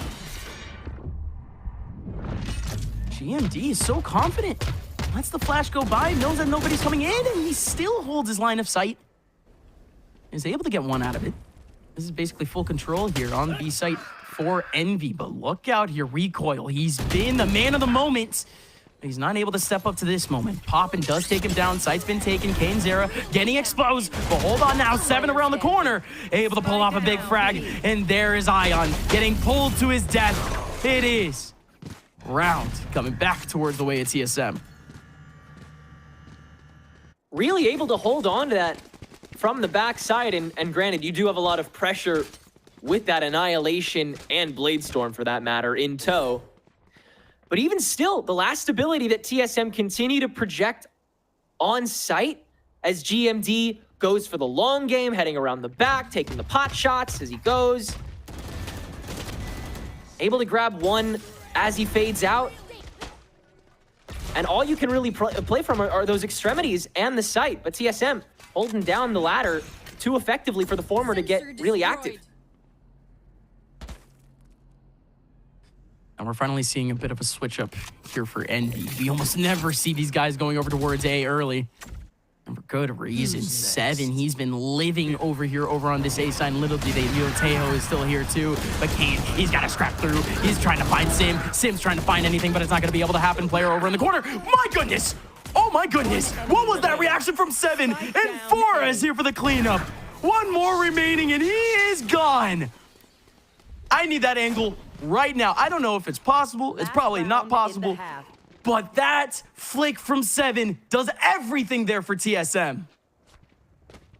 And good thing too, because by all accounts, the round was going pretty perfectly for Envy up until that point. Barrier mesh placed at the perfect time after all the chaos on site had already been caused after Eggster and Kane were already doing so much of the damage on. But 7 holding it down on top of that corner, and then Bora immediately replacing and grabbing 2 more for himself. So 2 good. hero moments that define this round for TSM's defense and keep them stable in it just a little bit longer. They have the Armageddon coming into this round too, so they can continue to play mega preventative. You can see that effect here for Envy. Envy needing to spread out. They can't get cooped up with the Annihilation coming in from the Tejo, but Enemy kill. Sim has that mid side, able to pick away 1 on to Aspire. Inspire, again, he has been annoying over towards that mid side, but almost never do we have that mid watch actually being able to find him. He returns to the mid side and he gets taken down. 7 here with a single frag. Yes, the site is being taken here by Envy. But 7, he's still under right now. There goes the Annihilation. It just clears everyone into the back of sight. But what is this now? What is this now? Sim, he's scrambling a little bit. Don't do this. Okay, head scratcher for sure, but the round's far from over. GMD already on the front lines, looking for Poppin. Poppin showing ahead. His teammate is still a little bit far. Recoil can't trade for anything here. Poppin, gonna go for a dart. GMD, he has been recovered yet. He hasn't been spotted. Swap out here for the solo alongside Kane. Kane, he's gonna get taken down by Recoil. 1-on-1 clean. Shotgun comes in. The shorty does it for Recoil. And the Impact Man does it again. Recoil, far from the flashiest stats, but it has the flashiest plays so far. Just the chutzpah that Envy continues to rock with every time as they come into this. It was a pitiful buy on the attack, all things considered. Everybody's so half-hearted, and the barrier mesh fully protecting 7 as TSM fully gets to rotate with all the time in the world, and then somehow, some way, KaneZera, excuse me, and Poppin get active again. Look at Poppin. Idea Man is always trying to let this Hunter's Fury fly to make sure that Recoil isn't sticking behind and is wrapped all the way back around. I'm just so well read to get them just one more bloody chance in a round like that, but you got just enough to get you through if you're TSM. Now 7-5, walking into the attack. Envy, they have their pick of the litter with the playbook at the moment, in my opinion. The ubiquity is 100% on their side composition-wise, so this will still be an uphill battle for TSM.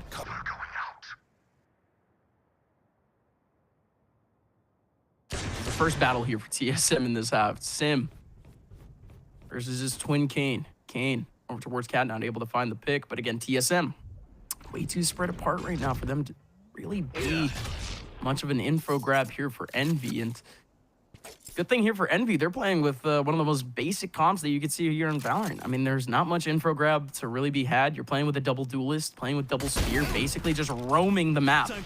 So Envy just really relying on these individuals, and the individual who has been the absolute best today gets shut down immediately. But good stuff from Eggster, able to pick up 1 with some more damage onto another. 7 is extremely low. Huge picks coming on to Ion. Ion was getting picked behind the smoke. Eggster, do they know where he is? 7 still on the look though, does not matter. Inspire and Pop in the last 2.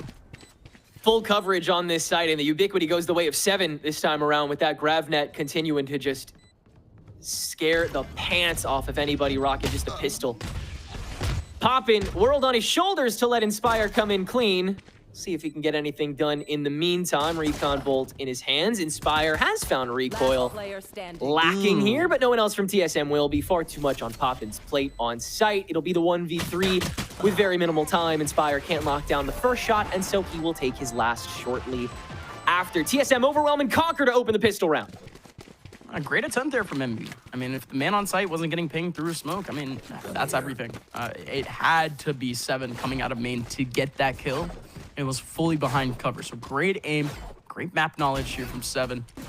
But otherwise, again, Envy They're relying on these one-on-ones right now. They're relying on some of these individuals, at least in that last round. It is just the pistol round. We can't make too many sweeping commendations. But again, this is sort of signs of things here for Envy. Signs of what their util actually has for them to work with.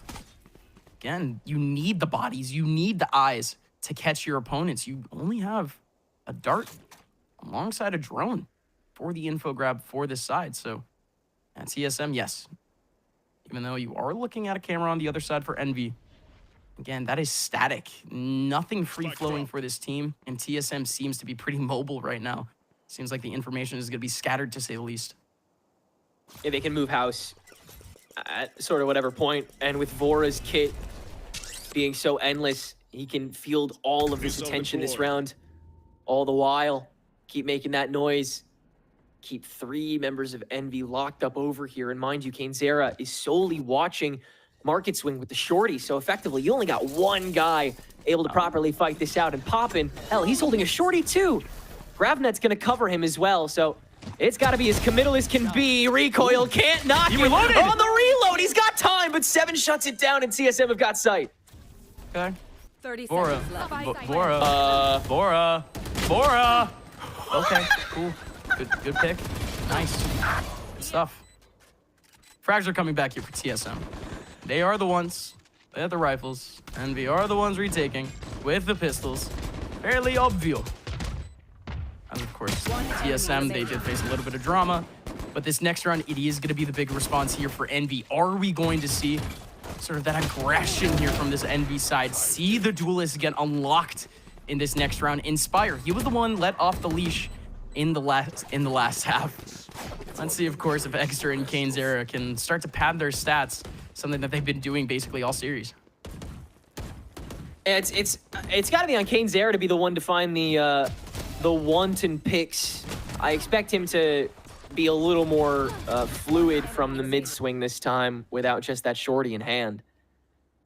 When it comes to Exeter, he's really got to be the interceptor, the one to give these pushes from TSM a big old bear hug and enough time and frags in the meantime to let the rest of Envy come knocking and respond in kind. Proper setup here in Wine for that to happen, at least on the A swing, but TSM, they're more heavily weighted towards B with that spike in tow. Cheeky stuff happening here for TSM. You see GMD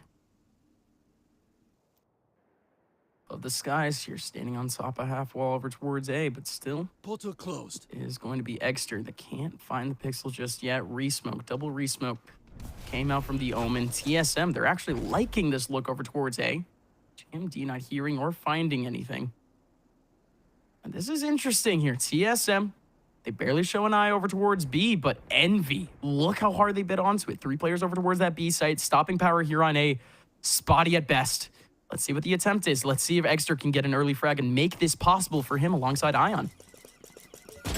Exeter gonna get revealed early on here, so he'll take his step back. That'll proc the smoke from Ion. They've confirmed the 2 here. Sim still gonna step on. It's the setup that's gotta work, and Exeter holding close for 1. Sim steps on and deals with Ion quite swiftly, but KaneZera already here to react, and you know he's gonna fight at least a little bit. Finds Vora and then is able to fade away as well to turn this to a 3v3. He needed that. He needed all of that. Beautiful play from Kane, equalizing it down to a 3-on-3 with that one play. Giving his team a chance now. Poppin with the drone. No, he doesn't check his back. He is going to be able to spot the one behind him, but it doesn't matter for now. Sim able to take away Kane. Inspire, they know at least that one of these players are back over towards Cat, and unfortunately the double pop through the smoke just was not going to happen. GMD, so many smokes. Again, just being annoying here on this post plant.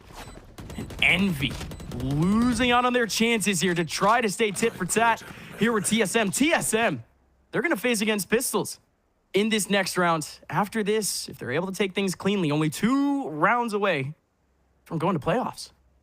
The snowball is already really starting to roll here, and Envy, this could come out to be their weakest map so far this year. If TSM is able to get away with rolling it all the way down the hill before another round is picked up. And TSM, to their credit, they are adjusting their play style to react to Envy extremely effectively at the moment, getting just ahead of those angles, getting just ahead of those timings that Envy is prepared to go for. It is a very admirable response time from them every single time. And Envy, while they still had players in the right spots and good reaction positions, and God, you know they've killed, they will continue to kill. TSM have enough to get over the line and will definitely still, this round, it'll be a hell of a climb that Envy want to at least scrap some money away from as they go this round to make these last couple rounds of regulation as stomachable as possible on the defense. Again, we have to keep paying attention to the duelists here. These two players were so pivotal for this map going well for this team in the past. KaneZera, Exter.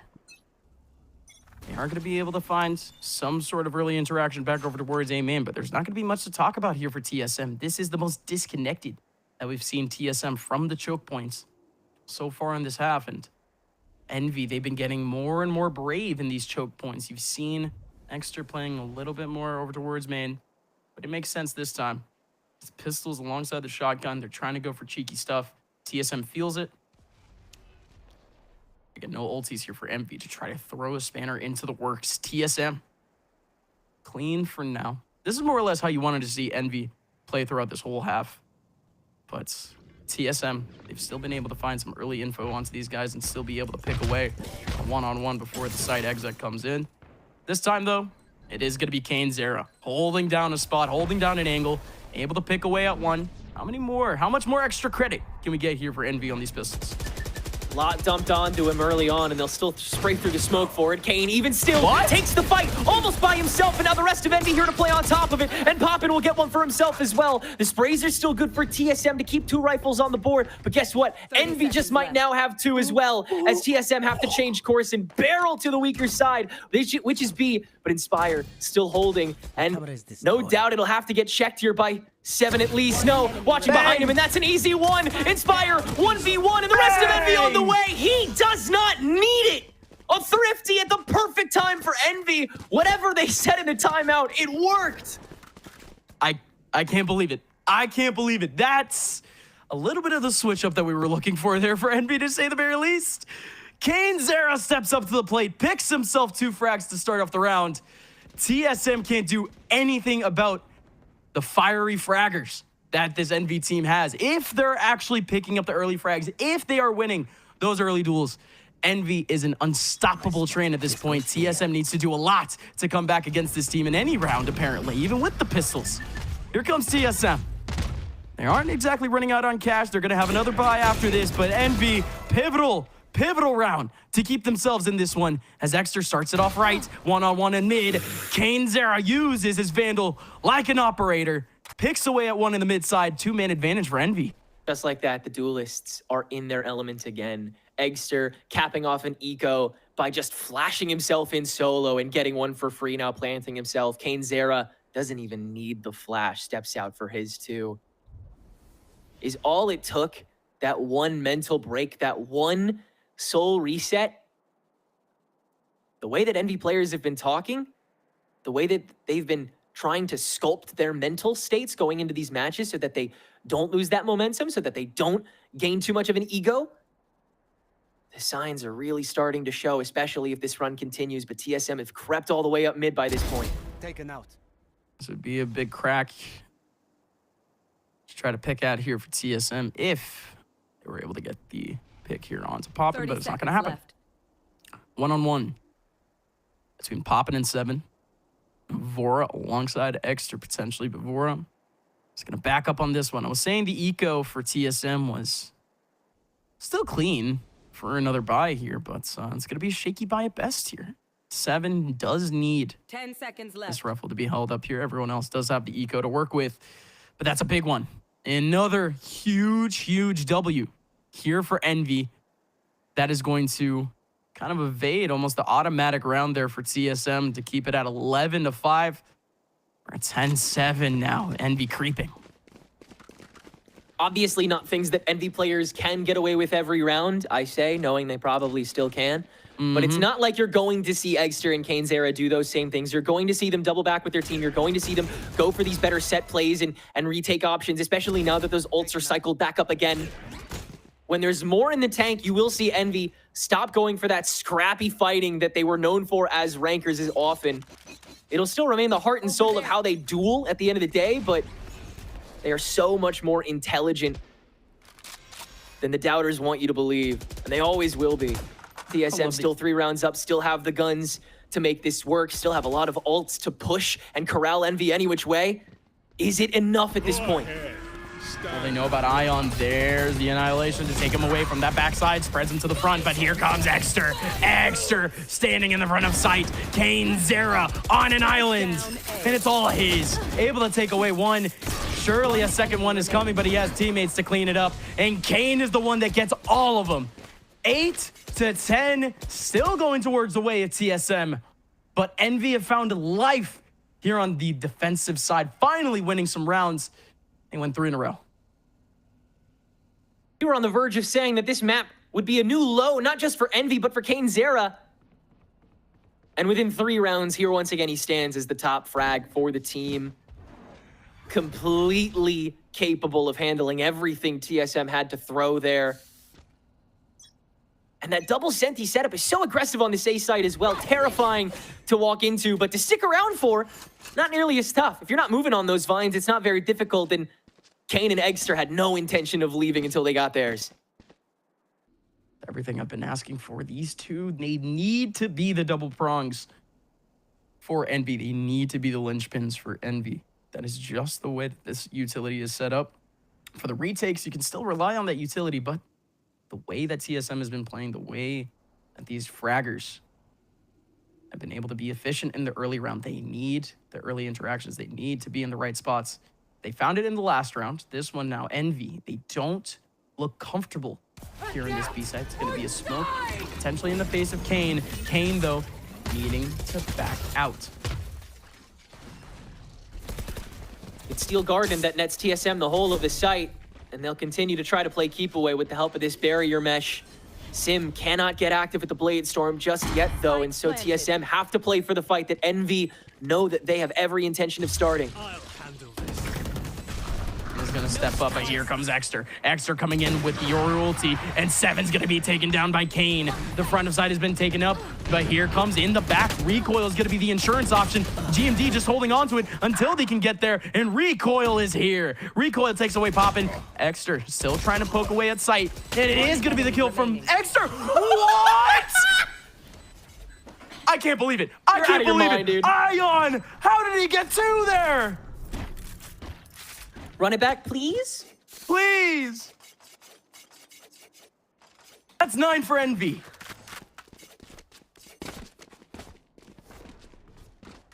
Every moment is one that Envy can prowl on.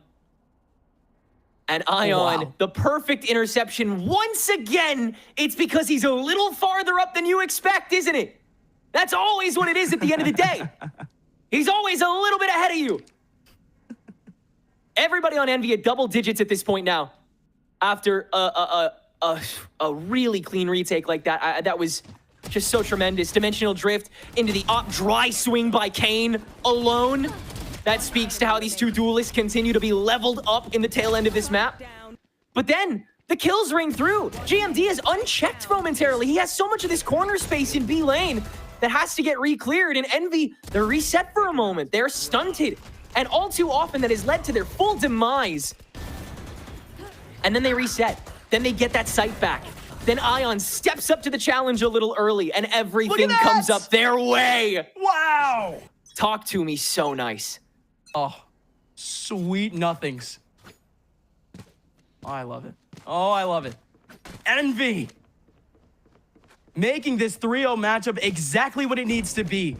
Thin margins between these two teams. These two teams went at it in the 3-0 match in the last stage. Not a lot, you could say, separates these two teams, but Envy showing some levels of maturity. Here comes TSM. Another attempt with the rifles. Envy disconnected from this A site. No coverage back over towards tree. So this is realistically going to be the first time where TSM has less surprises on this A site. The real surprise here is going to be in the hands of Inspire. How many pings can he get? Where's the spray going to come in for Ion? Here we go. Sim step on first. Not caught, except by the trap. Inspire opens for one from Hell. And Envy, they're here for the full-blown fight. They are here to fully play. And it's just too much in your way. You just need a ping if you've got 5 blades in your hands. And now you've got a tie game on the docket here. Both teams 3 rounds out from first seed in the playoffs. Are you not entertained? Arms wide open, as we say that. TSM have now been grinded into the dust now. They have nothing in their wallets to be able to buy with. And this one, again, you gotta give it up to Envy and that communication. Yes, it might have been a little bit of an early call, but that rotation comes in so strong for Envy. TSM, no chance. As things got even more chaotic there on site. And here we go. 15 seconds have already gone by in this round. TSM, they have 4 players coming up that mid side. Inspire, cheeky setup for the cam. Gonna set up a cage in front of him for that information, for him to start spraying through if there is anyone. Here's one. He's not going for it just yet. He's going for the 50-50 with the cage. You still have one here on site, and Ion is just done for. Good stuff coming out from the Cypher, coming out for the rest of the team. But hold on now. Sim able to get himself one. This is going to be huge for Kane alongside Poppin. Op comes out. No shot on Devora. And things have become a lot less dramatic. Poppin, 1-on-3. Might be known here. He drops in. Actually gets the kill onto one, but Recoil has been so sharp again on those trades. And of all rounds for TSM to take, it's that one. It's a string of split decisions for Envy. That's their downfall. First, Inspire trying to do-si-do with these cyber cages in the tree take that TSM goes for a little early. Tries to once again slow this attacking team down so that Envy can fully rotate on top of it. But after another split decision from Ion trying to proc the Gravnet that hit him, 7 swings on top of it, and instantly advantage is fully TSM's. They're able to ride with it, cruise with it, all the way to a round win over the line to help them across the rest of regulation and give them another sign of life here in the last map of the match, the last map for one of these teams in the Swiss stage. Not for any bad reasons, by the way. It's for good reasons. Right, for good reasons, for good reasons. Exter. We have not seen anyone in wine. At least he's whining and dining us first before giving us right, he is taking surprise. us out to dinner first, actually. Yeah, no, literally. Thanks, Exter. Appreciate that. I feel comfortable now. I feel warmed up. Now, yeah. Give us a show, buddy. Party. Oh yeah, there you go. Exter, there's the spark plug you need. What a kill. Well, we'll just take over wine while we can, but rest of Envy is here for the show now. It doesn't have to be Exter. In fact, I don't know if it can be with that Gravnet tossed by 7. Aggression back onto him actually as well, Matt. Huge amount of damage done. TSM second guessing as they have to push through the smoke at this point. It's do or die. 30 seconds on the clock. Oh my goodness. Oh my goodness. This is everything here for Envy.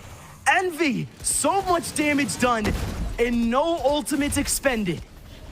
I'll make them remember they're only human. Very clear cut at that point. But I mean, it's the Exter show that round, surely. After all that stall, all that spray, all that cheese, all that hype, that rat gets out scot-free and we get the whole Envy here for the rest of the game. That has to be played out because the clock has fully run its course. TSM ran out of options, both artificially and naturally now. Oh my goodness. And the eco reset almost will be their downfall a little early here, but they're gonna try and make it work now.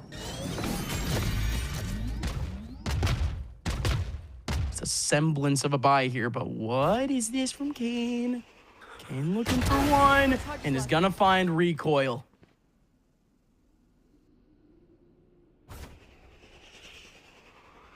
No doubt in my mind. And now once again, TSM forced to press on it, this time way earlier. So you've got GMD on his own little island for now. No one can work off of him, and he can barely work off of the B push right now. He can't really effectively turn around after all of this noise that Envy is making up in the A tree hold. He'll hear those steps taken by Kane. He hears that TP set up. He's got to stick around. Poppin proactive with the Hunter's Fury. KaneZera proactive with the op shot, and now it's just that B push. Again, the smokes here on site are from the Omen. The Omen came in from Cat. It could be a fake here, but these players don't care. Vora tries to make it possible, but Envy down in the depths. 10-5 has been made into a 12-11 going their way. Now they're 1 round away from playoffs once again. TSM, they were left with almost nothing in the last round once again. They still forced out a semblance of a bye. Now they're doing the exact same once again. It's just a whiff of a bye here. They do have a couple of rifles, but it's not the rifles you want. TSM, this is it if they do want that first seed.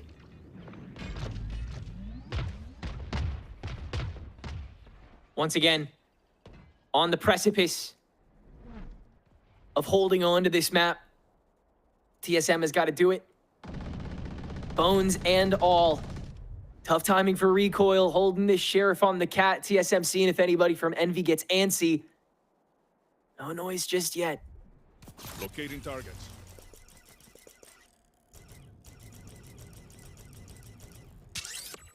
No information early on. That's a huge piece of utility getting burned.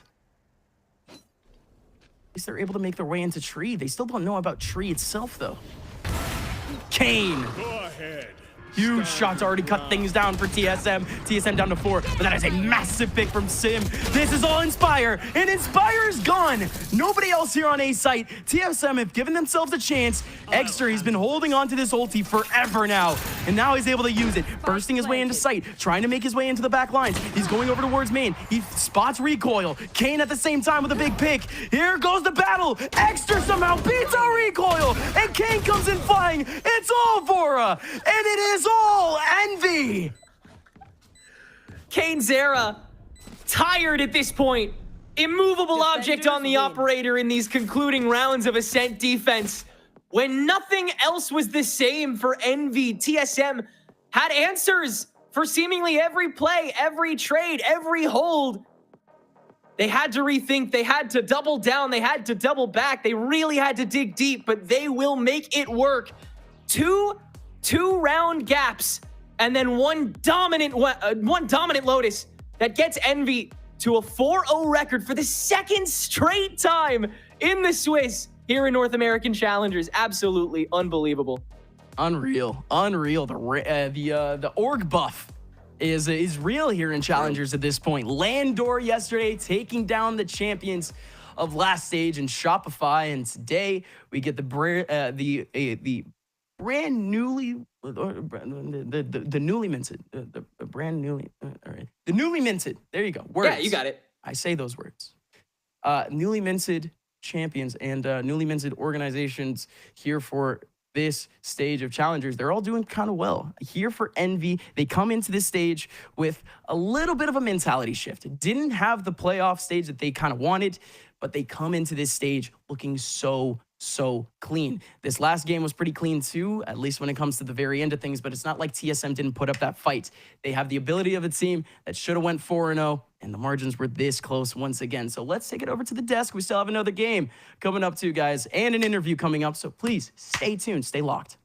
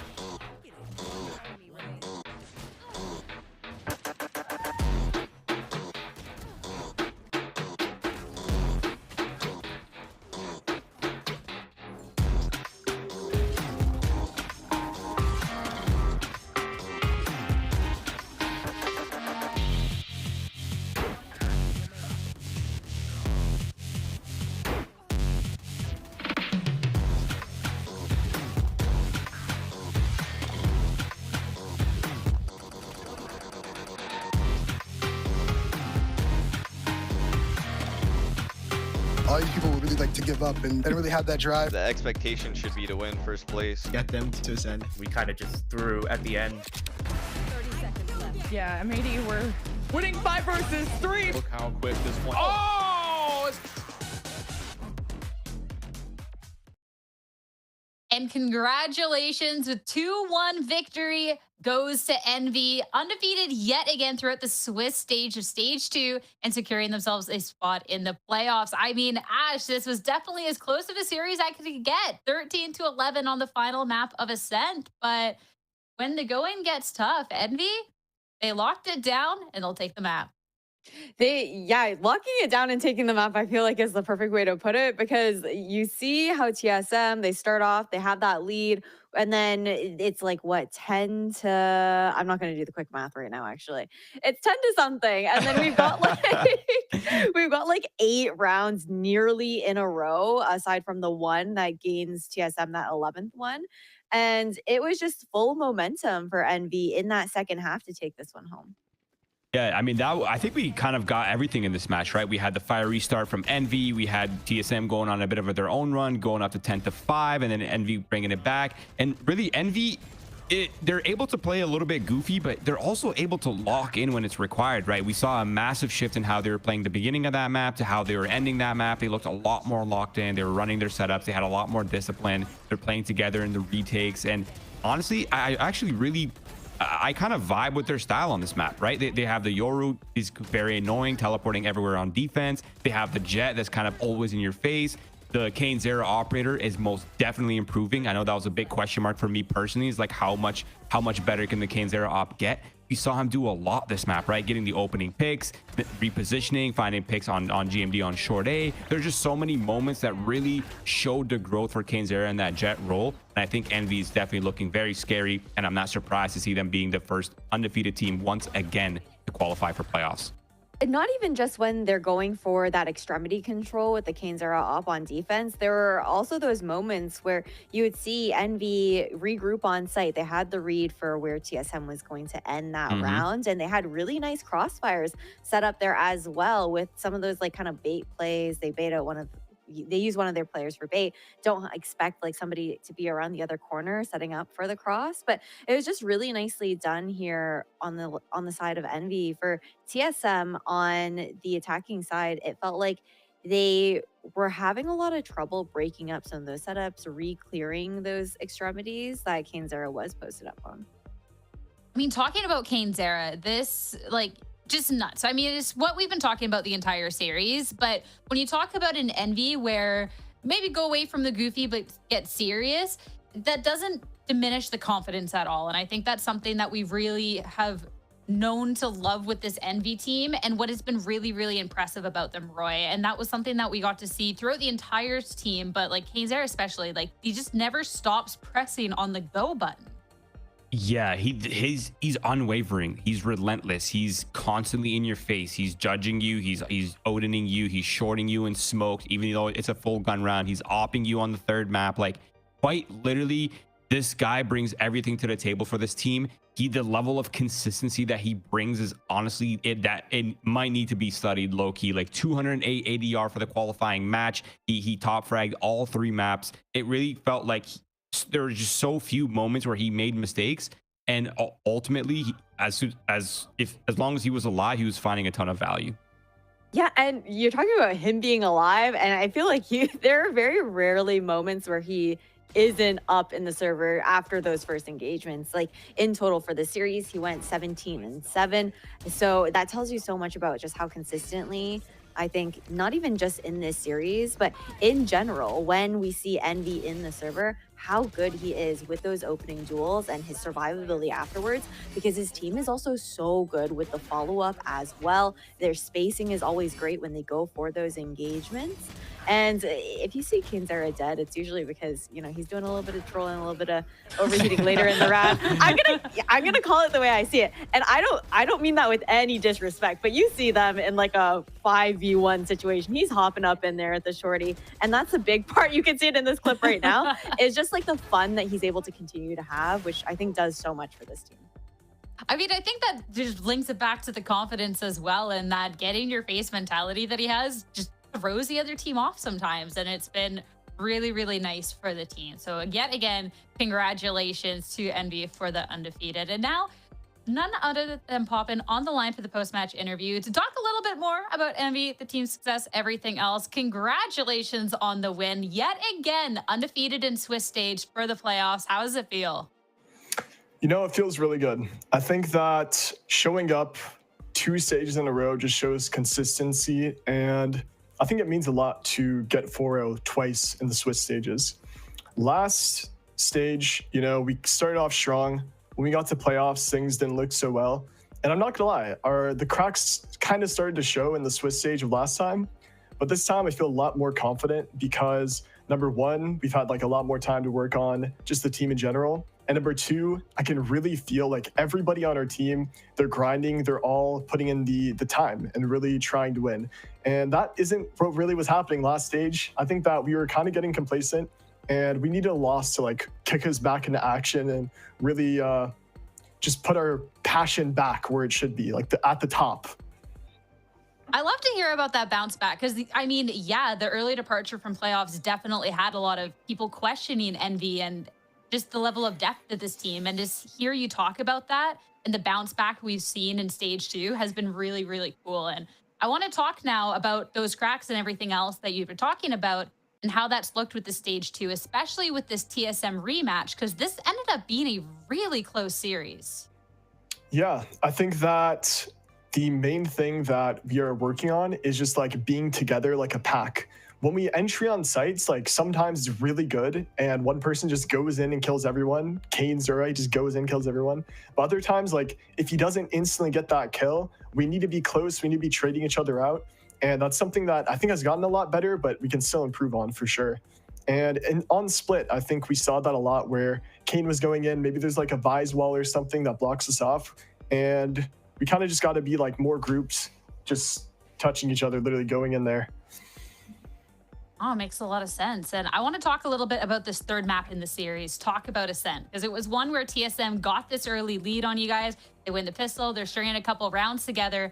And then we saw Envy have to climb it back. Obviously, we get the side swap. That's always going to help out too. But I want to talk about the vibes in the server then when you're going for that comeback. Do you start to get like serious, or is it still the same Envy, like, yeah, confident, get in their face? Like, do things change in those moments? I think that definitely things get scary. Like when it's getting closer, when it was like, I think 10-5 or something for them, things definitely are getting a little bit scarier. Tension's rising a little bit, but we all have the mentality like every game is winnable, and nobody ever gets like quote unquote emo that like people say. No one ever stops calming or anything when we're losing. We all have a good mentality, and we kind of just keep the same energy, maybe even make it better, like get more serious, try and analyze what they're doing. But in that game on Ascent, the enemy team has like double Sentinel. Their attack was never going to be strong, and we knew that coming into this game. So I think that we kind of knew that we were going to come back strong on defense, even if we didn't start off strong. It makes a lot of sense. And last but not least, because I know this was a long series, but now that you've qualified into the playoffs, you talked about how, you know, the team, you're definitely putting in a lot more work. Is there anything else too that's going to change now that you have a month off, like to maybe prepare behind the scenes to be ready for playoffs this time around? I don't think we're going to change much. The one thing that we might change is just like try and spam more practice. We might have taken a little bit of a small break last time, but I think that having a month off is like, it's a good and bad at the same time, right? We have a month off for matches. Everyone else keeps getting to play matches, and match experience is the most important. Like you can scrim as many times as you want. When you get in a match, it's like a different feeling and it's a different experience. So it's kind of like I just said, it's like double-sided coin. So yeah, I think we're gonna definitely do better. That's all I'm gonna say. We're gonna do better in playoffs here, and we're gonna try to win. Looking forward to it. What you've done throughout Swiss Stage 1 and Stage 2 has been really impressive. Poppin, congratulations on the win and the qualification. Thank you for chatting. Have a good rest of your night, okay? Thank you. See you guys. See ya. I mean, a team qualified for playoffs. Great stuff there. And we still have more Valorant for today. It's going to be M80 going up against YFP after a short break. So stay tuned.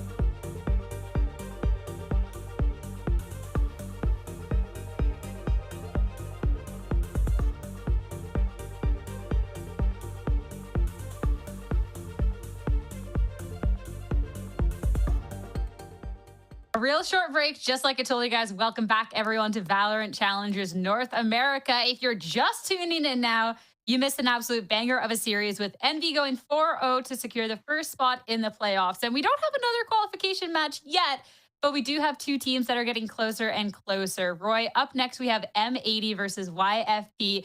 And this one should also be a lot of fun for these teams. Yeah, I mean, a lot of fun for these teams, a lot of fun for us on the desk, and a lot of fun for the viewers, definitely. These are 2-1 teams, right? That's their record. They've taken one loss. Both of these teams are slowly finding their footing after making roster changes, right? A lot more on the M80 side with the addition of Chet and Victor. And of course, B-Dog, the former M80 player, now on the YFP roster. We have a little bit of that going on in here. But yeah, these teams are improving every single week. We were seeing their growth. We're seeing a lot of that sort of awkward like adjustment periods happening when you bring in a new coach, you're bringing in like new ideas and fresh faces to the roster, some role swaps, right? But now we're seeing these teams level up. We're seeing everyone settle in and getting more comfortable, and it's going to be a very exciting match for sure. Yeah, and let's pull up that M80 roster as we talk about it a little bit more, because yeah, going into stage 2, we definitely saw some teams switch things up.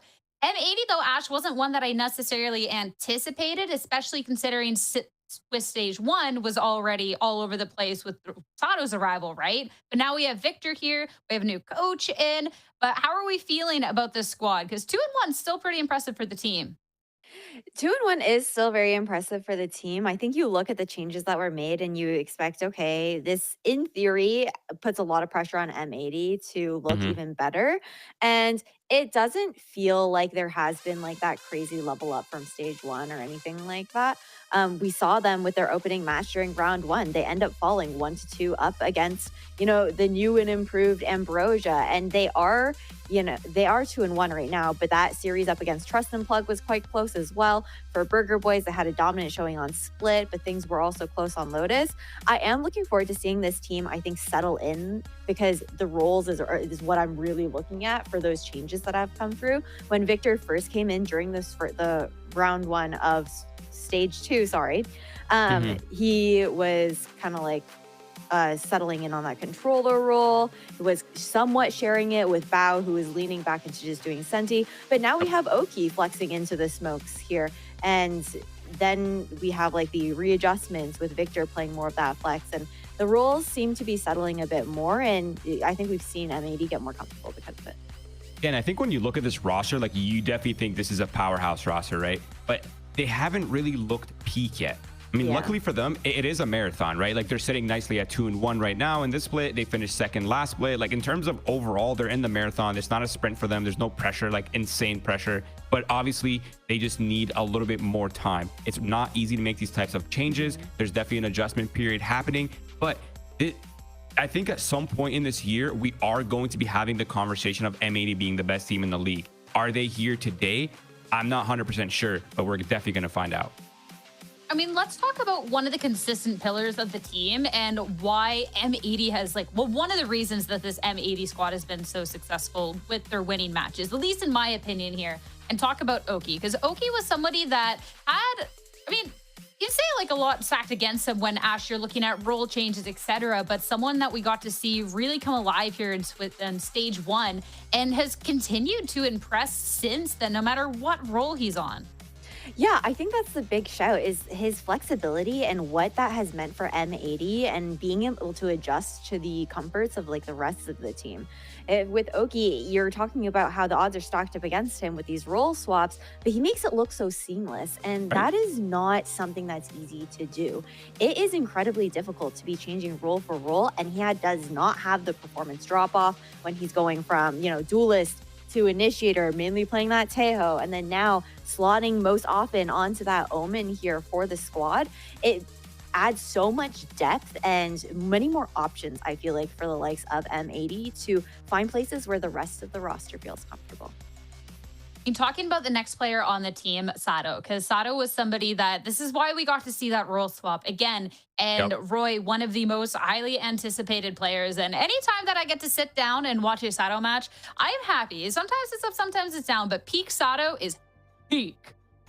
Definitely. I remember in split 1 when we would always say, oh, Saddle is going to settle in. He's going to step up soon and right. And it's like every single match we were saying that, and he wasn't having the greatest performances. But this superstar that we've been waiting for has definitely been here for several matches now. Like, he's finally stepped up. He is the hard carry of this roster. He's been looking great. His Yoru has developed significantly. He seems like a lot of like the little holes that were maybe missing, the little flaws that were showing in his gameplay and how he plays within this team, that seems to be far behind us now, and he's most certainly an absolute force in the server. Yeah, it's been really so nice to see him playing here in North America for Challengers. And like, yeah, this kid's just an absolute beast. So I am really, really excited when we're looking at M80 that is 2-1 for how Sato can come alive in the series and how the rest of the team's able to set him up. And this will be a lot of fun. And on the opposing side, I mean, there's definitely going to be a team that's looking to shut him down. YFP here, Roy. This is a stacked team through and through. Look, guys, I know they didn't qualify for playoffs last play, but I swear YFP is a sleeper pick. They're definitely a force. They're scary, okay? And I feel like at any point in time, this roster is going to click fully, and we're going to be seeing completely new heights for this roster, and everyone's opinions are going to change. Because when you look at this, they definitely have what it takes. They have the experience, they have the brains, they have the aim, they have what they need. It's just a matter of how are they meshing, how are they feeling, and what type of game are they bringing. Yeah, and it's hard because with this team, I mean, I feel like I've been trying to back YFP in my predictions like pretty consistently, and it is because of all of the reasons that Roy just listed here. And it feels like they are just so inconsistent at times, though, where we've seen some of the highs where they do find that rhythm together. They look, you know, clinical sometimes on maps, but then there are other times where it just doesn't feel like they're clicking, and I'm really curious to see like kind of what's missing in that regard, and if that's something that we can see YFP solve now, because you really need to, you know, we're halfway through the regular season. This is now or never as far as stepping it up to make playoffs. 100%. But I definitely think with the talent on this team, it is a team that is capable of stepping up. Even if we have seen those inconsistencies, I'm looking to maybe have that ironed out just a little bit more today. And there's a lot of people that I'm looking at for that. But wanted to look at Penny first off, because we want to compare, you know, Penny to this other team. But Penny, too, has been somebody that, Ash, if we are looking for YFP to start stepping up, Penny's somebody that can deliver.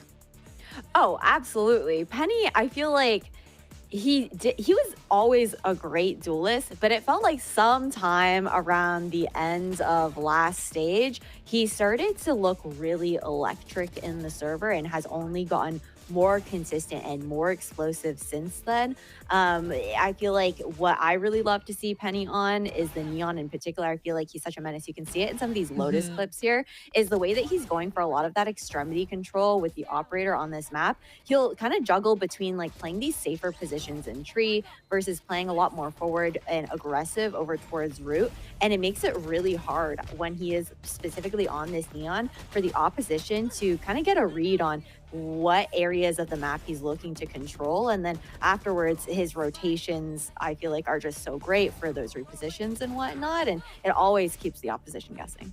And I think it's safe to say that he's most certainly probably the most dynamic. Okay, he is the most dynamic duelist in the league. Okay, he's the most disciplined. He's the complete opposite of an overheater. He plays his life very often. He's very hard to kill. He makes you extend so much utility, and you never know where he is. He could be aggressive opping, he could be passive opping, he could be in off angles, he could be running you down. He seems to be able to play every single style to perfection, and I'm especially looking forward to this interaction between Penny and Sato, the difference in style, the flashiness. I'm ready for it. Yeah, I love that shout, because that contrast in style that you're talking about, Penny playing for his life a little bit more. Sato is the opposite. It feels like he's very selfless with how he's kind of going for a lot of that aggression, and it's off of the utility that his team is throwing out there. But he's the type of player that's kind of throwing everything against the wall and will give his life up to make that space for the team. Yeah, this will be a really cool duelist head-to-head, especially with the little difference in play style. So I'm excited to get into this. So map picks and bans up next on the list as we get just closer and closer to the series. And to start it off, everyone's favorite first map pick of the series, Roy. It's going to be YFP to Lotus. Yep, and they're getting the defense side as well. I'm hoping to see something different because statistically speaking, YFP has actually looked pretty good on their defense sides. They're one of probably the most consistent teams on that side. So I think they're very comfortable picking it. I'm hoping that, we see a little bit of a difference in what we saw with Envy versus TSM, where the team gets swept on the defense side. But again, it is a very hard half, and I'm going to be looking towards Penny. I'm going to be looking towards the supportive utility and towards the controller as well to lock it down on the extremities for the map. And Lotus has started off, and especially with a little bit more of a proven track record, that should be nice for YFP. But Ash, as we look back to the entire series as a whole and this map pool, how are we feeling about this matchup between these two teams? I think that Lotus is really important for YFP to pick up. Just looking at how comfortable M80 are on Split, how it's one of the best maps for Sato as well. I know that previously he was running that Raze, and then now shifting over to that Yoru, allowing him to be a little bit more dynamic and play for himself too. That's where my eyes are drawn. I think that for YFP, they need to take Lotus for their best chance in this series. And otherwise, I think if you go to Split and M80 manage to take map 2, I think that's their best shot at taking it 2-0. All right. Well, we're definitely close to getting into Lotus. Our agent select is actually ready, so we can do the classic caster stop yapping and just start getting into this game. Everyone's favorite, but means we don't have to kind of debate on what these teams can be bringing out, Roy. But at this point, too, at the Lotus, we've kind of know what's kind of happening. Yeah, I mean, we saw them play these matches recently. Making changes at this point in a pretty high stake match would be a little bit troll in my opinion. But ultimately, I think the meta that they've stumbled on is good. There's really no reason to make any changes. I'm looking towards Penny. I'm looking for the interaction between Neon and the Yoru, as well as the supportive utility coming out from B-Dog, right? The latest addition to their roster. And of course, I'm looking towards B-Dog to see if he's got a little bit of vengeance in his blood for the M80 situation. And I'm excited to see this match unfold. Yeah, facing up against his old team there. I think something else that I have my eyes on as well is the fact that for M80, they've consistently been running this kind of double controller composition. So once YFP swap over to that attacking side and M80 are on the defense, I'm curious to see how they're going to look to set up a lot of those trap plays, because there will be a bit more of that freedom for Penny to get into those sites without having to worry about getting divided up by the enemy team too much compared to like the vices that we're used to seeing on Lotus. Well, Lotus is ready, so it's time to start heading into all the storylines. We got the revenge arc with B-Dog. We got these teams trying to get closer to qualifications. I cannot wait. So let's not wait any longer and send it on over to Teneric and Upmine. Thank you very much once again to the desk. We are back once again here on Lotus for our second time today. YFP alongside M80 on our screens. YFP, I mean, listen, I'm coming in from a time machine from about 2023. If you were to lay out a roster back then with these 5 guys and you're showing me these same results, the only question on my mind is how are these guys not being the absolute best in challengers? How are these guys not far and away the best in this league? But we have plenty of new names, and that of course is per example here on M80, plenty of new names coming into challengers into this year, and they've done pretty good. And Sato, loved watching him. I think you kind of qualify for like the Victorian child of VALORANT esports right now. So showing you like M80's team and being like, these are the new best players in the region is a little bit of whiplash for you. But rest assured, M80 have proven their case and will try to continue to do so on this attack on Lotus, a side that I expect to be very much back and forth between two bombastic team compositions and, just 5 stacks in general. But it's always going to be Sato to start things out, isn't it? Of course. And Oki right behind him. This is going to be a theme, ain't it? Oki alongside Sato. Clearing up the first 3. Victor going down to 1, but here comes Bao. All the way on the other side, all the way over from mid. Being able to pick up 1. Jake not going to be able to do anything. Hello, M80. Beautiful way to introduce themselves going into this 2-1 round of the Swiss. But again, YFP, what I was saying earlier, I mean, it's exactly that.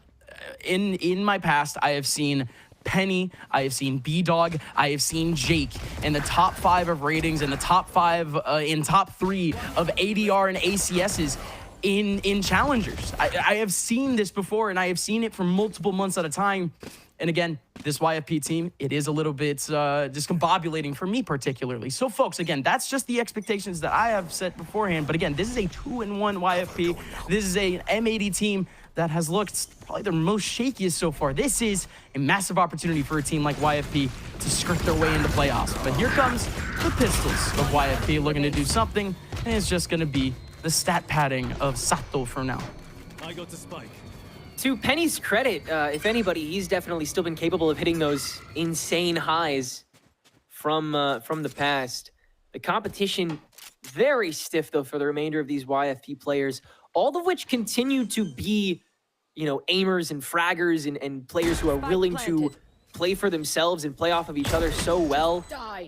It's a matter of gelling that this team is still nailing down despite their incredible debut as a team that wasn't on the YFP organization, but furious when they played up against 2G in Americas for that one matchup. Now, coming into, you know, this stage of Challengers, there were a couple role issues to work out with the squad, but everybody's been adapting pretty well and again, been willing to play a very active play style where they're willing to win their individual duels, even when they're going for those full-blown wars.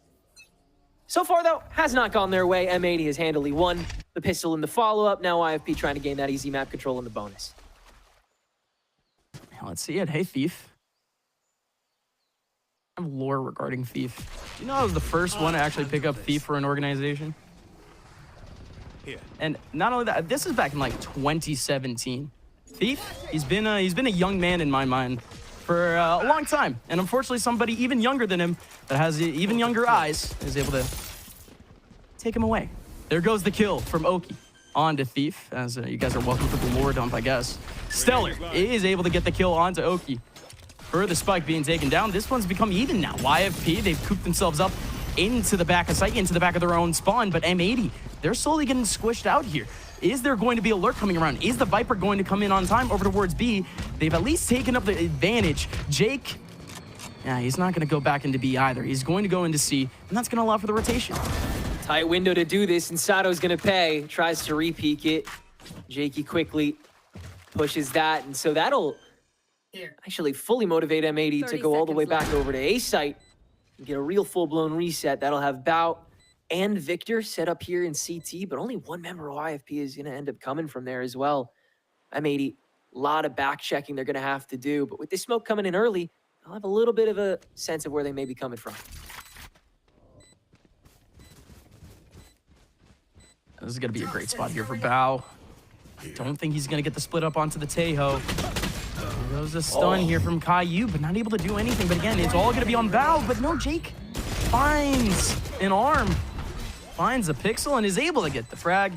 And that is going to be YFP picking up finally the first. Very well taken the whole way through by YFP. I think the right decision was made to head all the way through T, especially when you don't really have any sort of flank checking for M80's composition on them. So they'll have that gun advantage, carry it pretty well. And again, good punishment on M80, who are working with a little less than they will this round. Still an ultimate on the cards as well, so Okeanos can get even more active than he's already been allowed to. This attack gonna try really launching that weight forward and overwhelming YFP the incoming rounds, really try and show that diff early.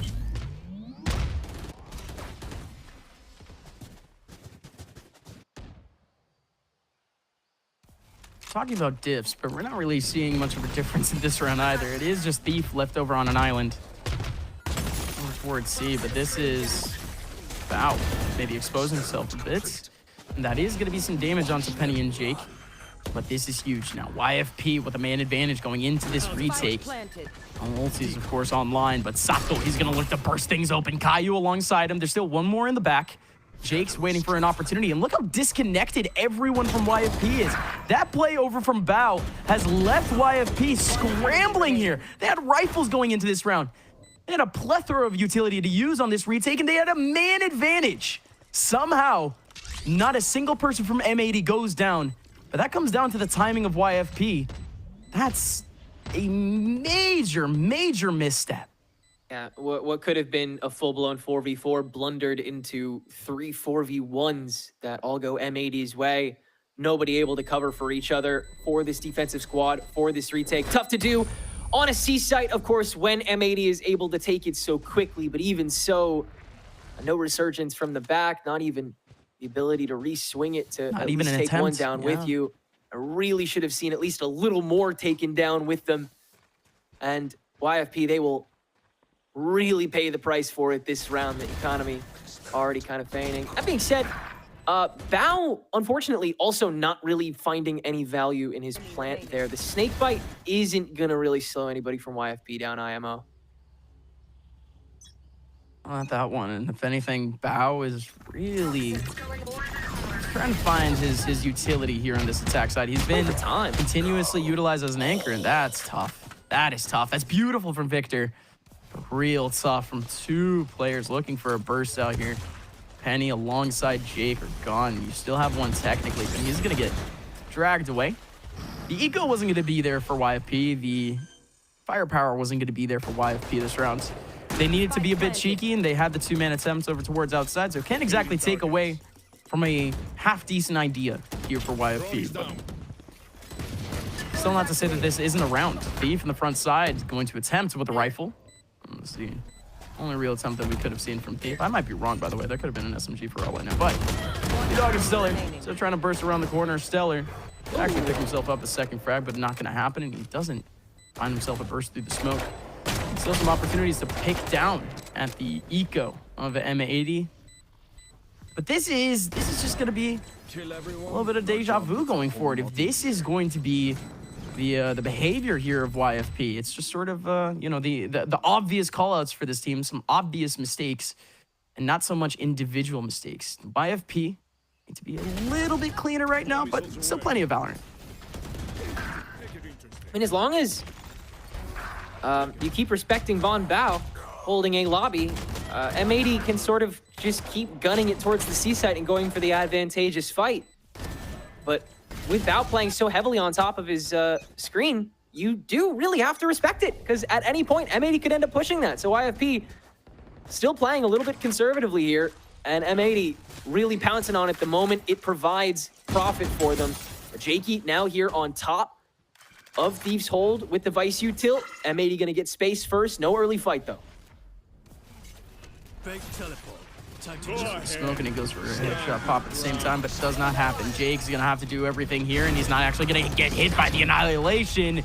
He skirts into the back of sight, is able to take away the TP. M80, they do have a backup option, but there is some utility coming out. Drone coming out in the middle of B to try to find a little bit of information. They're gonna find the Viper. Where's the reply? Does the Tejo go out into the line of sight in B? Yes, he does. He's going for a one-on-one. M80 trying to skirt their way back into B. Trying to find Inklings here, but YFP, they're inching towards advantage, and the double prop to the door by Victor, lagging behind. YFP could choose to get greedy with it. That's kind of what M80 want, though. They want to keep these members of C a little hungry so that they can go to A a little more unscathed. But Penny has the early hold here on the Neon, can double back with the slide, and the wall bang is going to do enough damage. Now the stun for an extra, and YFP have utter control over the A site this time around. It's just Victor to get on, and he'll quickly get swung on and dealt with by Penny, who nabs 3 for himself this round as YFP get their second on the board. Wonderful. So there's Penny. There's Penny, ladies and gentlemen. We've been waiting more or less for that effect, but if there is anyone to really highlight here for YFP this season, of course, it just has to be Penny. The far and away the stats leader for this team, one of the stats leaders of the whole season, of the whole stage so far here for Challengers. But yeah, no, Penny able to clean up a little bit. He might have gotten a bit of a gift with the redirection there from M80, them not feeling comfortable there in the B site. Love that here for YFP. An opportunity to keep things close here in this first half. And indeed, M80, this is the slowest approach that we've seen from them. They're looking out for every cheeky option, but this is cheeky in general here for YFP. 3 players coming out, and it's going to be the counterbounce coming in. Annihilation alongside the stun. Jake is able to find a headshot onto Caillou. There's still a lot more around to be played. Again, like you said about the respect for Bao. He has been given all of this A space, but he's going to walk in right to the trap of the Vice. Still one kept over by this stealth drone, but with that sheer proc to YFP will have all the signals they need. Minute on the clock though, so they still have to respect the rotation until it's committed, but M80 will commit now into those salvos, and Stellar can sit back, relax, and take that free kill as YFP go for the intercept post plant. This is good though. This is really all that M80 can really hope for. They have plenty of economy going into the next round. Still have a man disadvantage. Sato in the front lines is able to take away Stellar. Huge headshot from Sato. Needs a little bit more. Here comes Penny around the corner looking for the pick in the middle of sight. Still just rolling around, not able to find anyone. And Sato still is unknown. Sato finally gets found out by Penny. The defuse still isn't coming in. Tejo from far, far away doing a whole lot of damage. Victor, the veteran, looking for a 1v2 and is able to find Penny, but the spray through the box doesn't work out. B-Dog has the time for the defuse, and that's YFP. Thin margins making their way to the W here at the end. That was M80 with 3 players remaining. One of their players down to 30 HP. It's quite the fight. Wildly impressed by Victor's ability to hold that and run it down to try and save in the 1v2 after all of it as well. Really tremendous work done. But with the gun diff and that Armageddon, the chase down on C site led to the starting 4v5 that was enough to let YFP hold on to those advantages that came to them before the round even began. M80 do have these guns back and some ults in tow. They're already going to use them. Sato getting greedy with this dimensional drift, getting intel on all of this mid lane. He's going to make the round the world here. He's going to try to run into the back of C, but Vice got him. Beautiful thief. But a whole lot more work to be done here potentially. But M80, they do not burst with it. Beautiful setup. As Thief shuts him down with the util, shuts him down with the frag, and still has an ultimate to use. The retake ulti is also there for B-Dog. It's a bit of a setup here for YFP. M80, though, they've made the right decision. It is just Stellar here over towards A. He's already made a bit of a call out, or at least YFP, they're making a bit of a gut check to go over towards the A side. And there is Tejo doing what Tejo does best, stopping power, finding opponents in the back lines. But this time now is M80 doing the same. Here comes ulti to hold things down, but nobody's gonna get caught in. It's Stellar. Does get bursted open, but there goes Jake. Plenty of defenders here. There's only 3 left here for M80. 2 players 30 seconds stuck. left. A lot of dry util that M80 are kind of just throwing at the wall here to try and get kills to happen, but YFP have to step into that util in order for that to be a possibility on a site like this, so it'll pretty easily be a plant to defuse off rip for YFP. Steel Garden into the Rolling Thunder as well. That's going to be as discouraging as anything. But really, the pinpoint of that round was truly Sato's inability to gain any value from that dimensional drift. Thief chasing him down and dethroning him with no space gained by M80. They were going to go for the potential pinch crunch, whatever, on the C side after that opening frag was gotten, but hunted down like a dog, and thus M80 come in with nothing. They have to go to the weaker side, and for a moment that becomes A, but it is not for long, and after those 2 ults are used, M80, they have to throw everything they have left at the problem, and at that point, I mean, you still got a Paranoia, you still got a Flash, you still got whatever you need to take out these 3 last players. They're lucky there. Again, that's Tejo able to have that stopping power again for that rotation to come in immediately for this team. But again, you gotta kind of point out the fact M80 still looking a bit staggered when it comes to the end of these plans, when it comes to the end of these exits. Does seem like, though, there are plenty of cooks here when it comes to the calls, because plenty of calls are being made, plenty of adjustments are being made mid-round by M80. But well, that's to say a big update here about M80. If y'all, of course, are not tuned into the fact that Victor is now a part of the team. Bit of insight, though. It sounds like Victor is helping out Caillou with the calling, whether it be in-game or out-of-game. He is mostly secondary IGL now. Of course, he is covering his own role, but Victor has come in. Just try to organize things a little bit more here for M80. This round is not going to be the round where we really see a lot of that prowess potentially. They are going to have to be crafty if they want to win a round like this. But good to see bits of maturity for M80 for what is such a young roster. Spike down. Yeah, and that's the strat, isn't it? Is to take these young players that have so much bloody potential, like Sato and Oki and Caillou, and give them the tools that they need to, and the facilitation and the enabling to go absolutely buck wild. Sato has been the one that has obviously been reaching that first, being on that duelist role. He's been target number 1 for enabling. He's also been target number 1 for the interception. Thief for that one. M80, they'll still barrel through though, and actually they'll go 3 for 2 on top of an Armageddon that'll dissuade the rest of the counter push. They'll get this spike down. Yeah, that's a massive find for Caillou, but Stellar already here on side, but Bao has the ulti. They don't check the corner, but Victor flicks around right on time with Stellar popping in. And this has become a hell of a task for B-Dog. B-Dog walking into the tall grass, escaping the line of sight of Bao. He's going to have to find an alternate angle here to try to surprise Bao. Is he going to find the angle? No, he doesn't. Wide angle from Bao. Stinger able to do it. Blistering takeover of the site from M80 that round that led to them winning out in the kill feed for a bare moment. And Victor, incredible intuition to just launch that Armageddon at the word go to stop the rest of the crunch that YFP knew that they retained advantage in. A swarm for the ages that gives M80 the snowball back for the remainder of this half, something they desperately want to clutch onto, considering that YFP are on the precipice of so much. That eco still ringing true, the ults on the forefront. It'll be a tough last 3 rounds for this attacking squad, and Penny looking to make it really tough from the word go, but Bao no longer playing with that conditioning wall. Instead, the rest of the team Bao is holding off on Penny's approach from Mound, and so they'll double back, sensing that the push is far more powerful at this point from M80. They are on the site. Yeah, but again, that was full information there from the Viper, and no call is being made, but M80 still confident here. TP goes back into sight, and they aren't going to have to back up here over into B. Penny, this is everything for Penny. Penny, going to be able to find one, make it a second. Penny has already equalized things. Can he get extra credit? Yes, he can. Penny, equalizing things to the 2-on-2.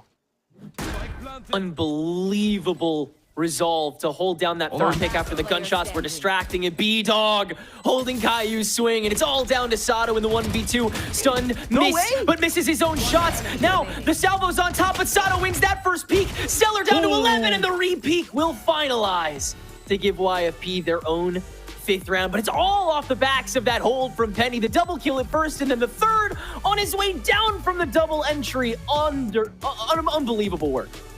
Unbelievable. Still Penny again.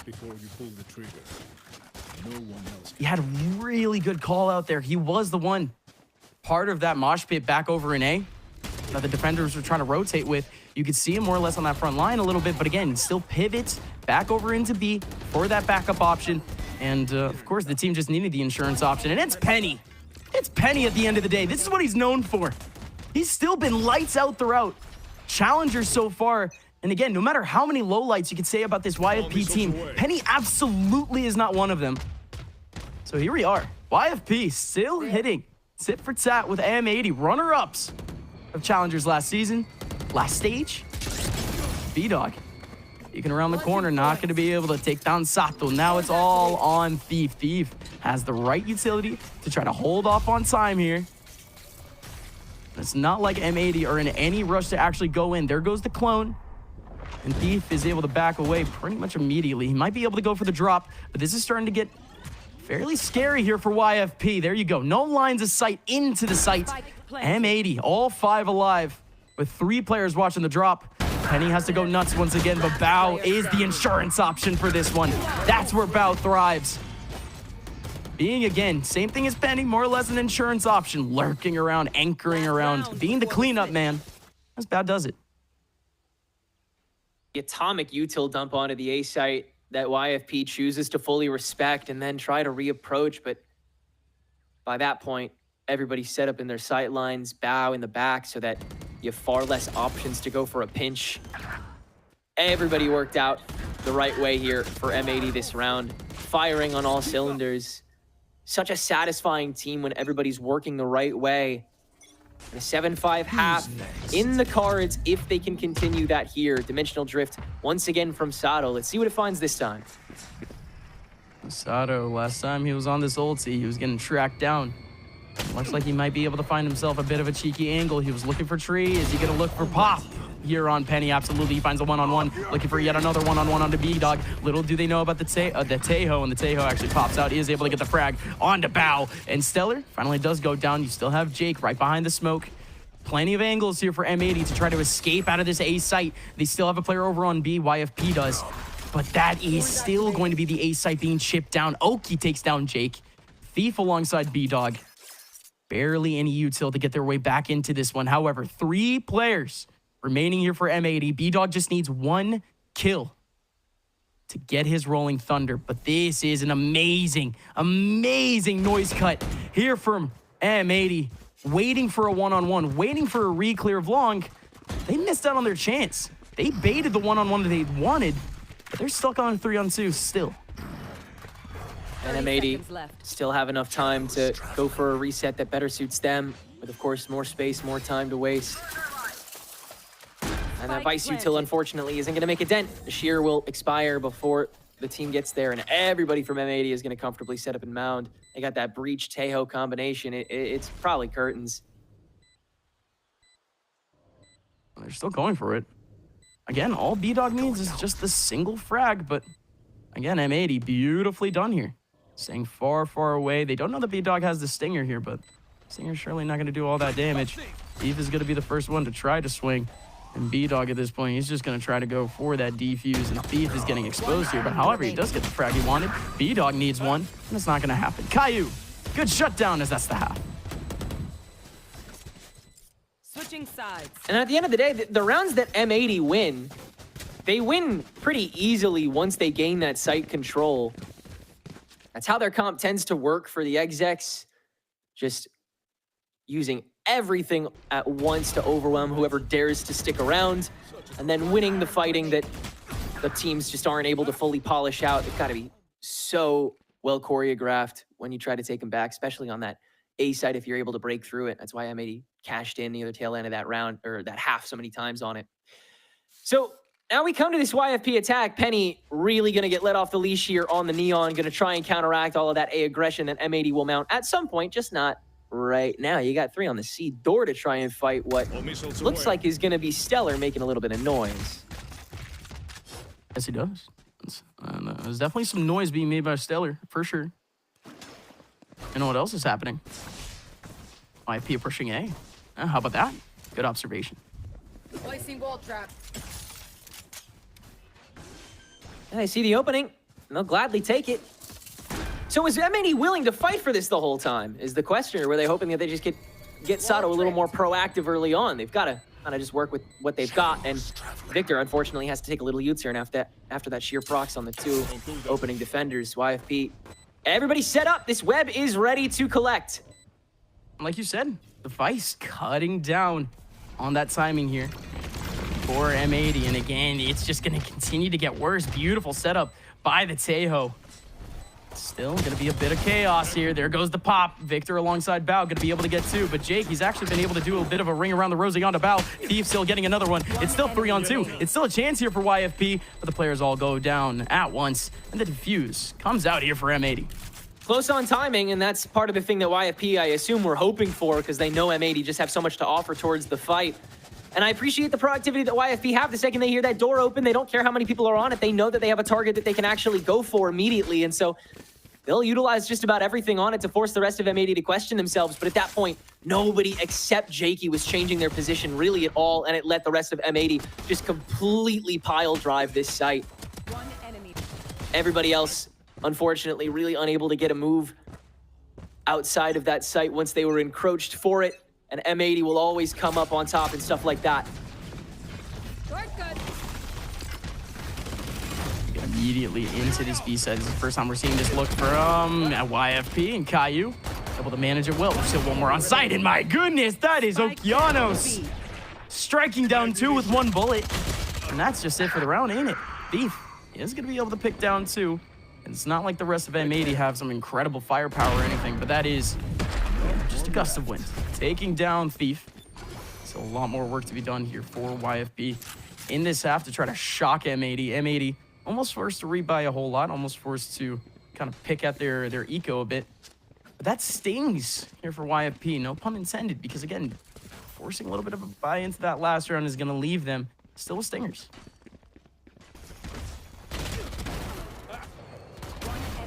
Overall, not surprised by how aggressive M80 got this time around and how ready YFP were to face it.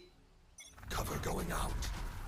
But the question is, do they continue to be as boastful? Sato getting on top of this mound for the meeting that they were begging for in the pistol, but Sato's gonna have to leave it after due to that stun being used. At least they clear a decent bit of util in the process, though. This is not bad at all. M80. Getting plugged out right now, but Bao, he still has himself a molly to try to put down for this rush. Here's an inkling, but he's not going to put it down immediately. Here comes Oki. Oki going to be able to pull up on 2. And there you go. Penny and Thief going down. And Sato.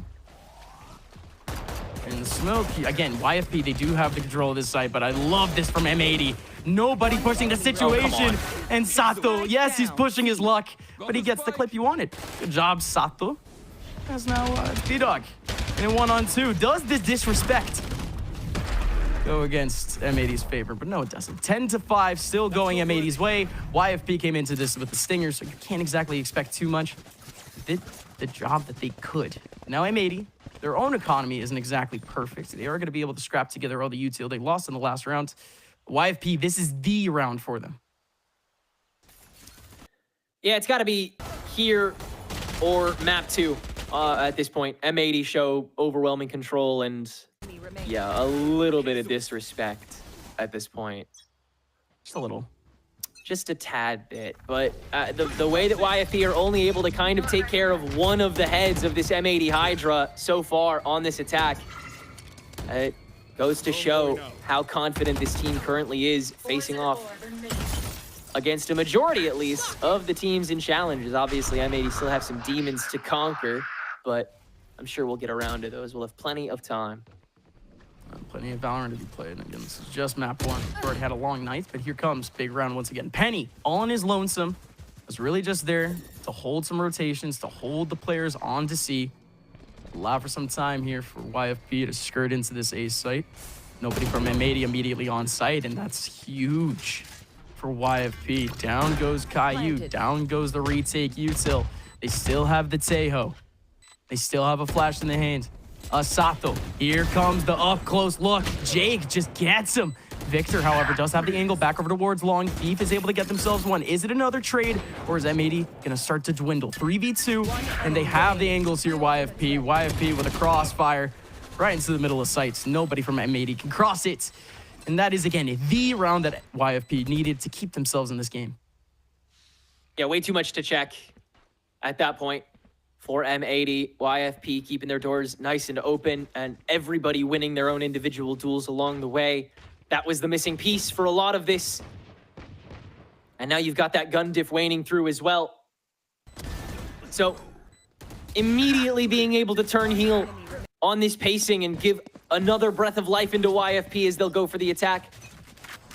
Once again, giving M80 a little bit of time to say their piece with these pistols, and it'll happen mostly in A main to start.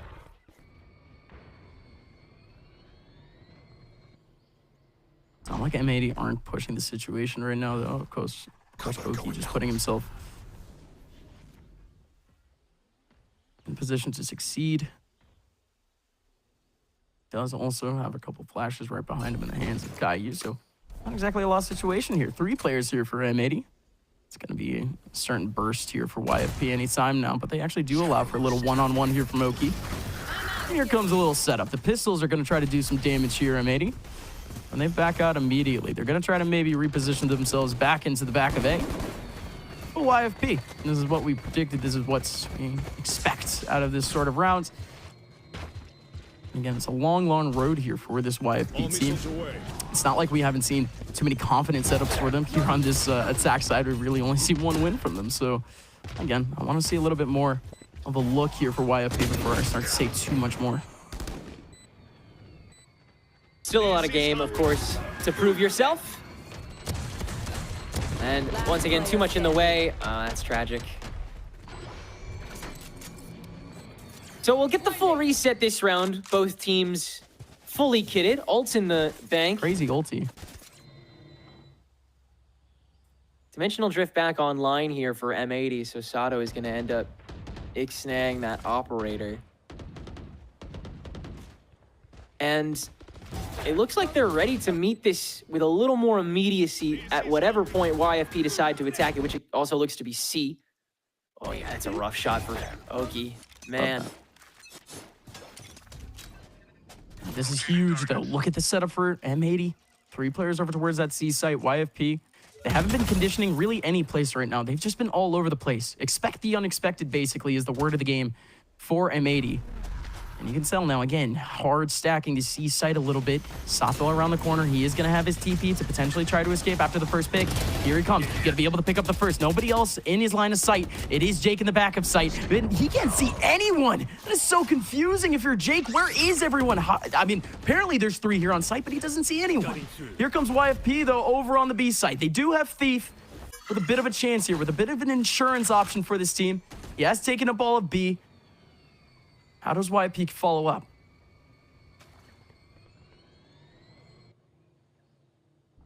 Huge creep from Thief, but it might get watched early. He's looking the wrong way, and Caillou sure isn't. No, now he is. Oh my god, the timing that lets at least YFP take the B site. No, Caillou turns onto it. No way. Your one linchpin that could have saved you this round. Gone from the coin flip. Tragic, but at that point, there's too much to fight. And M80 take us to an 11-7 lead. Way to do it at the end, but it realistically would have only been the singular frag. The fact that he shot so early without trying to see if anyone else was rotating towards his direction, he needed to help his teammate out. He needed to go back into sight to try to support his teammate. But hate to see it. That's all you can really say about it. Just hate to see it. 11-7 though. It's not YFP. They find themselves once again on the brink in terms of their economy. If they lose this round, they're going to be on 12-7 with almost nothing. Yeah, this is going to be a real pivot round for YFP, willing to throw all of the ults they need to at the site to fully take it and guarantee themselves an economy for the remainder of the half, but they'll still fight on multiple fronts to start things out. M80, they will fully take over Rubble and have a 3-stack send into a 3 that is holding the spike. They flash themselves in. The spray down from Thief, good for the 1-for-1. Rolling Thunder now proc. Paranoia early on top of it. The shots, they don't land. Oki wins out the trade. It's so tough for YFP. So many bodies on that front side. Even the Armageddon coming in strong to try to sweep things up, and still nothing. Here comes, though, Bao to try to hold down this site, to try to just sweep up this round. And doesn't happen for the rest, but his job's been done. Stellar down to 5 HP. Jakey down to 70. This is going to be a big headshot spot here for Stellar, though. There you go. Shows a pixel of his forehead, and Oki's not able to aim onto it. 2-on-2. Victor now showing himself from the waterfall. First salvos to flush Jakey out, and he's happy to take that invitation. Stellar and Jake versus Victor. Has to check for both. The jump up on the 1. Stellar alone with the salvos. Easy stall the first time around, and onward he comes to the fight. Victor eggs him on, saying, I dare ya. Free hold for half here. The spray through the boxes is not good. Stellar now dares him and wins out the jump war with the shorty. Timing doesn't even need to save him. Stellar saves himself, and YFP is safe for at least one more round somehow, some way. Dude, he had that the whole time, if I'm being real. I trusted Stellar. But let's be so for real. God, I mean, that was a chance. That was a chance. You step off that defuse just a little bit earlier there, Victor. You shoot a couple more bullets through that box. I mean, where are the callouts? Where are the callouts that man is down so unbelievably low? 5 HP. But okay, we move, we ball. It is M80 trying to hold things down once again. Bao needed to hold up on time, and he picks up the big frag. Nobody else can come back behind Penny for too long here. And Caillou is able to pick up the frag. His teammate does go down to the trade. 2 players are into the back of sight here for YFP, though. Oki is showing himself, though, for a 1-on-1. If he gets this 1-on-1, though, the round is basically wraps, and that's not going to happen. Oh, Caillou trying to hold down the door swing. So it is a 2v2, and Victor still on the way back. Sato with this shotgun also can't really do anything until approached. Tried to find something with that ulti, but was a little too late. YFP way ahead of the curve, and B-Dog and Sato now spotting each other, forced to flash in. Now the Rolling Thunder to target just with him. A shotgun, though? Victor left unchecked. Now Stellar can just creep on top. It'll be the 1v2 that Victor tries to save in the bitter end. Very low health pool, but the crossfire will guarantee. And YFP get themselves to 9. Oh my goodness. Yeah, that's a head scratcher. Goodness gracious. I mean, yeah, you hate to see it there for Oki. Just get wrapped on, but the 2-on-2 there on site. Once again, another player extremely low. Just not able to line it up. Good stuff from YFP, though, forcing out the situation. Rolling Thunder going into drop, and more importantly, the high-low coming in. Stellar coming in from above, knowing that he needs to be crafty with all of his kills, with all of his positioning to really make that first bullet matter. And Stellar in these last 2 rounds, incredible stuff with incredibly low HP. And now M80, they've been left completely in the dust. They've been left with the pistols. They've been left to go a little bit aggressive. We finally see our first bit of B aggression. It's going to be 2 players back over towards the mid side, trying to peek out Jakey. Jakes, he's not going to really bite down on that. He just goes into the spike, tries to stick over with his teammates. But this is actually this is the slowest we've really seen YFP so far. They're really not able to break through C-Mound. Heavy chow on it after Caillou comes to it, but that's the big dump, and they tried to egg a member of YFP forward. In the meantime, they're able to send a minimal amount of the team through A, and they don't have to check all too much in the process of getting there. Still, M80 will meet them here, and with the help of the toxic screen, it's actually a bit of a segmented fight. The paranoia, though, will stall them out effectively enough to get YFP ready to watch the steps, which is where every member of M80 is sitting. It's a firing range for this attacking squad this round. That just leaves Sato in tow in the 1v3. We'll try and flash himself in early for the fight with just this classic in hand. Thief, I think, will allow him the duel of the pistols here. How respectful of him. Let's see how he fares. Oh. Little disrespect. He just low-broed Sato real quick. You love to see that. Love to see that, Thief. Hey, double digits for YFP. It was the expected outcome from the beginning. What wasn't expected was the classic, of course, but hey, M80, this is it now. I mean, yeah, they lose out on this one. They're still up against the ropes in terms of the eco once again. They need a timeout. This is one of the first times here that we're seeing a truly tough moment for this M80 team under the new solo tutelage of Chet. Yeah, we're seeing YFP find more and more ways to force M80 to clear and check a little early. Keep seeing M80 try and make sure that Penny isn't getting a little wise on these front doors of sites. And the occasional stun, the occasional drone just flushed away as YFP slowly gained that passive control of either A or C, whichever ends up being a little less populated at the end of the day. And that's gotten them this far. M80 just can't hack it for the fights from that defensive distance. Now with those guns back, though, they'll have another chance to take this to 12-10 now. Only that Viper's Pit to try to hold on to things as well, at least for now. So we'll see how heavily M80 decide to stack for the YFP commitment, which looks to be towards Rubble at the moment.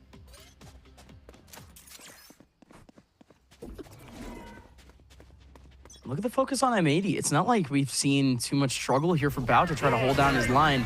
Not only that, but of course with the ulti, he's going to be able to hold it all the way down. It's all just 4 players over towards A, and it is going to be the burst here for Alpha for Penny. YFP, they have not committed to this A rush by any means, but still, Jake all the way up front, 2 players in the back with the spike, still contemplating whether or not to go, and Stellar and Jakey still somehow getting frags, and Jakey, it was all the way in the front lines the whole time of that, and he's still able to find 3. How? I guess Bao at this point now on a 1-on-3. But my goodness, M80. They had the 2-man advantage, and still somehow Jakey's able to pull that back, flip it around. Unreal backstab coming from him. Somehow gets inside that tree door. Unreasonably fast. And lets the rest of YFP go for a proxy pinch right there in Rubble. On the attacking side, That is pure heaven for the fight. Bao is going to want to hold on to this gun, so we'll just hold back. Jake is going to go hunting. Would love to get rid of this rifle to take them to 12-11, but not the case. Yeah, we're going to stick to the 11-11. And so tough there for M80. Once again, it's just a head scratcher. How do you guys allow Jakey to make it all the way through? But it's really not allowing. Jakey was the one who forced that play to happen. Like you said, the speed. Going back over towards A. It's just there for Jakey. He's able to kind of clean up. It is just a bit of that miscommunication, though, from M80. They thought that they were safe. I mean, when Jakey started getting those kills, is really just the dying hours there of the exec from YFP in the outside. M80 letting off the gas pedal a little bit, not swiveling as much as they maybe should, or calming as much as they should. But hey, here we go. It is going to be YFP somehow tying things up. M80 have 3 players over towards C, and this is mostly a C setup for YFP. Drone going out. At least to try and find that opening frag.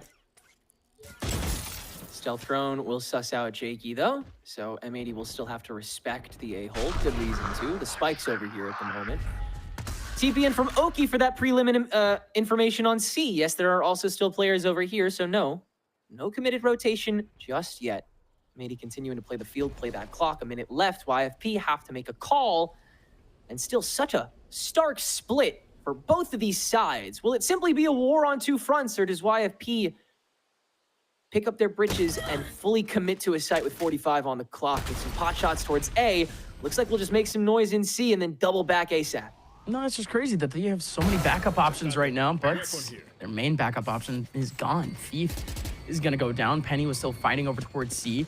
Here's a couple of rotations and still tempting this. Here comes the exec onto B site, and nobody covering this site. They still make it past the Tejo. And Penny is going to go down to Sato up close and personal, and no chance. And Armageddon coming through at the same time.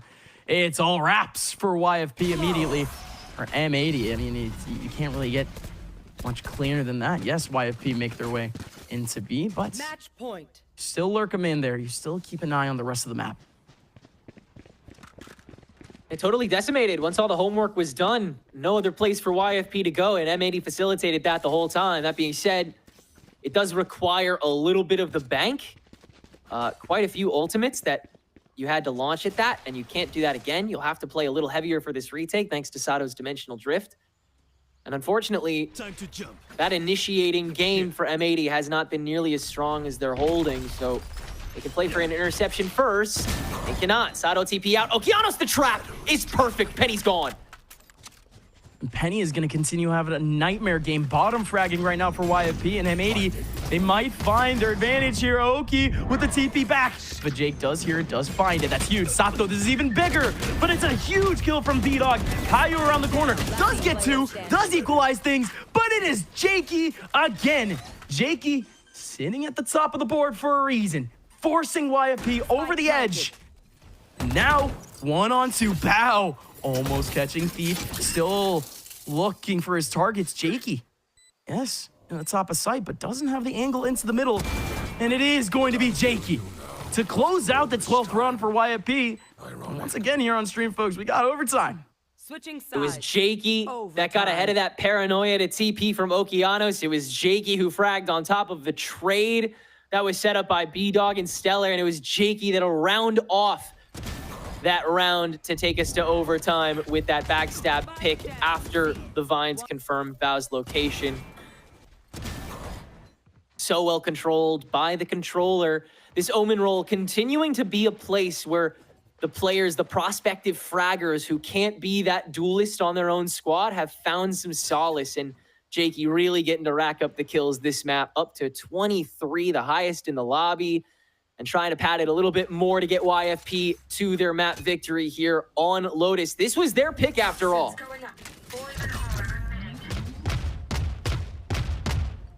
Could have been anyone's pick. Both of these teams have been particularly great on this map. Here comes Jakey.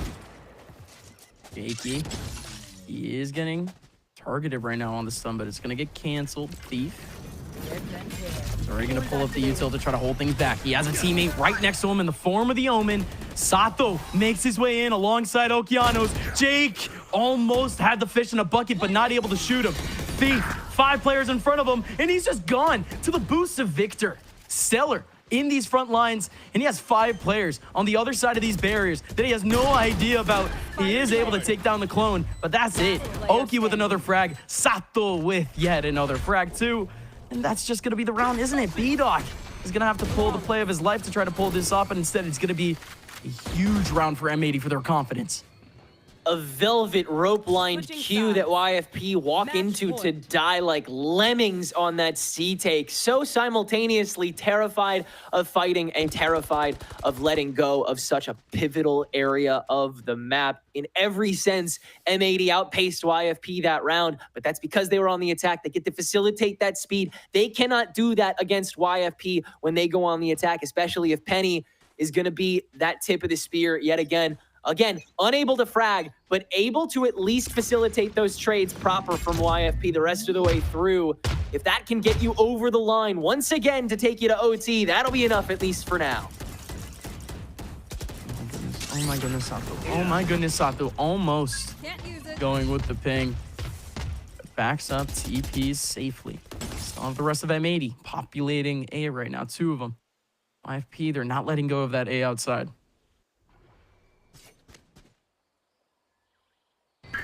Step in, step out from Penny, tries to goad out the kill, but Sato holding strong with this glass cannon operator, looking for something, but still staying so safe.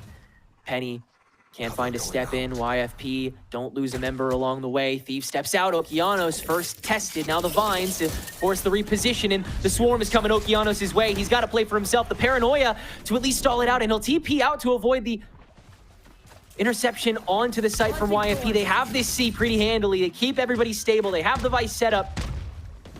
How do they collapse from here? All even now. Even strength 5v5. YFP have 4 players back over towards site. Thief is going to be forced to be the one to try to hold things down. B-Dog still has 1 more flash. Penny is going to be able to step in with a bit of strength here, with a bit of tempo, but it is Sato to take down Thief. All 4 from YFP over towards C main. It is going to be B-Dog. It is going to be Penny and Jakey for some frags. 2 more remaining here for M80. It is all Okeanos. It is all Okeanos. Sato actually helps out of nowhere. Nobody going for the defuse. Stellar. Full HP remaining. Sato, he's going to try to go for the defuse, but you're facing a Tejo. You're facing all of the time delay in the world, and that is Stellar on the 1-on-2. So much that YFP gets to play with once they get that spike down on the C site. The Tejo breach continues to dominate on these maps, continues to stall and frustrate. The take other than that was pretty damn good. M80 rolling like a tank onward with Sato on that operator until the bitter end. But the frags weren't coming through once that smoke let by, and YFP were able to walk around that mound with ease. Take us to OT2 here as M80 back on the attack will barrel to the C site if the Salvos wouldn't have had something to say about it. Looking at a similar situation, Jakey could get found right now by a bit of utility, could get plugged out. Absolutely does. It's necessary stuff there for M80. They are going to be able to clear away 1 angle, but the response is already here for YFP. They have the breach alongside the Tejo in the front lines of C. Ready to set up and take over whoever decides to step out. No one will so far.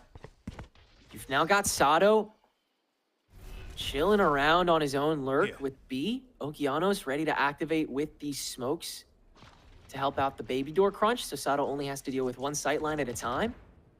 This is a bait here from Sato being hit. A-door cracking, but again, this is just Sato holding his angle. Penny still has no idea if Sato is still there, but still holding. Good idea there from Penny, but M80, again, picking and prodding through A, maybe forcing a rotation or 2. You did see 1 from Sato, or at least from Sato's POV, but now it's still going to be over in B. This is going to be chaos. 30 seconds left, and almost everyone from YFP and M80 are here. Stellar around the corner, able to get 2 out of this. Watch out for Caillou. Caillou almost able to get 2, but B-Dog strikes away Caillou, and now it is Victor in a 1-on-2. Here comes the first shot. Thief doesn't go down, and that is Victor.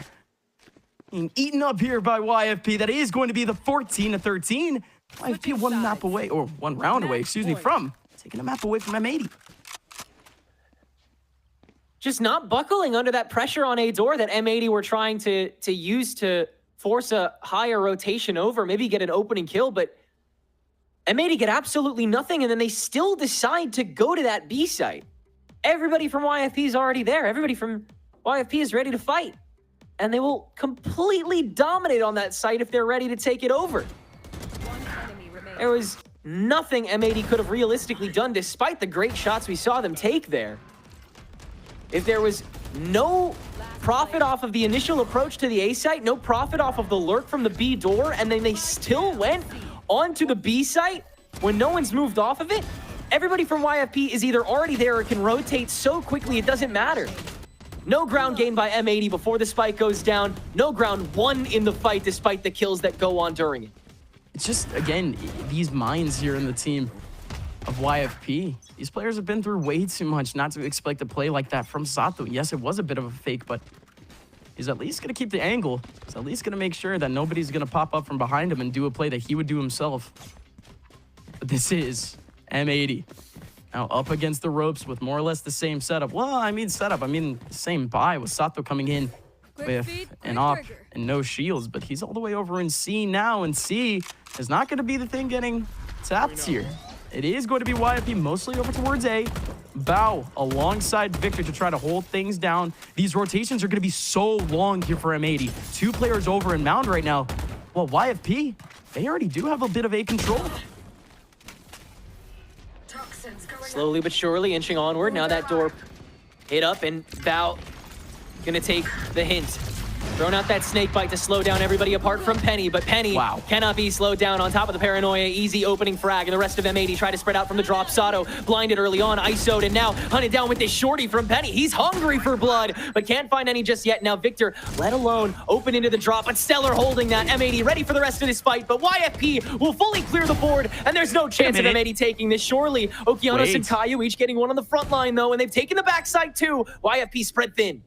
Does Oki have a smoke coming up soon? We don't know yet. Caillou might have just enough time for maybe a stun, but this is B-Dog that's gonna have to exploit things a little bit with the door opening. Wait a minute, 2-on-2 now. Oki checking the back of sight. Oki got the kill. 1-on-2 for Thief. This is a breakdown, systematic breakdown for YFP. Thief can't get the kill through the smoke, and that is still going to be M80 keeping themselves alive in map number 1. Overtime. Unbelievable, unshaken resolve from Okeanos and Caillou, who work perfectly in tandem to take that backside and the rest of it back. Smoking himself out on top of the spike to immediately force the peek out. God, that fault line from Caillou, so proactive. Great drop down as well to get that opening frag to give yourselves another chance at this map. OT3 now, M80 back on the attack. It's mainly going to be rubble for those attackers.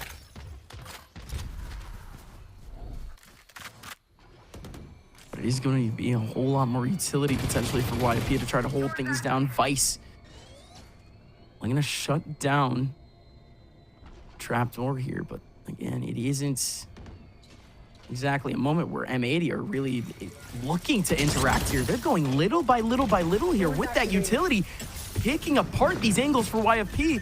There is nowhere where YFP can peek into this site, can do anything to these players of M80, and that's just going to leave things into a clean 5-on-5.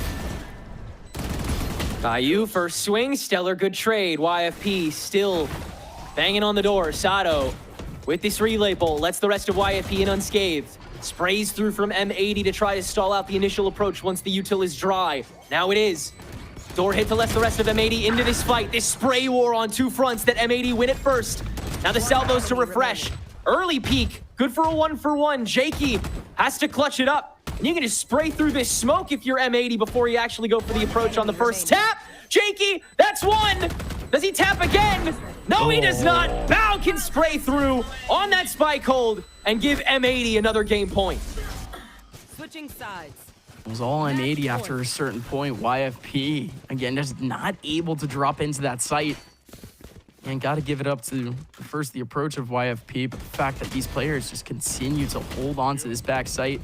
Still trying to keep things still relatively mixed up. The players coming out one by one, coming out of tree. Not exactly what you want to see, but the one-on-ones work out for M80, and that's all you needed at that point. YFP wasn't swinging in with significant utility for that retake. M80 able to stretch their legs, and now Sato has himself, the operator, has himself a couple of targets on the other side of his screen. Olha quem é. Look who it is, folks. Sato stepping up to the plate, striking down 2. Still a lot more to go here for M80, but YFP are down to the man disadvantage. I love hearing you get a little patriotic every time Sato gets a kill. Yeah, I'm a little biased. Great. It's okay. It's the best. But he deserves it. This kid coming out after these visa issues, I mean, his Ascension run was godlike, and the way that he's metamorphosed as a duelist on this team already this year, God, I can't imagine what he's going to become by the end of it. Jakey, good step out to take down Bao despite the stun, so we're back to a 3v3 with Penny, God knows where. Do you check this, Okeano? So not if extra members are already here. Paranoia is going to be onto those two instead of Penny, who is just going to hold down this link angle, and it'll be a 3v3 for the retake. Clean here, but this utility is looking scrappy. Penny does have a stun to use, but there's nothing here basically for Stellar and Jakey. Jakey can maybe be a little bit shifty with his TP, but he just needs this first angle here onto Victor. Victor looking for the pop, but Stellar still gets his kill onto Caillou. Victor wins his one-on-one, and this is starting to look a little bit possible here for M80, but Oki not able to call out the angle onto Penny. And we're back at it again. Overtime. These guys saw Foot BBL earlier today and said, hold my beer. I can do you one better. 25-23, never heard of it. Oh, let's go to OT 46. And we got a 17-38 scoreline in that game. That was crazy.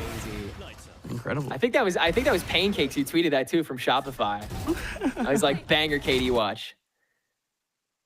Huge. But yeah, I mean, this attack side, very figured out by both of these teams at the moment, because they're able to kind of re-up the fights in the secondary, the tertiary, when the defensive has had to play so much more aggressively to try to find something. It always ends up working out. This is still looking a little bit tough here for M80. Look at how many bodies. Look at the presence here for YFP.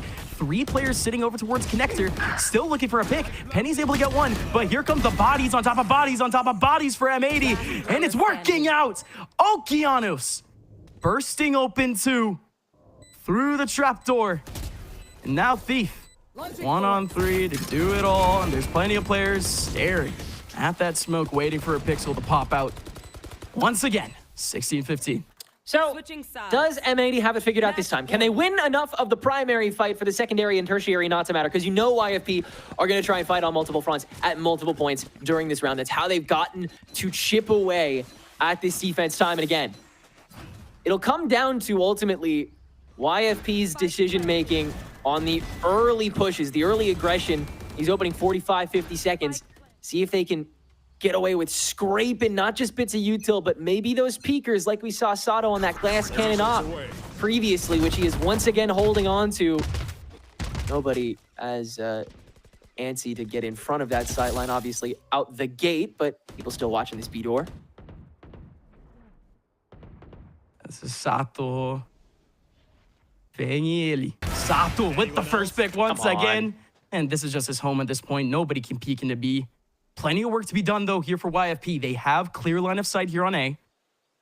Doesn't look like there's going to be much of a fight here for M80, but they're conserving that utility right now. The Breach is not overstepping his boundaries right now, neither with the Tejo. They're waiting for this plant to go down. They have the man advantage. They're going to group up that strength. Here.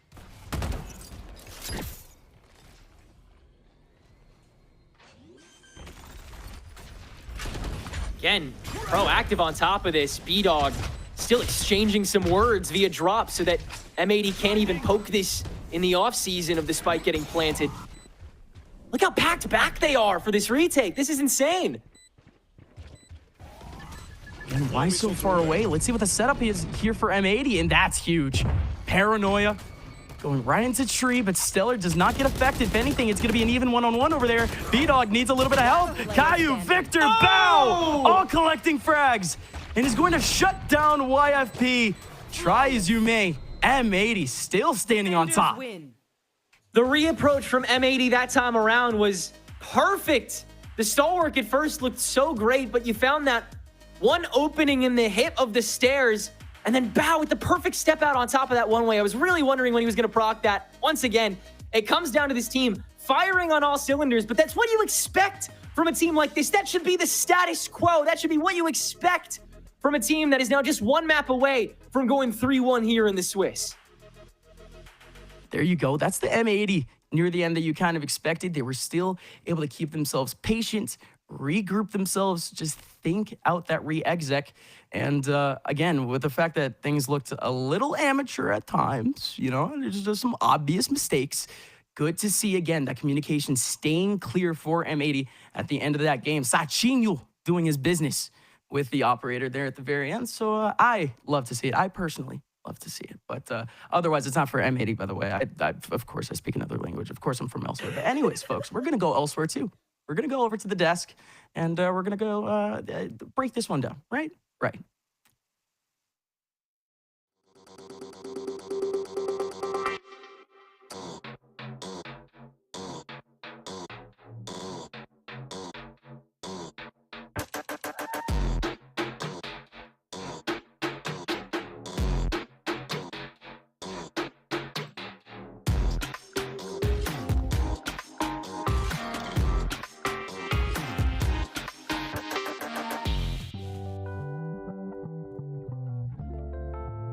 I don't really know. I don't really have that many skills.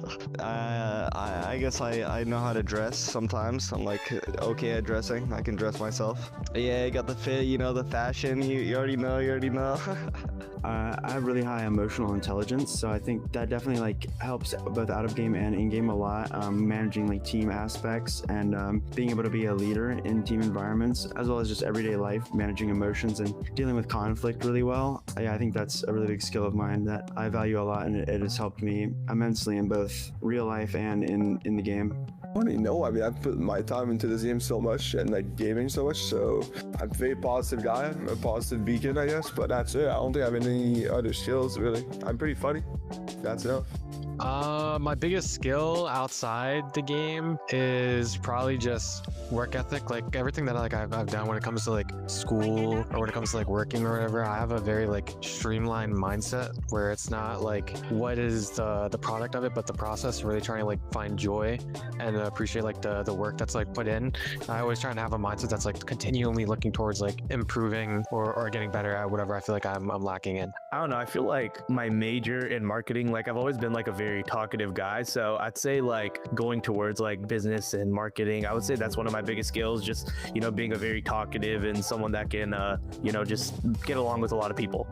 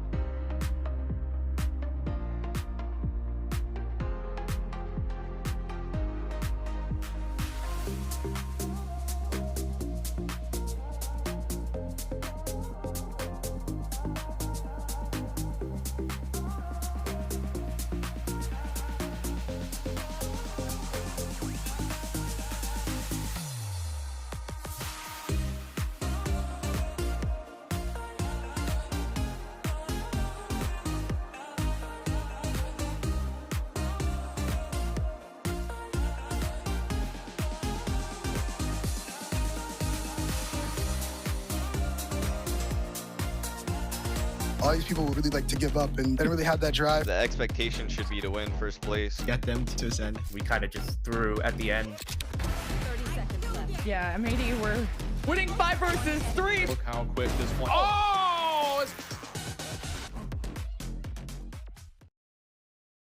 It only took a couple of rounds of overtime. You know, we came close to breaking that OT record. Cope. But in the end, it's going to be M80 after 4 rounds of OT to take down the first map of the series, Lotus, stealing YFP's map pick away from them. I mean, Ash, looking back at this map, this overtime was so close, and just the entire match, like, it really could have gone either way. It really could have. It was a lot of back and forth. We head into that overtime, and it felt like round for round, it could have been anybody's game, aside from like the couple really dominant rounds here and there. But there was just no opportunity for either of those teams to really snatch that momentum in OT. Both very quick to respond and put a stop to that bleeding and clap back in their own regard. But it was a great effort from both sides. I literally could not agree more. I think we saw almost every single player in the server stepping up, having their moment, right? It wasn't just like a one-person affair. It wasn't just a one team sided. Everyone in this lobby was just having their rounds. They're having their moments. Stellar popping off. We had the Oki clips. We had the Caillou clips. Sato really waking up towards the later half of this game. Like, it was just absolute high impact, high speed gaming. Postbans were insane. The ults were crazy. The trades of utility were just on point this game. I really felt like the back and forth utility dance that was happening between both of these teams was just on another level, forcing them to just constantly having to raw mech after everyone's out of utility. And obviously the push and pull that was happening here between both of these teams. It was an insane first map. It really was. And just touching on that push and pull that you mentioned there, Roy, I feel like what we really highlighted going into Lotus was Penny's ability to be so dynamic on the Neon, right?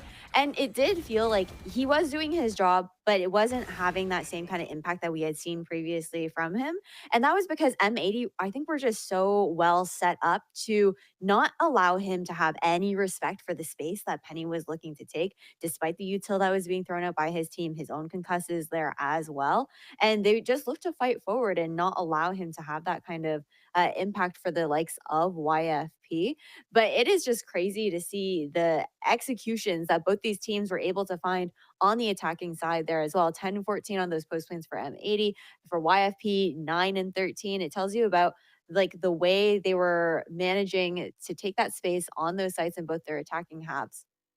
I was too focused on that first kills from each team. M80 21 in comparison to YFP's 11, especially too, Roy, when you narrow in and look at who got half of the first bloods on M80's side. Yeah, I mean, Sato, we talked about the duelist diff and the clash of styles, and I think we got to see a lot of that happening here in this first map. Sato had an impeccable series when it came to openers, and I genuinely feel like not even just Sato, but the team had almost double of YFP's openers, right? Like that is just an insane level of just early success. Obviously, they came in with a very clear game plan. They knew what the Neon was going to be up to. They knew how they wanted to approach the map, and they definitely did shut down a lot of Penny's value. And I think it was a good idea to come into it with that in mind. And I think now looking at the conversation around Sato, the fact that he's having an incredible game so far, and the fact that now we're heading into Split where he has also looked really good. This is where things really start to get scary, I think, for YFP, especially losing out in such a close map on their pick as well, on a Lotus that has looked quite comfortable for them overall. You can only imagine how terrifying Sato is just going to continue to be when he's already this hot and it's just game number 1. Sato is just such a demon in the server. Like, we'll never get over that. And last time we saw him on Split, it was Trust and Plug that had the misfortune of being on the opposing end of things. And it was a Sato that dropped 26. So it's a terrifying prospect for sure. And the fact that he's consistently able to just get away with these first kills, I think that 4 of them with the op in that OT alone, like, Sato is just such a great person to be kicking off these rounds for the entire team. And when YFP were then at a numbers deficit, it was just kind of hard to bounce back from there. So yeah, looking at Split, I mean, we had outlined that Lotus was a must win for YFP, and well, now that's gone to Split. Like, do they have enough here to win out? I will say, I feel like Split is going to be a lot closer than we're making it out to seem, right? Like, YFP played this map recently. They didn't even look bad on the map. They went 13-9 versus Nightblood Gaming. This was about a week ago. Yeah, it could have been a lot cleaner, but they were still integrating B-Dog. There's still a lot of reps that they needed to get under their belt, but they've had those reps. They've had that time. I genuinely feel like, or at least a part of me feels like, this map is going to be just as back and forth as we saw on Split. Yeah, looking at this, Ash, I definitely think that it can be close. It's not like the one-sided affair. It's just when I'm looking at this M80 and one that's able to then rebound like and make it through this OT in the fashion that they did, even a couple of those rounds where YFP had this opportunity to maybe close out where they had this numbers advantage and M80 are able to really, really clutch up. I still think that M80, when we're looking at the playoff runners-ups, we're looking at a team with such strong momentum that it might be a little bit difficult for YFP to break through here. Yeah, I think that's the thing is we're having this conversation about how the expectation for you guys is not for it to be some sort of blowout now that we're going on to map number 2. It's more so the idea that this is a great opportunity for M80 to try and shut this series down within 2 maps instead of going to a third because of how good they've looked. But at the same time, I guess they have shown their hand more on Split because they do have more reps on it compared to YFP. And I do think that there is a little bit of that difference as well when we're expecting now both teams to be having a Yoru heading into this map. I think Sato definitely looks more comfortable on this agent. Not that Penny's bad on it by any means, but I think that we've seen a lot more consistency from Sato on the Yoru in comparison. I'm actually a huge fan of Penny's Yoru as well, though, to be honest. I think he plays it extremely well. And we're going into, if nothing has changed, we are going into a mirror composition. Like if that is the true test of the team diff, right? Like what level are these teams at? How are they playing? How are the lurkers happening? How are they holding down space when neither team are running sentinels and they're both opting for the double controller? There's just so many of these questions in mind, and really I'm very, very excited to see how these teams will answer a lot of these things and how they're going to be dealing with a lot of like the meta functions on this map. Yeah, the asterisk there, if we get the same comms. What we've seen suggests that we might, but let's get confirmation and head over into this agent select to see if there's anything that the players and teams like to do. It's like to switch things up to make us analysts look a little silly over here on the desk, but get a confirmation, quick sweep of things. Ash, yeah, we're looking at a mirror composition here. Yeah, nothing too surprising. This is leaning very much so into the current meta, I think, that we're seeing on Split right now. And when you, again, comparing the Yoru to Yoru head-to-head, I think it is going to be that continuous clash of styles that we've talked about over and over again. I also am going to have my eyes on Okeanos. I think that we saw some plays from him on Lotus, a couple wonky TPs, maybe just like adjustments to him getting used to like the distance on some of those, or maybe even just like minor things and it being a bit of a slip, but looking for those moments to be cleaned up a little bit there. And my eyes are on obviously the Yoru the head-to-head, but as well as how YFP is going to be managing the empty space once the push and pull, once that pressure from M80 starts happening, and how they're going to be playing around just the sheer raw amount of utility that is available to both of these teams and what the pulse plans will be looking like. Gotta love a mirror match. I think the true testament to what these teams can pull out, the IGLs, everything else. So I'm excited to get into this. Time to see now if YFP can steal away M80's map pick and take us to a map 3, or if it's going to be M80 to take this down in 2. It's time to go over to our casters, Tendrick and Upbind for Split. Thank you, Desk. Once again, we're back at it here on Split. Yet another little mirror here for the rest of the day. I think we're basically getting the same maps. But hey, M80 versus YFP. This is quite the comfortable map here for M80, isn't it? Huge year for them so far here on Split, winning 6 Split maps in a row with some of the top names here in Challengers all lining that list. So it's just going to be hard here to even contemplate, some overwhelming success here for YFP, but they're starting off on the right half. Always got to look out for Sato, though. Last time he was here on Split on this attacking side, 6 first kills. With the recent change to the Omen for Jakey, though, here on Split, as opposed to the Astra that he's been more classically known for on a multitude of these maps, the object is clear for what YFP has been trying to do as of late here on Split. Get a little more active and let your fraggers frag, something that has been what lets the attacking side get a little more advantage these days on this map than they did before. YFP, though, starting out on that defensive side, heavy weight on this A-line, and like you said, M80, they are coming strong on this attack. But Penny, this is the right player to have around this angle. But all right, nice. Sato takes him away, but again, the stun was there at the same time. Beautiful setup coming in from M80. Thief comes in to try to battle a little bit from the top rope, but it just does not happen. Sato does have the angle onto Jakey. And B-Dog's also coming in from that Heaven side. This is going to be real tough here, but it's not like B-Dog doesn't have the utility. It's also not like Jakey doesn't have the util either. That Paranoia is perfect. It covers up 2 of them. There goes the swing! And oh my goodness! Jakey taking away 2. Victor, not expecting the angle, coming in from main still. Jakey off the defuse. Victor, he's going to take his time here. There goes the salvos. But more than enough time for this defuse. A massive Paranoia play from Jakey sends Victor into panic mode in the 1v2, leaving him an impossible swing. Massive playback after M80 drastically take over that A site thanks to Sato's execute, which will continue to be one of the most powerful things on M80's attacking side of this map. But thanks to that Paranoia and B-Dog also helping out with that util dump, I believe his fault line was back online. The timing ended up favoring YFP in that back half of the round. They'll use that to get that massive gun advantage. Nobody from YFP getting ultra aggressive in the extremities, but that mid lane is going to be M80's biggest talking point, which is why you see YFP already meeting them here. Oh, Penny's going to back up immediately. Good option there is YFP. They get that information, they reset, they're not giving up any individual frags potentially to these classics. And it wouldn't really be individual, right? It would be like 3-4 pistols. All marking your body. A good safe play here from YFP, still covering very closely these choke points. Except Thief, he's getting kind of chewed out here. And Thief can't really do much here, except he does. Oh my goodness. Still finding all the efficiency, even though it was locked away behind the smoke. Still somehow able to find 3 frags. That is so good here for YFP.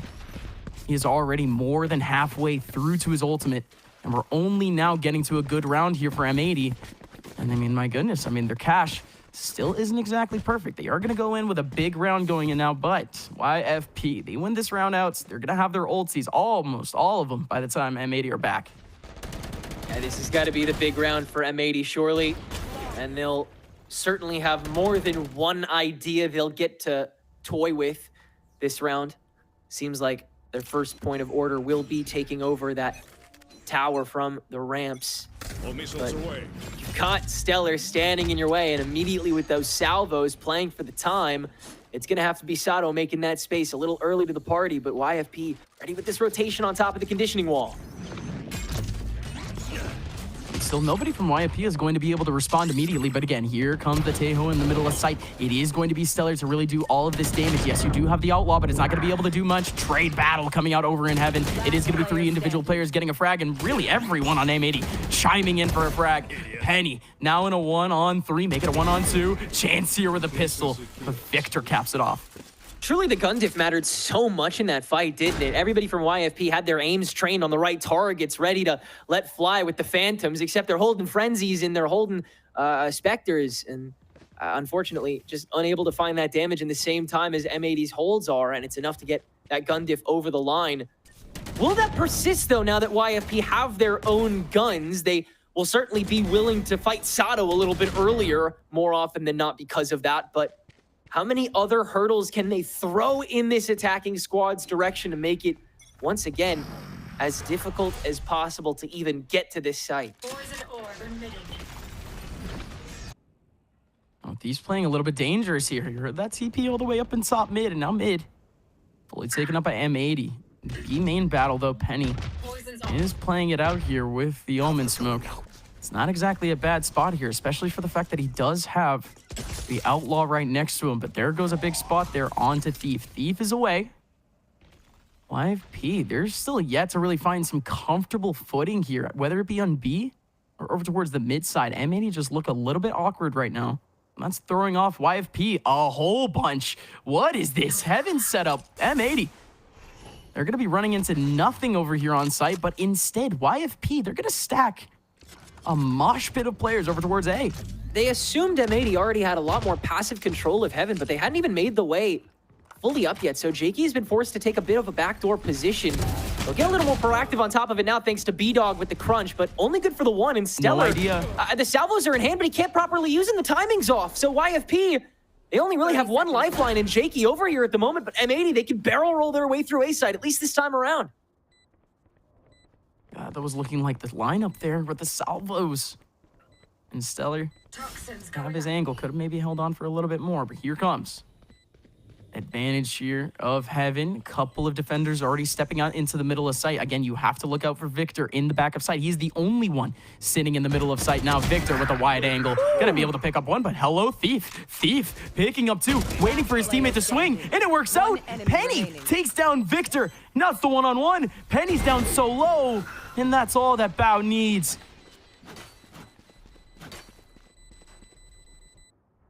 I really have to shout out the universality that Okeanos had in that round in particular.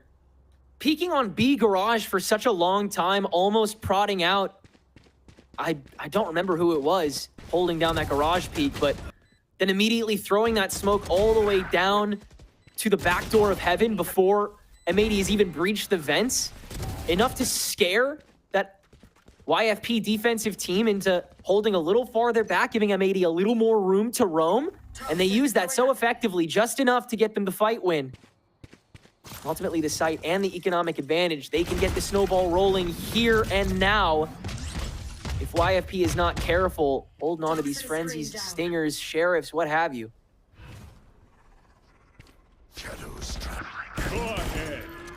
This is going to be a bit of a gimme here, potentially, for the stinger of B-Dog, but B-Dog, he's not going to get pressured out.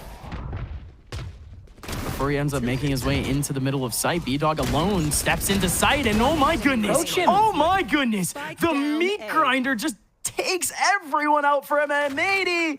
Like I was saying, the stinger was looking to go off there from Stellar, but did not expect it to go that way, not by any means. Penny chiming in with his own 2 frags, and this is, of course, the complete opposite of what we expected. It is the quote-unquote eco in the hands of YFP, and M80 not able to get a singular frag. Victor down to 4 HP. YFP, it would be nice for them to try to hunt this frag just so it's one less thing for them to invest into too. But plenty of guns dropped over in A main right now. M80, their cash is on the brink right now. YFP firmly have found their way back into this game. The pendulum immediately swinging the other way. After an air of disconnect, placates M80 on the A entry. B-Dog given enough chances to get that opening frag, and instead of fully doubling down, M80 tried to divide and conquer against these lesser guns, but bigger kits. And B-Dog is gonna solo fight his way till the bitter end, grabs his second, and Penny, thanks to that divide and conquer style, is handed far less on his plate. Also good for the two, the slight hero moments that M80 opened the door for on their own approach. YFP fully bust open. Now they got gun advantage, ult advantage, util advantage, what have you, on this defensive side that, again, obviously they want to take advantage of. They chose to start here. They understand that this is still the more powerful side. M80 still going to call this timeout to go for the full mental reset, I reckon. Sado, his mobility has already not been nearly as much of an issue for YFP in the long run. So I imagine they're going to start having him simply enable the other members of M80, turn them into an even heavier death ball a little more often than not for the remainder of this attack. Again, YFP, a lot of these responses here on this defensive side has been, again, just overwhelming. These guys are hard calling out these positions for M80. And again, you kind of have to, consider that for a contribution for the last few rounds, for the fact that M80, are even facing any sort of competition here for YFP. Again, YFP, yes, they did lose out on a couple of pretty pivotal rounds, even though they called out those positions, but it's not like YFP haven't been able to get 1 or 2 pretty pivotal frags off of off angles alone. M80, they were doing a really good job of clearing out those angles a little bit earlier on with their setups, but things have slowed down a little bit, and thus, A doesn't seem to be the target anymore. We need to switch things up, and we're going to see things on B for the first time. Sato from behind has the dimensional drift, is in the face of the breach, is in the face of Jakey, and he's here for a party. Ends up bursting things open with a kill onto Jakey, and everyone runs. A key ring onto this B push that lets M80 take it fully for free. Great shots by Sato to exact upon the dimensional drift for one of the only times he's been able to so far this series, and that's every excuse to pull out that Viper's Pit as well. Really snakes through the entirety of Link, doesn't it? YFP standing in perfect territory for Sato to grab a second. Now he'll extend enough for YFP to inch in the cracks and crevices. Thief for 2, Pit is gone, Penny for 1, Stellar on high. YFP get the shutdown regardless, and now a pit of their own that Victor will quickly shut down. The swing onto Stellar, that Stellar still has to fight out. No He way. will in the end and have enough time to get this defuse. But God, is it difficult for YFP to get back on this time. Again, just on a real M80, they're the ones who pull out the Viper's Pit. When did I mention that Thief was gonna have a Viper's Pit? I mentioned this in round number 2. We just went past round number 6. Thief has had his Viper's Pit, still has not found a utility for it. They run into a brick wall on site, and oh my goodness, how does YFP still find that Thief? Penny, Stellar, the 3 old guns ends up finding their way in. Really amazing work by Thief to work that pit at the perfect time. Saves YFP yet again. M80 relegated to an even worse spy now. And they'll try to get proactive on top of it again. Sato! Oh, he dodges the salvos too! Oh, nice. Sato! He's gonna get a free frag! Why? Unbelievable. I mean, you still had the setup there, but no way you were gonna check around the corner. Brutal, brutal, brutal, but the pistols don't exactly work out here so far. Paranoia comes in. Oh my goodness, Oki's still able to turn it around. That flash got everyone. B-Dog, firing range, no one. 5 players in front of 5 players. The util that each side throws hits every What is side. happening? Levels of punishment that both teams surely saw coming, trying to ego their way through the spray war at the end of the day. And it might be enough for Stellar against the one lone rifle. Okeanos hold, gun spotted, not spotted. Stop Ricochet off the stun, Stellar! Tack on another one for YFP's defense that they somehow revert. Okay. This is just the day of heaters. We had the 3-0 game earlier, going down to the brink. Both games, 13-11 map, and some overtime. And now we start off the second game with a 17-15. And we still got some more drama. YFP with 2 miracle rounds in a row. I mean, I can't even explain it any other way. It's just a miracle at this point. YFP being this far ahead, just the way they did it, a little bit of a miracle. Miracles upon miracles. But if they come up enough times, then you're not seen as lucky, you're seen as miracle workers.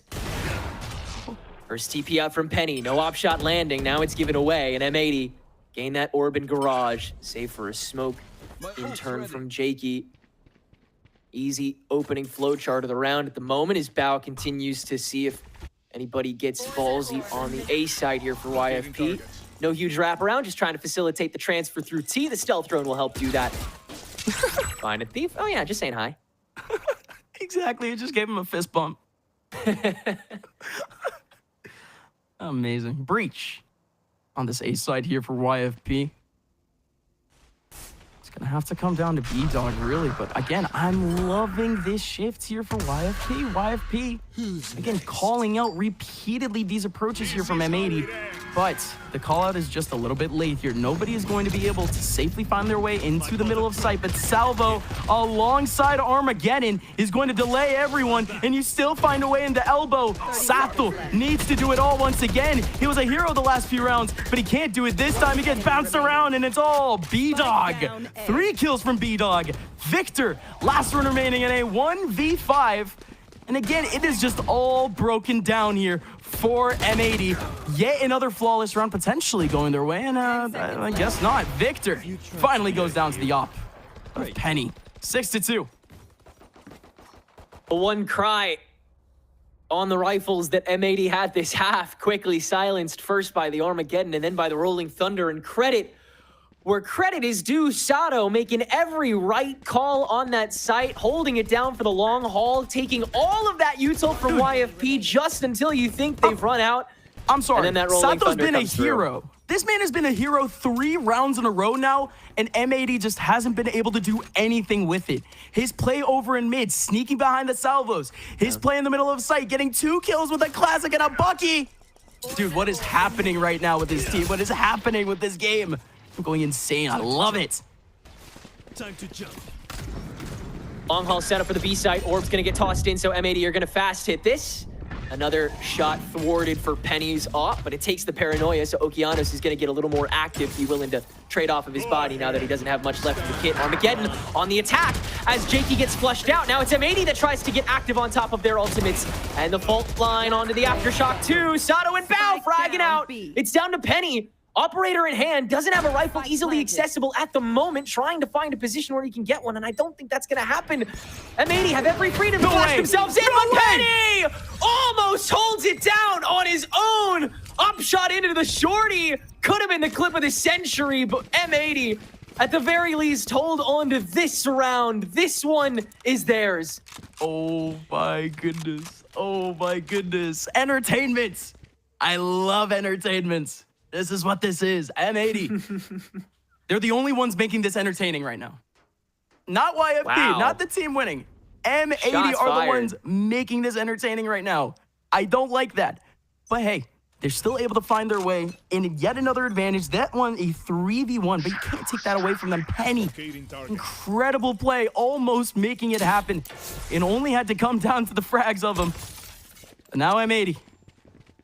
Lining themselves up for yet another full take of a site. It is all going to be on B. 2 players in the back. Paranoia immediately coming out. Not immediately, actually. Jakey waiting up as nobody spots the cross in. Nothing given away on either side. Both teams still playing naturally. Creep up from M80. How far are they going to try and take this mid line? Smokes up.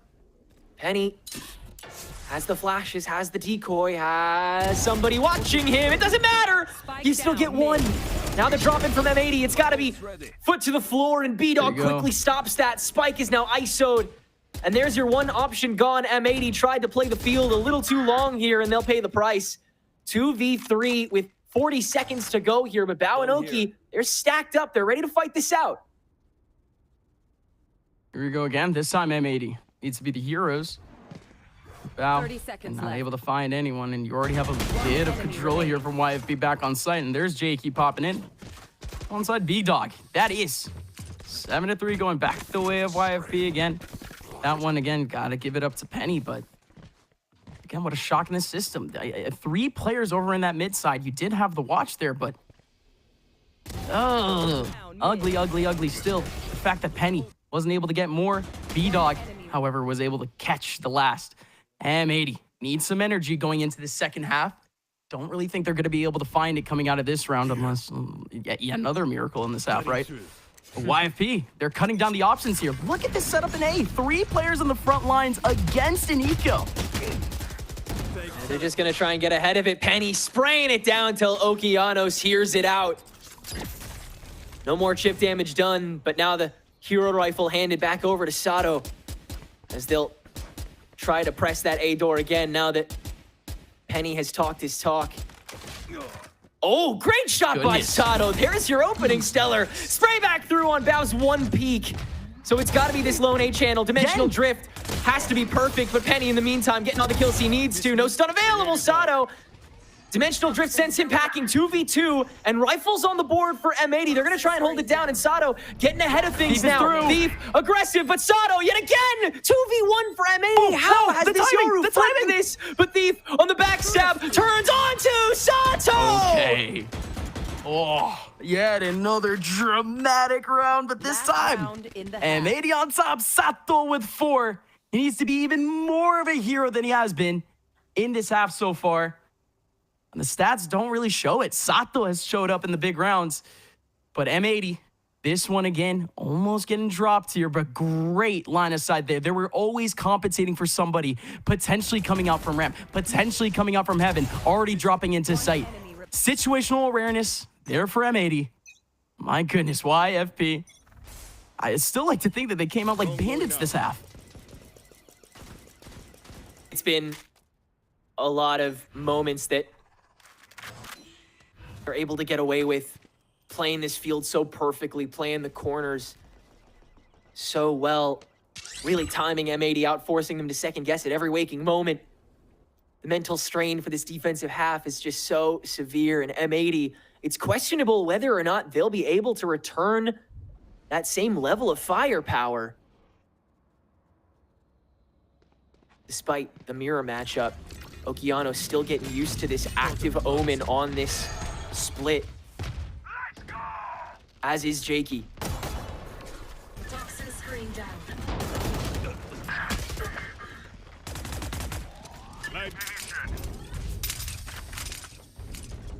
Massive opening from M80 here. Take those pot shots, gun it over to the B site via the tower. Paranoia will massively slow them down though. TP from Okeanos is your one ticket in, and Jakey has missed on the timing of it, so sight will be theirs, but B-Dog, quick wrap back, that's gonna be one down. The rest of the team silenced for now as Stellar makes his way back, but limited time for M80 to get this spike down and redisperse. This is Sato already watching this drop. The Breach isn't going to be able to really do much against this. These two players in the back of B, they're going to have their own battle. They're going to have to keep this back angle. They're going to have to watch out for this Tejo, but look how long he's taking. Stellar taking forever to make his way up into B main. At that point, the split's not really going to matter. There goes finally a peek out from B-Dog. They're looking for one or two other players, but the Tejo is finally going to reveal himself. There goes the Salvas to try to clear out the back of sight, but that just forces Sato, Victor, and Okeanos all into 1v1s, and all are successful. M80 still somehow land on their feet. In those moments of guarantees, at the end of the day, M80 finally make good on some of them. Beyond the rest of that, hero moment after hero moment just coming up short. It would have been discouraging for many other teams, even at this level. Now, YFP sitting on the attack, they'll have to poke and prod the same ways that M80 were able to do. Of course, Penny is probably not going to be nearly as electric consistently as Sato has been forced to be. Rather, Penny is just going to frag as consistently as Penny always consistently frags, and the rest of YFP is going to pick up along with it. The question is that enough to get them over the line on still such a tough half of a map of Valorant? Yeah, I'm still looking for really what's going to be the dynamic here for YFP going forward. How much are they really going to rely on Thief over towards A? He's just really going to be that iron anchor, the conditioner over towards A this whole time. How many times are we going to see this switch up for YFP? Again, they love their mid side. They love just taking that advantage, still splitting in, but we've seen teams succeed against YFP and just holding firm in the extremities, holding firm in other heavens. And YFP, they're already running into that dynamic right now. They're running into two players over in A heaven. They're running into one, picking over in B. Again, these are just pistols, so it's not exactly going to be a show of what's going to happen in the future, but Sato already picks up big kill onto Thief. Needs a couple more though. It's a two-man advantage here for M80, but they cannot rest on their laurels. There is the kill from Okeanos. There is yet another one going his way. M80, they've already basically cleaned up all of the scrapped rounds that they had a little bit earlier on. The peaks that Okeanos and Sato took that round are a little bit monstrous.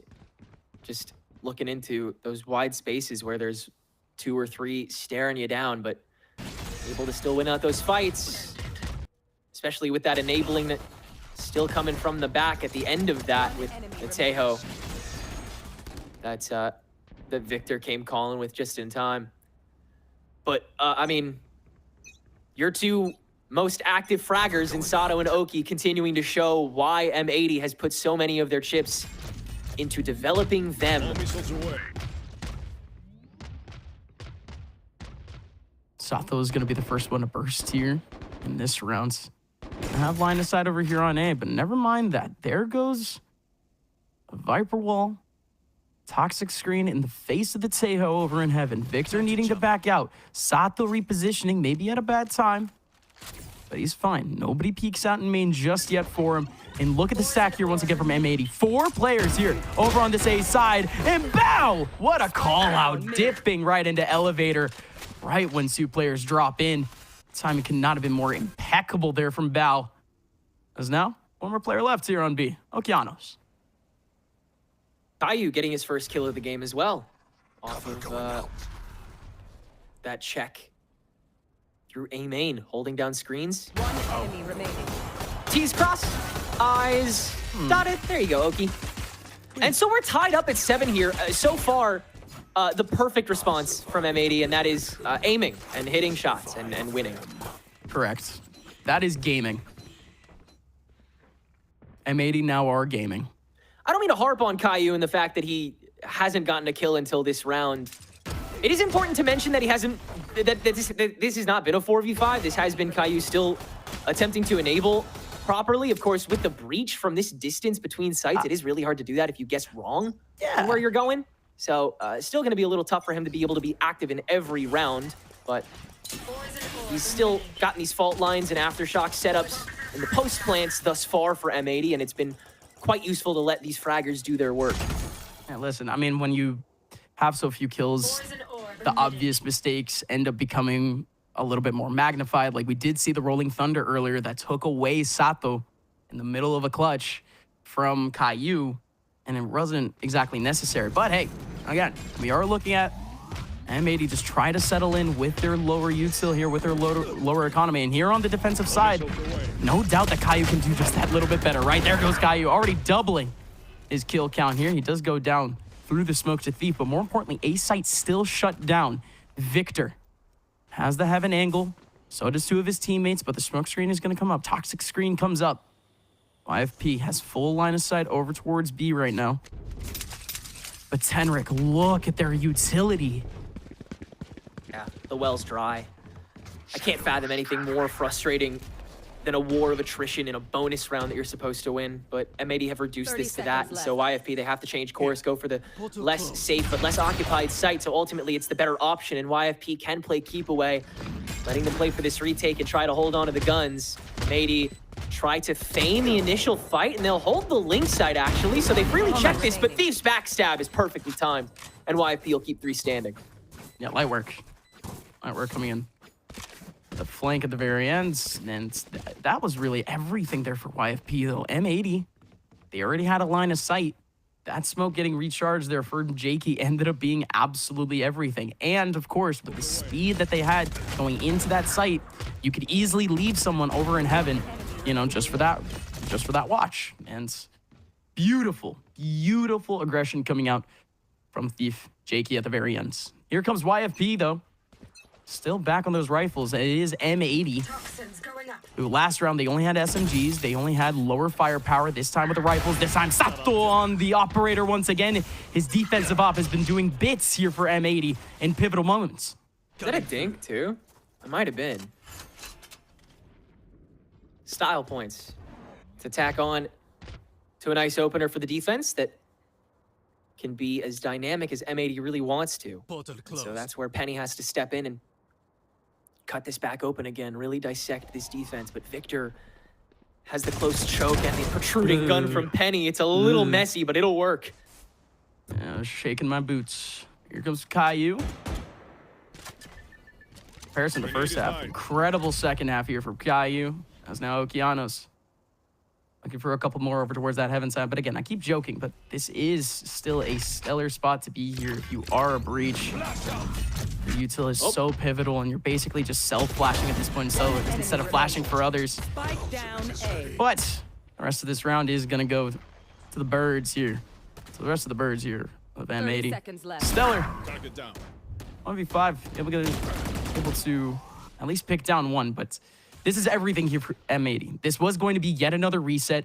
YFP, they used so many ultimates already earlier on, and they already have themselves a bit of a recharge. It is kind of crazy that almost everyone here for YFP dangerously close to their ultimates. But M80 is going to be coming up in this round already with an ultimate of their own. Okeanos can be quite aggressive here potentially on a watch over towards the B side, and if his teammates need him over on A, all good. Yeah, for sure, and we've already seen Okeanos start to get a lot more activated. This double swing this round was really clean. Yeah. 30 seconds left.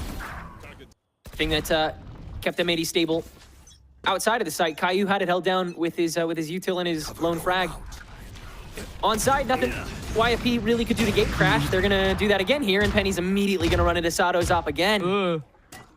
Yeah, that's a little bit scary. What on earth? What the, huh? What? That is so unlucky. The bounce on the Viper Orb is insane. Bow.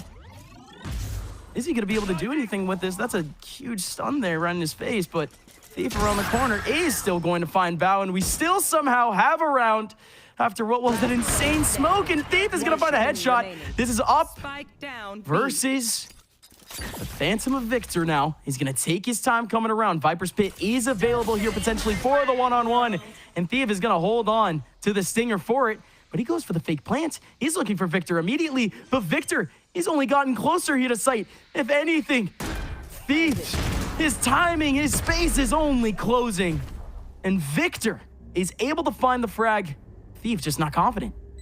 Yeah, moments of hesitation really bookending that round as a whole.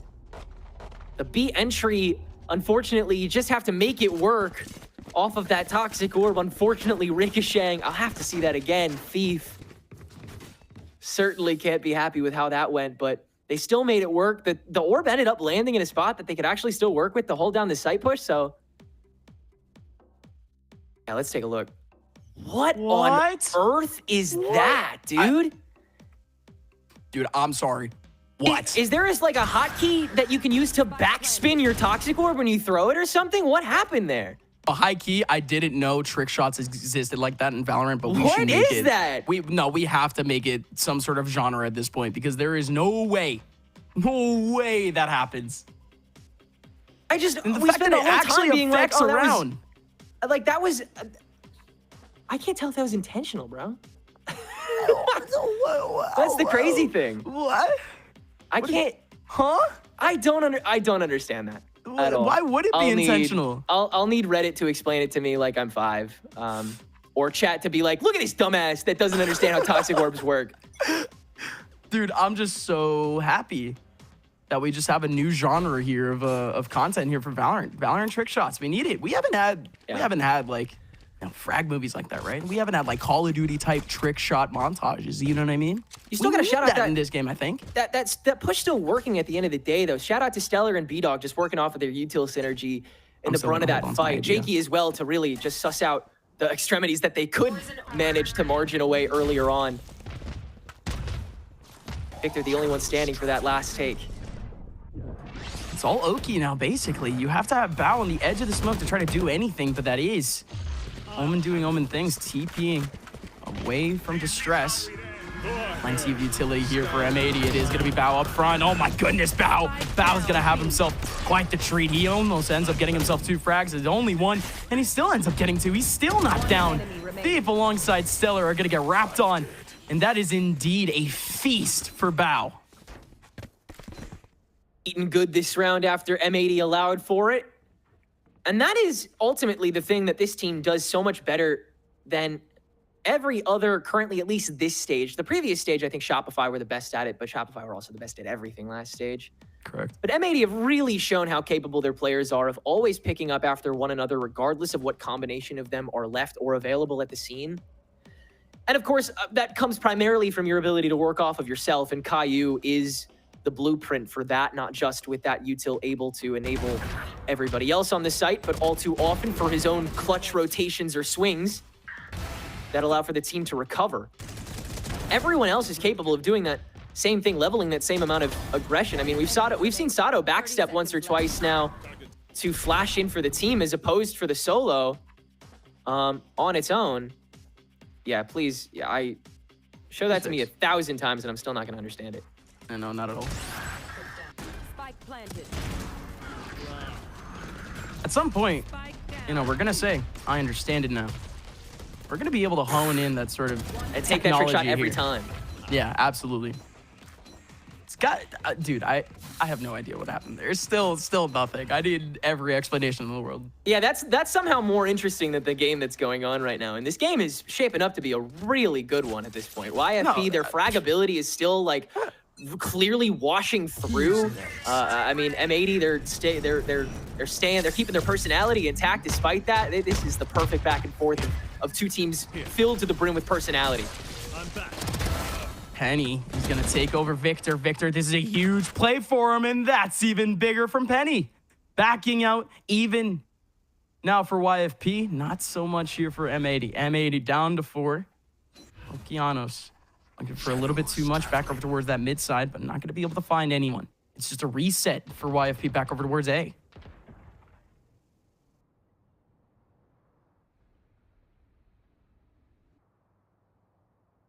So how does YFP work it from here? Jakey looking to set up these smokes for the bare bones take. Penny already getting prepped with this flash into TP to fully take over the site. Caillou knows he's about to get overwhelmed, and the TP will confirm his position on that site so Penny can safely get in the corners of it. Okeanos tries to swing into it. Asado is the only one for M80 able to get a pick right now, and holding this open space operator is as dangerous as can be. So he'll relent and give YFP the site in the 2v4 retake. 30 seconds left. Yeah, more than enough cash for the future of M80. Planted. And considering how long this comeback has to be here for YFP, we're going to have to kick back, relax, put your feet up, get some popcorn if YFP really want to make this comeback happen. And it seems like they have the sauce for it. I mean, what a mix-up back over towards A, but it's as simple as Penny getting in, getting out. M80, though, still with the right idea. Look at the man coverage that M80 had back on that site. You still had the 2 men on site. You still had strong rotation coming in fast from M80. And this is the first time here that we're really seeing YFP win a big round here on merit on this attack side. Full exec needing to kind of reset themselves a little bit. That's probably the most disciplined look that you're going to see from YFP unless they keep up that energy. Agreed. Yeah, that was extremely mechanical and operative from YFP, just working very cleanly off of Penny's opening frag with the dimensional drift and then smoking your way out the rest of the way through. Willing to let go of that 1 kill that Sato gets away with before dealing with whatever resources he has. And from there, M80, they have to play the long game now that they hold on to that operator. Great prep work done by YFP to take over that round. And with a save like that, M80 is handing potential stability for the rest of regulation to YFP as well. M80 has to be prepared to fight on equal footing the rest of the race here. Still really nothing here that M80 is trying to bite down on. You see YFP trying to poke and prod here, trying to get a contact out from M80. The only place where they're really going to get it is going to be over towards B main. You have Okeanos being real dangerous here, real risky. But again, YFP spread apart right now. And this was sort of the dynamic that I was trying to focus up on as this half started. Thief. Not a whole lot of conditioning happening over towards that A site.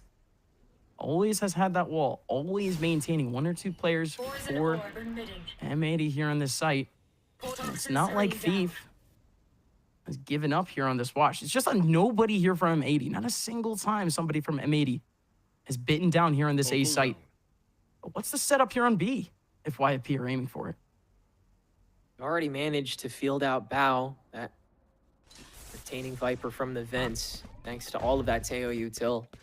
You just have to respect it so much. So the mid control going the way of YFP and this B pinch looking like it's fully in the cards.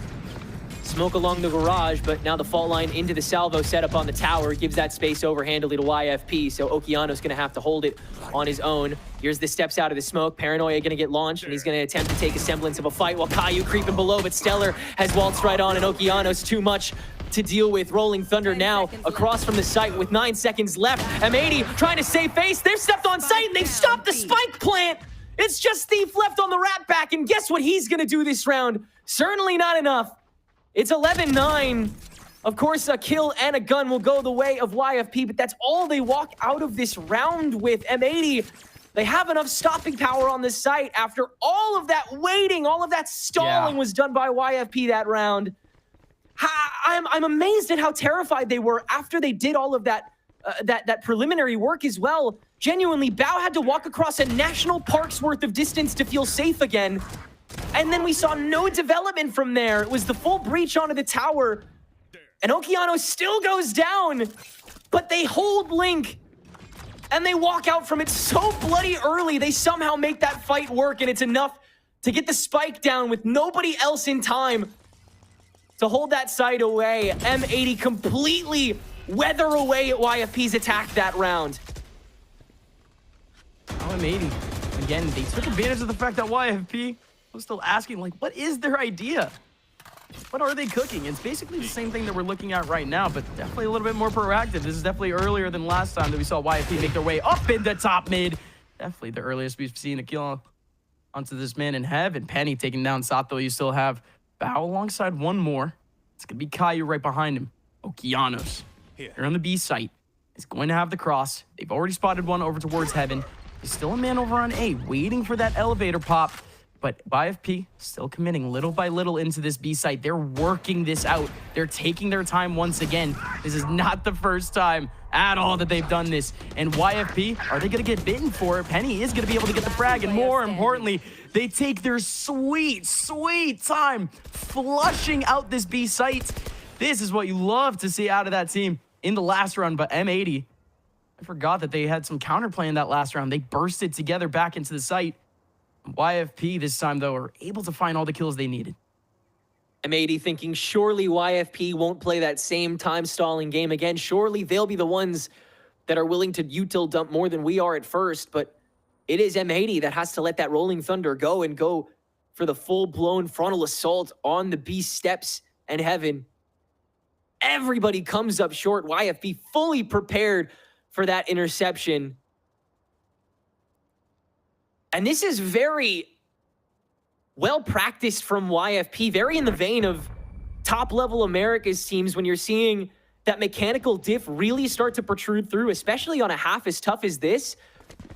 What you can really simply do is slow things down to a snail's pace on that attack, force the defensive team in those vacuums rather than with, you know, an orb or a flash that you throw in. Trade away defensive utility without throwing a thing, without making a breath. And despite the fact that YFP have now tried that in 2 consecutive rounds, they get away with it harder on the second go around with it. We'll see if they slow things down again here at 10-11 with the gun diff really starting to show. Sato, light armor, Bao on the Guardian. It is touchy. Whoa. Bottom mid, Bao Sato, like you said, in touching distance here of YFP. And this is it, really, for M80. This is the sort of tricky play that they've been waiting for. They've isolated the spike. There's 2 players already coming up from behind. The breach, more or less, had an idea, but they're finally bursting into the middle of sight. Caillou's able to get one, but we're still focusing up on the 2 lurkers coming in from behind. There is Sato picking up B-Dog. Sato still looking at the angle, still waiting for another piece of util. There is the trade coming up from Bao. 2 more remaining for YFP. Make it 1 more. Thief. 1v3, Caillou looking over on site, but you've got to be kidding me with that reaction. Caillou, what a return to form. This is the same guy that had 0 kills in that first half. Yes, it's impact frags at this point, but what a round, what a return there from Caillou. Now M80, 1 round away from being 1 series away from playoffs. And that's, again, the rest of M80's teammates making sure to shoulder that burden that Caillou had to hand to them for those opening rounds long enough to let Caillou start to get that work in again. And now building up a respectable KDA, all things considered, going into what will be the first of 2 match points here for M80's favor. Another early hold here in the market, but far more action paid to it from YFP to start things out. Sato's gonna walk this down! Yep, again, but there's no way that YFP don't at least gut check this. They got snuck up on last round, but they don't. Good off angle from Sato. The TP comes out. Man advantage here for M80. YFP, how much they've clawed through this game. The miracles that were needed to keep them in the lead in this game. And M80, time to jump. Still once again finding an early advantage on this defensive half. Penny has been lights out a couple of times, but my goodness, Bao not able to nail him. And Penny does the same. The 2 Yorus coming in with the same impact. Get a frag and bounce. And there goes the dimensional drift on exactly the site that you want to see it. A site empty. But hold on now. Sato stepping up. Well, is he going to be able to find a target here? 35 seconds left. A toxic screen is going to be able to go back up, but YFP, they still have to deal with this main line. They can't take heaven. It's going to be too controlled. Sato has to be that weak point, and YFP certainly don't like it when the weak point is Sato. Oh, dimensional Caillou drift. holding up heaven as well. It's all coming up M80. The dimensional drift, though, lets Penny work a little heavier despite the intel, and now these guys are getting as active. Sato on top of the spike, though, with the shutdown. And that'll be a 13-10 victory here on Split. M80 coming into the Swiss stage with a lot of question marks once again over their heads after their second place performance, but now they're just one win out from making it back to the playoff bracket. Ooh, and this was a make or break game for M80. YFP truly are the gate crashers here. They are the gatekeepers of Challengers at this point, because you see that lineup, you see the experience, you know these guys should be the baseline for the teams who want to be successful in Challengers, and M80 were able to pass this test with flying colors, at least here in the second half of Split, and they were still fighting back no matter how many close rounds that we saw. We still ended up seeing quite the effort there from M80. It is almost the opposite that we've seen there from YFP throughout the last few months. There's been demotivation issues. There's been overheating issues. Not something that we saw too much in this game. But still, YFP, even though that cleaned up that little bit much more, we still have a little bit more work to do. They are now 2 losses down. Yeah, I mean, coming into this, we really expected M80, or YFP rather, to be the picture of what North American VALORANT should be, what it is at that base level. And M80, we expected them to be what VALORANT is capable of becoming in North America. Those teams just went toe-to-toe on 2 consecutive maps. So fix those power rankings a little bit. Make sure you get it back in your skulls that anybody can still beat anybody here, but also retain that M80, they continue to play to win. And once again, 1 win out from that playoff bracket. Yet again, they're looking sturdy. Yeah, love it. Again, we are in a little bit of an upside down right now. Things are getting very entertaining here in Challengers. Mind you, Shopify are real close to potentially getting eliminated. So keep your eyes on the action, folks, and keep your eyes on the desk and the interview coming up. Thank you for having us. We'll be back at some point, right? Ciao, ciao.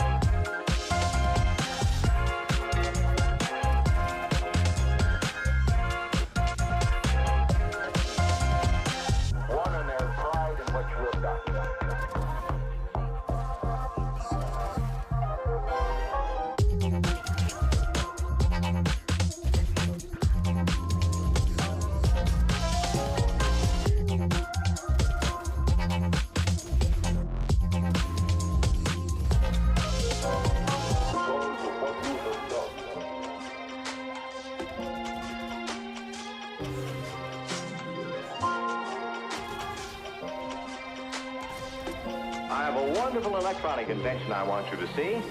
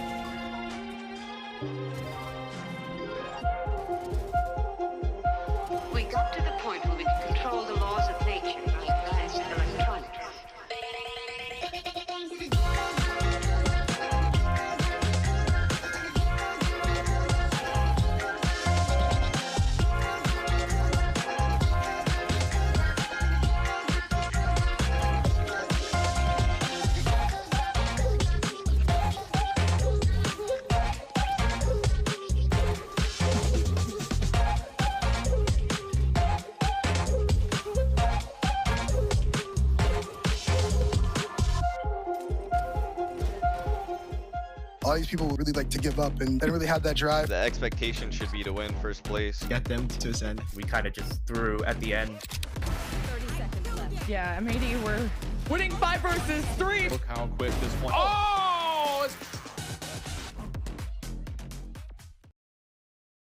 Definitely a fun matchup between M80 and YFP, but second map, YFP's pick is going to go M80's way, and they're going to close out the series strong 2-0.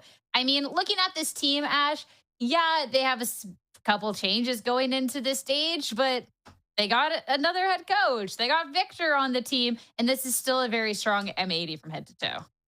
It definitely is. And I think we talked about how this matchup was also going to be like a litmus test for YFP as well. They managed to take it the distance between the two maps that we saw. The overtime on map 1 on Lotus and then Split, being able to see M80 close that out. It does feel like we see the difference that that coaching staff does make. There is by far the best coaching staff within VCL is the one on the side of M80. And you can see it, how it comes together in their macro control and read on these maps and the way that they look to work together, which is something where we see glimmers of that from YFP, but there are a lot of gaps on the YFP side as well.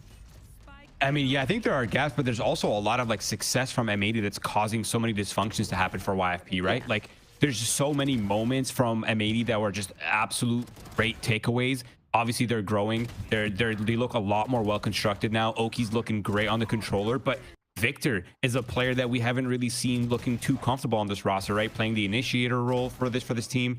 And now it feels like finally he's starting to feel settled in. He's looking great on the controller role. Sato's obviously continuing the superstar performances. And overall, I feel like M80's growth is great. They're definitely on the right track. And there's a reason why they're 3-1 right now. They're potentially going to be qualifying next week.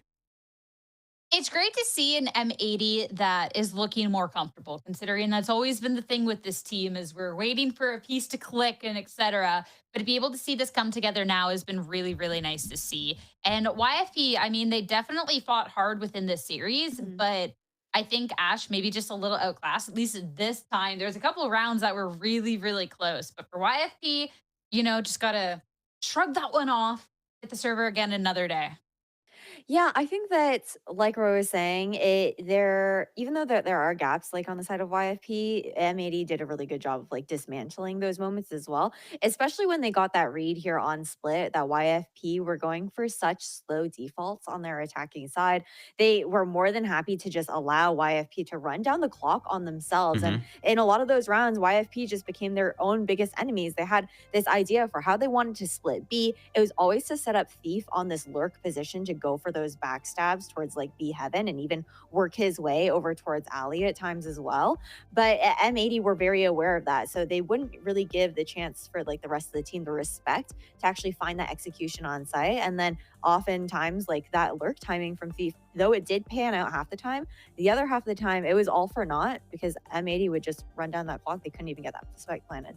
Yeah, they definitely had a read on that. But drawing our eyes to the head-to-head duelist right here, I feel like Penny is a great like 4-scale person to kind of compare Sato to, because Penny is so dynamic, right? We highlighted that he's a very well-rounded duelist. He's very disciplined. He's very structured. And I feel like Sato's style definitely shined over Penny today. He had great performances. He biffed him on the openers. He did a fantastic job on Lotus. He kept it going on Split. And ultimately, Sato just looked great. And I think this defeat over this team and the little diff that he had over Penny, I think that speaks volumes to the level that Sato's at and the level that M80's headed to.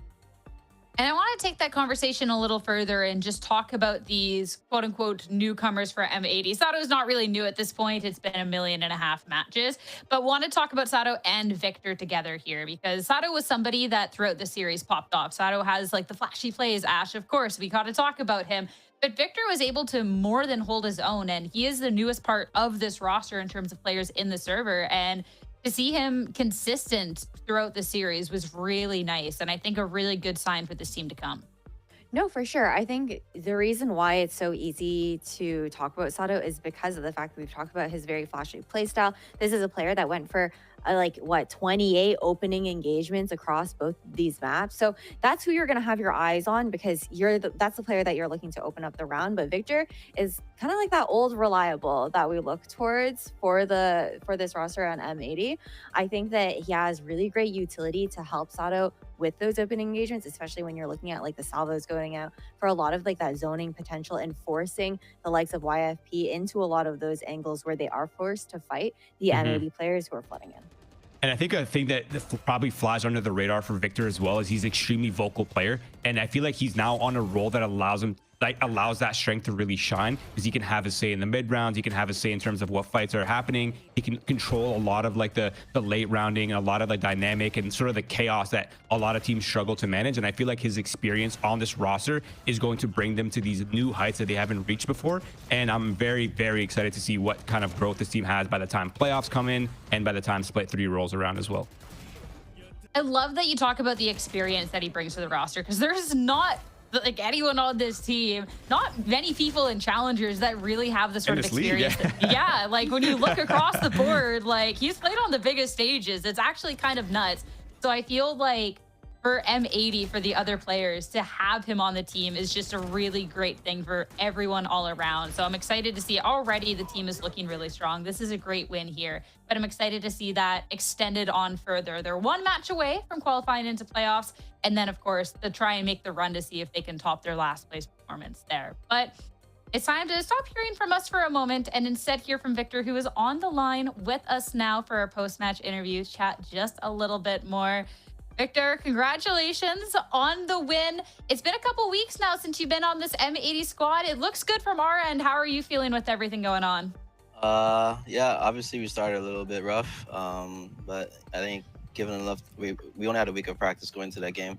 But now that we've like had a little bit more time, a few more weeks and a few more matches, and especially like playing matches is just where the teams grow and where we learn the most from our mistakes. So yeah, I think it's progressing nicely. I want to talk about the changes for M80, because it was you and Chet coming into this roster at the same time, and that is a wealth of experience. So how do you think that this experience has helped the rest of the team, or is it just kind of more so you're slotting in? Like, talk to me about that dynamic.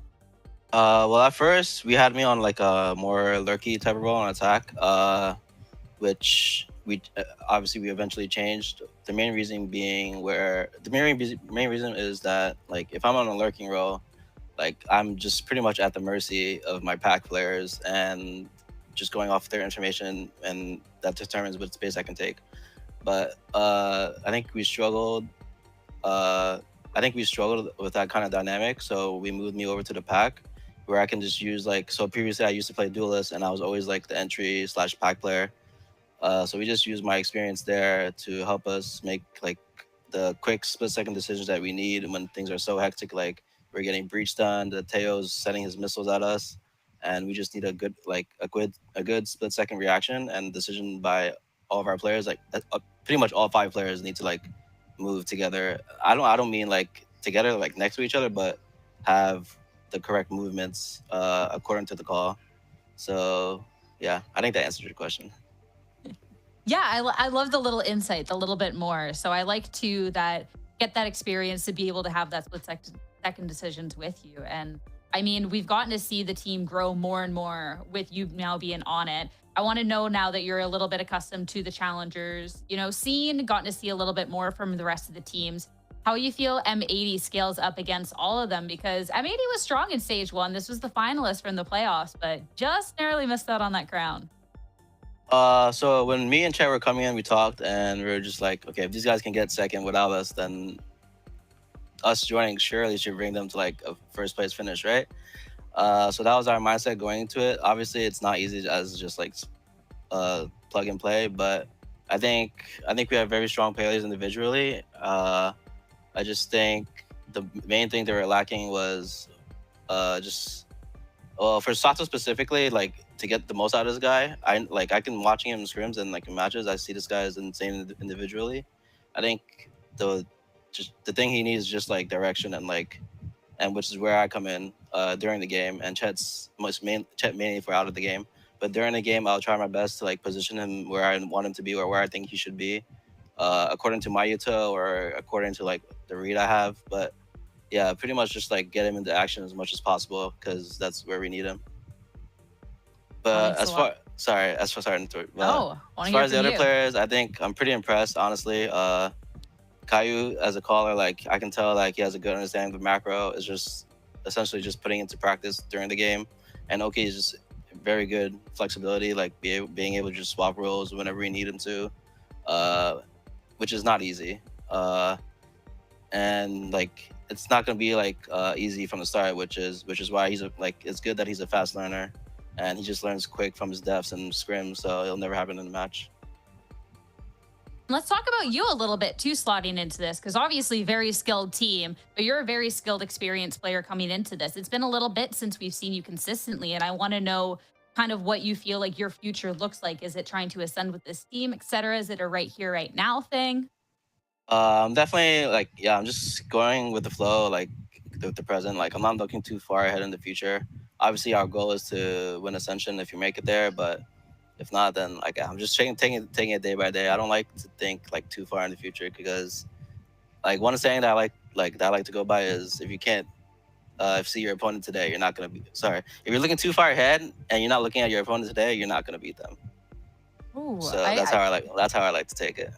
I like that. I feel like there's some people that could really learn from that advice. But hey, you saw the opponent today. You take this victory today. Great stuff from the team. Victor, thank you for your words and your times. Have a good rest of your night, okay? Thank you.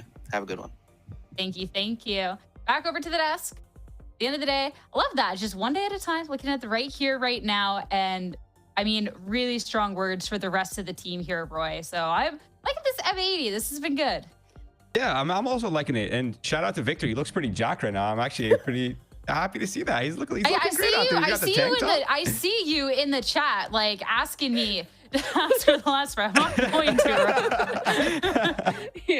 Listen, I just thought and chat wanted. I was just trying to give chat what they wanted. It was simple as that. We gotta speak for the people, Sierra. We gotta speak for the people. My bad. I'm sorry. I'll make sure next interview I have the Twitch chat open so I can speak for those people. Don't worry. But maybe next time M80 win, we can ask Victor then. But if the team's looking like they did today, they'll keep winning. Let's look at the bracket, talk about the run and everything else. Because yeah, there is a lot going on. But M80, after that victory, now looking a little bit more secure in that. And how this lays off across the board, all these matchups, these aren't actual matchups. Those have not been seeded yet. Don't get too excited about seeing how this is all going to be playing out. Roy, I'm looking at you, but you get to see now those teams at 3-1, one match away from joining Envy in that qualified circle. Yeah, and before we kind of get general here, looking at this bracket, I do want to touch on M80. I genuinely feel like they're in their own race right now. Like they're sitting nice in terms of standings. They're in a pretty good spot. Obviously, SRB is having a bit of a rough showing. If they don't manage to make playoffs to split, that puts M80 in a really good spot. So I feel like M80 honestly doesn't have too much pressure. They could just take their time, develop in the right ways, take the bit of a longer approach to their development and not try to take any shortcuts. And I think they're going to be fine in terms of the long term. But looking at the 3-1 is crazy. We have Ambrosia, a team that managed to turn their ship around completely. Cuber, a little bit less surprising to see. TSM, obviously a little bit less surprising to see. And now joined by M80, a team that a lot of people had, they had their doubts, they had their criticisms coming into this split. They've managed to do a fantastic job. This stage of challengers, I mean, I look at this bracket, Ash, I'm still just like amazed, but hey, it's never a dull day over here. Am I right? No, it definitely isn't. I think I'm even thinking back to like the fact that Ambrosia managed to take that matchup against like a Winthrop that feels like they've consistently been leveling up. We're such like a dark horse during stage 1. Now a team that we're expecting to look to make playoffs as well. It's just crazy how things have been shaking up, I feel like, for stage 2 and how adaptive every single roster has been and the improvements that have been made going forward. Like game for game, it feels like we head into a lot of these matchups and half the time it really could be anyone between the two teams that can win. And that keeps things so exciting and interesting right now for Challengers NA. Ambrosia, the new dark horse, because they're the ones that handed M80 their only loss. So a lot to keep an eye out for, but that is unfortunately it for us today and for this week. Roy, Ash, thank you so much for everything, everyone for watching and everyone working hard behind the scenes. We hope you enjoyed this week. We'll see you back next week for some more VALORANT Challengers North America. Stay safe, everyone. take that fight pretty sequentially. It's a lack of coordination that goes with it. Recoil goes down immediately before really Sim's able to do anything. Far too much passivity in a place where you should absolutely be like fully springing a trap, and now you got 6 rounds of game point ahead of you. Here comes Inspire. He's done this before. He's gonna try to do it again, and indeed he does. Extra TPing into the back lines, and he's gonna clean up 3 kills for Exter. It's old GMD now, 83 HP. It's not like this old man doesn't know what to do here. He's been huge shot to already cut things down for TSM. TSM down to 4, but that is a massive pick from Sim. This is all Inspire, and Inspire's gone. Nobody else here on A site. TSM have given themselves a chance. Exter, he's been holding on to this ulti forever now, and now he's able to use it. Bursting his way into sight, trying to make his way into the back lines. He's going over towards main. He spots Recoil. Kane at the same time with a big pick. Here goes the battle. Exter somehow beats out Recoil, and Kane comes in flying. It's all Vora, and it is all Envy. KaneZera, tired. It's so far away. Let's see what the setup is here for M80, and that's huge. Paranoia going right into tree, but Stellar does not get affected. If anything, it's going to be an even one-on-one over there. B-Dog needs a little bit of help. Caillou, Victor, Bow, all collecting frags, and is going to shut down YFP.